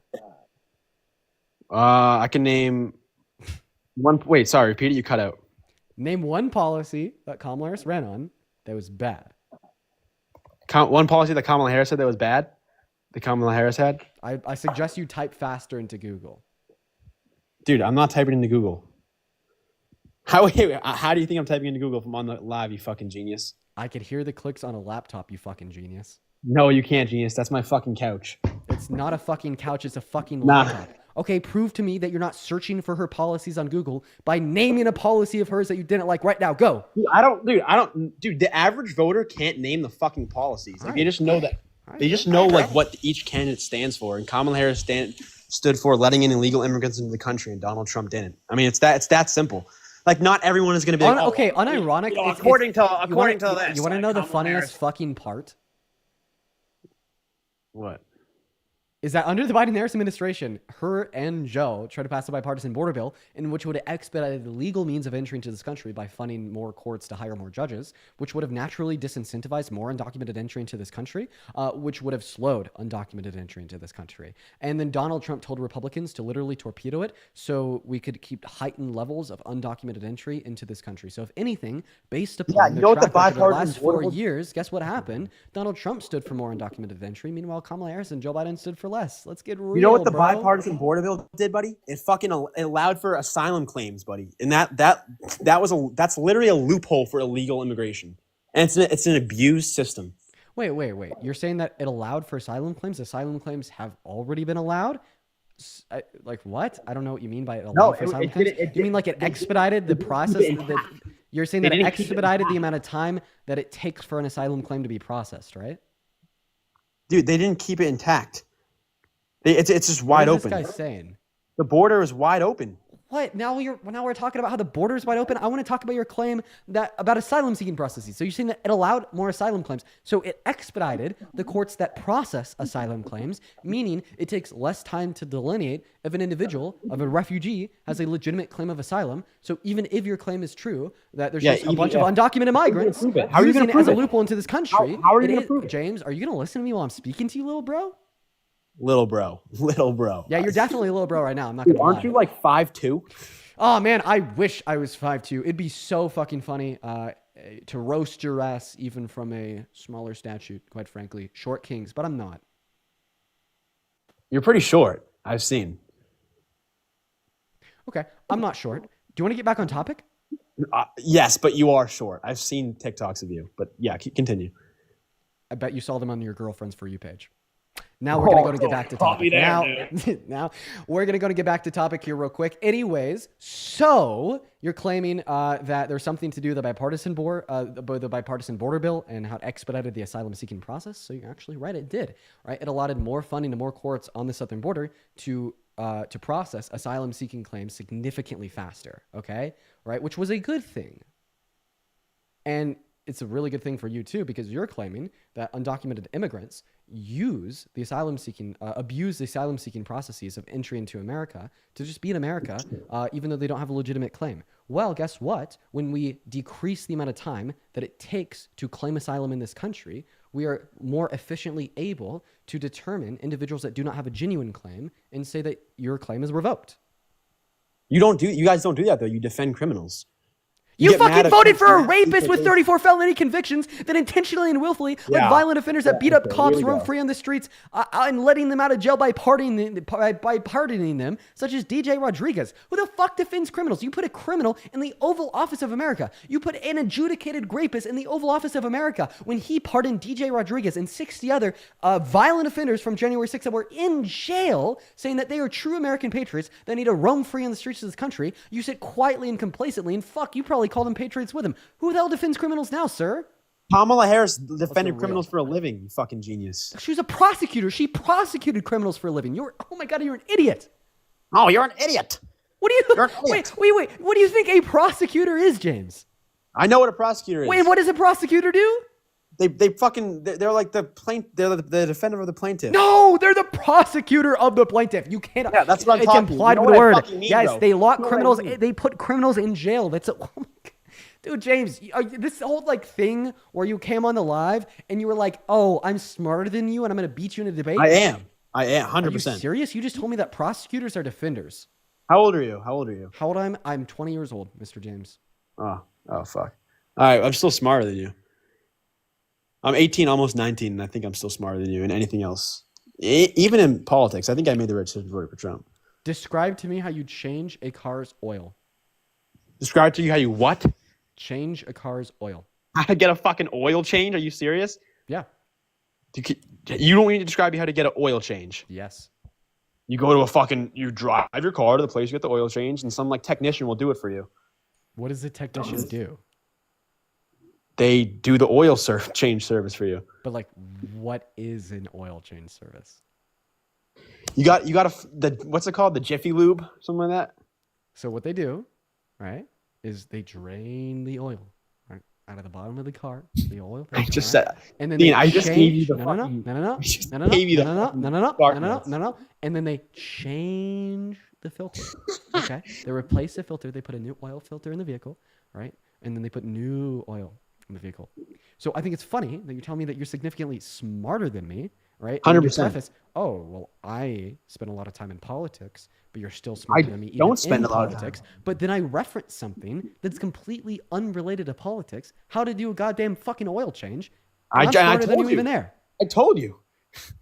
Okay, let's just choose something else at random. How many holes do women typically have below the waist? 3. 3? Yes. God, James, you fucking blew my mind. Yeah, I know. Oh, everybody's speechless. Dude, James, I am speechless. You were right. Well, have you ever been around a woman? No, never in my life, James. Well, besides like your mom and your grandma, like your sister. Like, have you ever like been around a woman like romantically or no? I live with my girlfriend. How much are your parents paying her? Nothing. Nah, you're lying, dude. Come on. You don't wheel, bro. Let's be honest. I feel embarrassed for you, James. Why? I want you to go on TikTok once you're done on this live and just look up Dean Withers edit. But now let's get back to the political discussion. Okay? All right. Now let's just get back. Let's just get back to the political discussion. Hey, man, all I'm gonna say. Listen, let's get back to the political discussion. So I want you to. I want you to beat me in a debate about politics. Seemingly every time you can't beat me in a debate about politics, you say some completely irrelevant shit, and then you get fucking made fun of. You get dragged. You get eaten up. Right? And then I'm like, hey, man, I'm just trying to do something nice. I just listen, I want to stop dunking on you in every logically possible way known to mankind. Okay? I'm a nice guy, I swear. And you're making me be the fucking villain. All right, James? I don't want to be the villain. I just want to be a good faith, respectable political debater. Okay? All right? So let's debate about politics. What about Donnie? What about Donald Trump? What about that guy? Okay? Let's reframe the conversation and talk about that policy. Okay? All right? Yeah, sure. Go ahead. Thanks, James. Okay. So what's another reason why Kamala Harris was a bad pick for the presidency? No one voted her in. She had no votes from the primary. She had no vote. Wait, who do you think who determines who the running candidate of a political party is?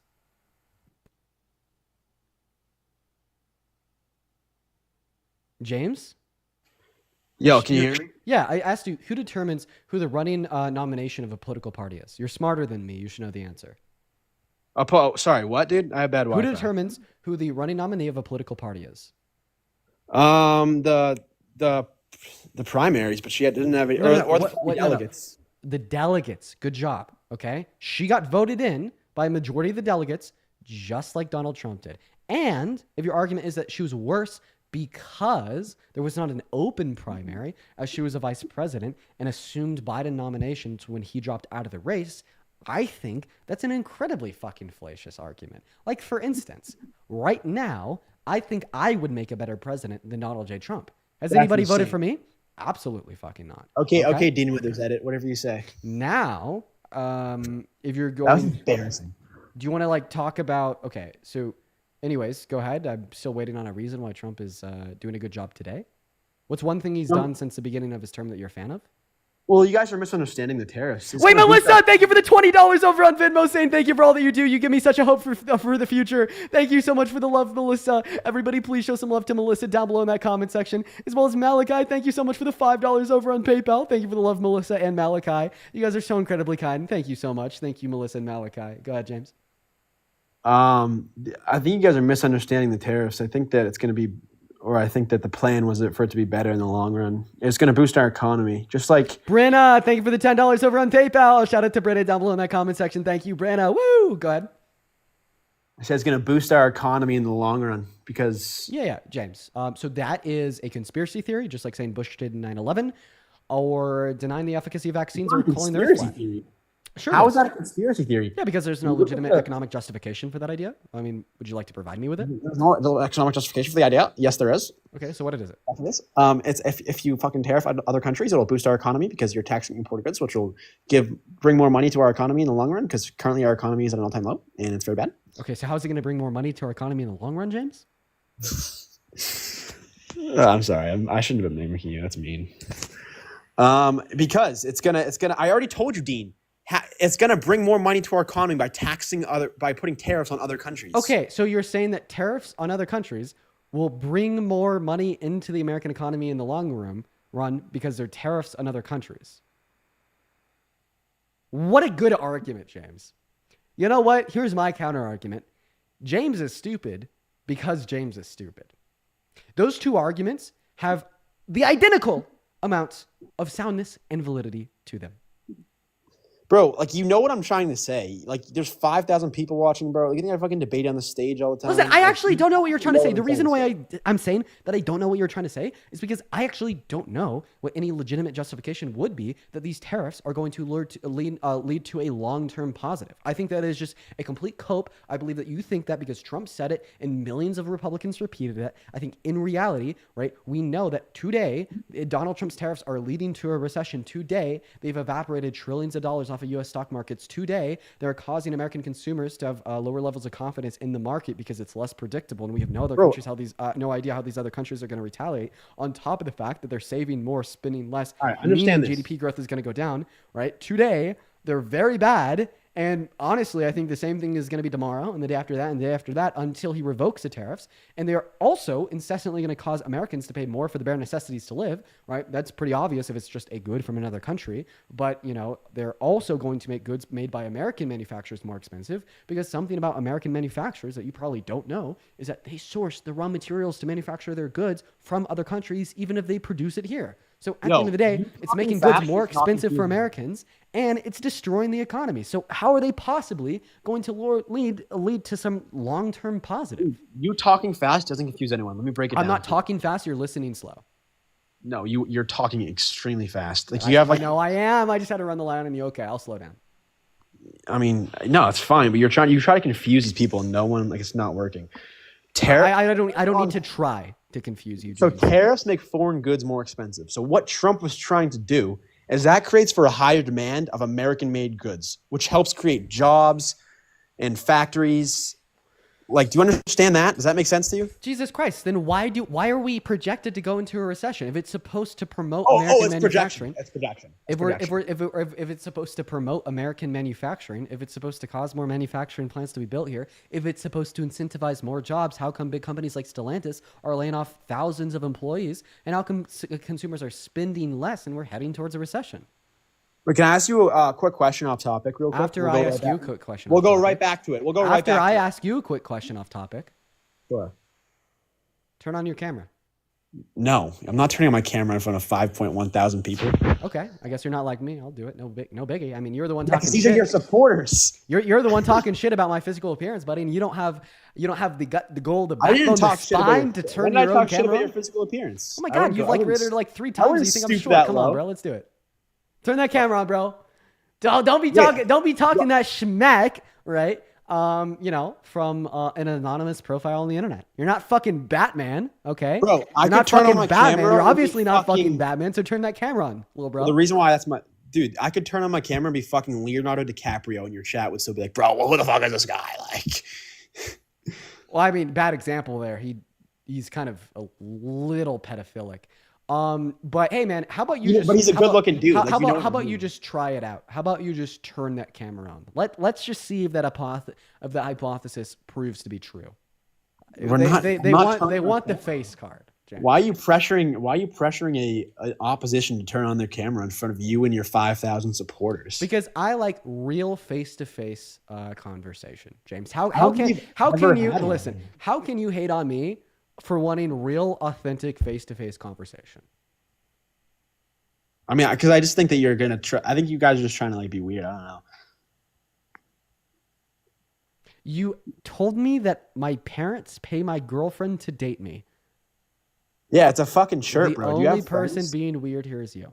You told me that you were on my girlfriend's For You page. Like, I said probably the only time you see me is on your girlfriend's For You page. Oh, really? Yeah, sure. So, James, you said that you had an off-topic question. Can you ask it after you respond to my position on... How about I ask it, then I respond to your position? Okay. Do you watch edits of yourself? They pop up on my For You page time to time. It's great. Like, do you watch them and like favorite them and shit? When they pop up on my For You page, hell yeah, I watch them. Lord drop. If you saw yourself on your For You page, or you're just telling me that you'd scroll by, that's a little bit of ego. I've seen myself on my For You page. Oh, so this isn't the first time you've like embarrassed yourself on a live? Well, check my account. I follow one person. This is definitely not my main account, so you might know me. I don't know who you are. Nah, I know. Let's figure out. Nah. Let's figure out. Come on, bro. Let's see. Who's James? TikTok.com/@Marty's back up 1, 2, 3. Let's see who Marty is. Following one, Tanner. That's not me. That's not me. That's my buddy.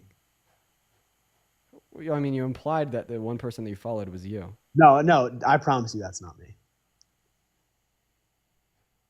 Okay. I guess you're not as cool as your buddy, right? Yeah, he's pretty cool, dude. Dude's a singer-songwriter. What are you? Yeah, he's really cool. Okay. All right. Well, you want to go ahead and get back to the argument now, James? He's really cool. Yeah, let's get back to the argument. So say your I proposition. really love Tanner. Yeah, great guy. Go ahead. He's a good guy. Okay. Sorry, can you restate your claim because we kind of got off topic there? Yeah, is that we don't really have any reason to believe that Donald Trump's tariffs are going to lead towards a long-term benefit, and like right now they seem to only be hurting the economy. So. Yeah, but I'm trying to have you understand the plan because you guys are still hating on the election. I want you to help me understand the plan, to describing to me exactly what the long-term benefit of his tariffs today will be. I'm not Tanner, bro. I swear I'm not. Chat, I swear I'm not. Well, guess what? No matter what you say, people are now going to hate on your buddy Tanner. And I suggest you apologize to him because it's your fault. I'm so sorry. No, don't apologize to us. Apologize to him. No, I'm not apologizing to you. Wherever he may be. Wait, you're apologizing to him? Is he like watching? Is he with you? Is he your roommate? What's going on? I don't know where he is. Okay, who are you apologizing to? I'm just to the general public. Okay. Anyways, do you want to answer the question? Yes, I already told you. I was trying to help you understand understand Donald Trump's vision. Okay, so do it. Tell me what the long-term benefit of the tariffs will be and exactly how the tariffs are going to achieve them. The tariffs are going to make goods from other countries more expensive. Okay, let's just go point by point. First point. Tariffs make foreign goods more expensive. Therefore, you're interrupting, but that's fine. I know, because we're going to go point by point. Tariffs are going to make goods from other countries more expensive. Therefore, keep it going. Tariffs going to make. Therefore, it creates a higher demand for American-made goods. Therefore, American consumers are going to be more incentivized to buy from American producers compared to foreign producers. Okay? Yep. Okay. Well, like seemingly, what would postpone this outcome? Because if what you're telling me is true, that the tariffs are going to incentivize Americans to buy from American producers, and that's going to be overall good for the economy, I mean, we just don't see that outcome demonstrated. We don't see more people in America buying from American producers, keeping more money in the economy, which has a positive feedback loop insofar as expedited GDP growth or more jobs being produced. In fact, we only see negative outcomes, like people saving more, spending less, pulling out of markets, then, of course, the recession on the horizon. So, I mean, like the empirical data of the immediate outcome of Donald Trump's tariffs disputes, right, this idealistic view. Sorry, I got a phone call. I missed the last part, but we got the gist. The empirical data that we see consequential of his tariffs to date dispute the idealistic view that you're describing. Also, people are saying it's Tanner who has the same voice. Should we listen to Tanner real quick? I got him pulled up on this phone. Dean, I'm telling you, it's not. I'm telling you, it's not.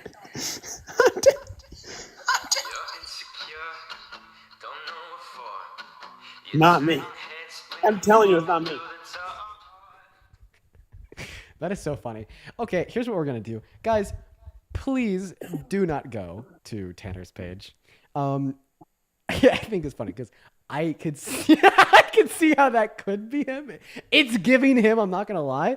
But in like the likelihood that it's not him, we'd feel really bad if, we were just like y'all went and raided some random some random person's TikTok.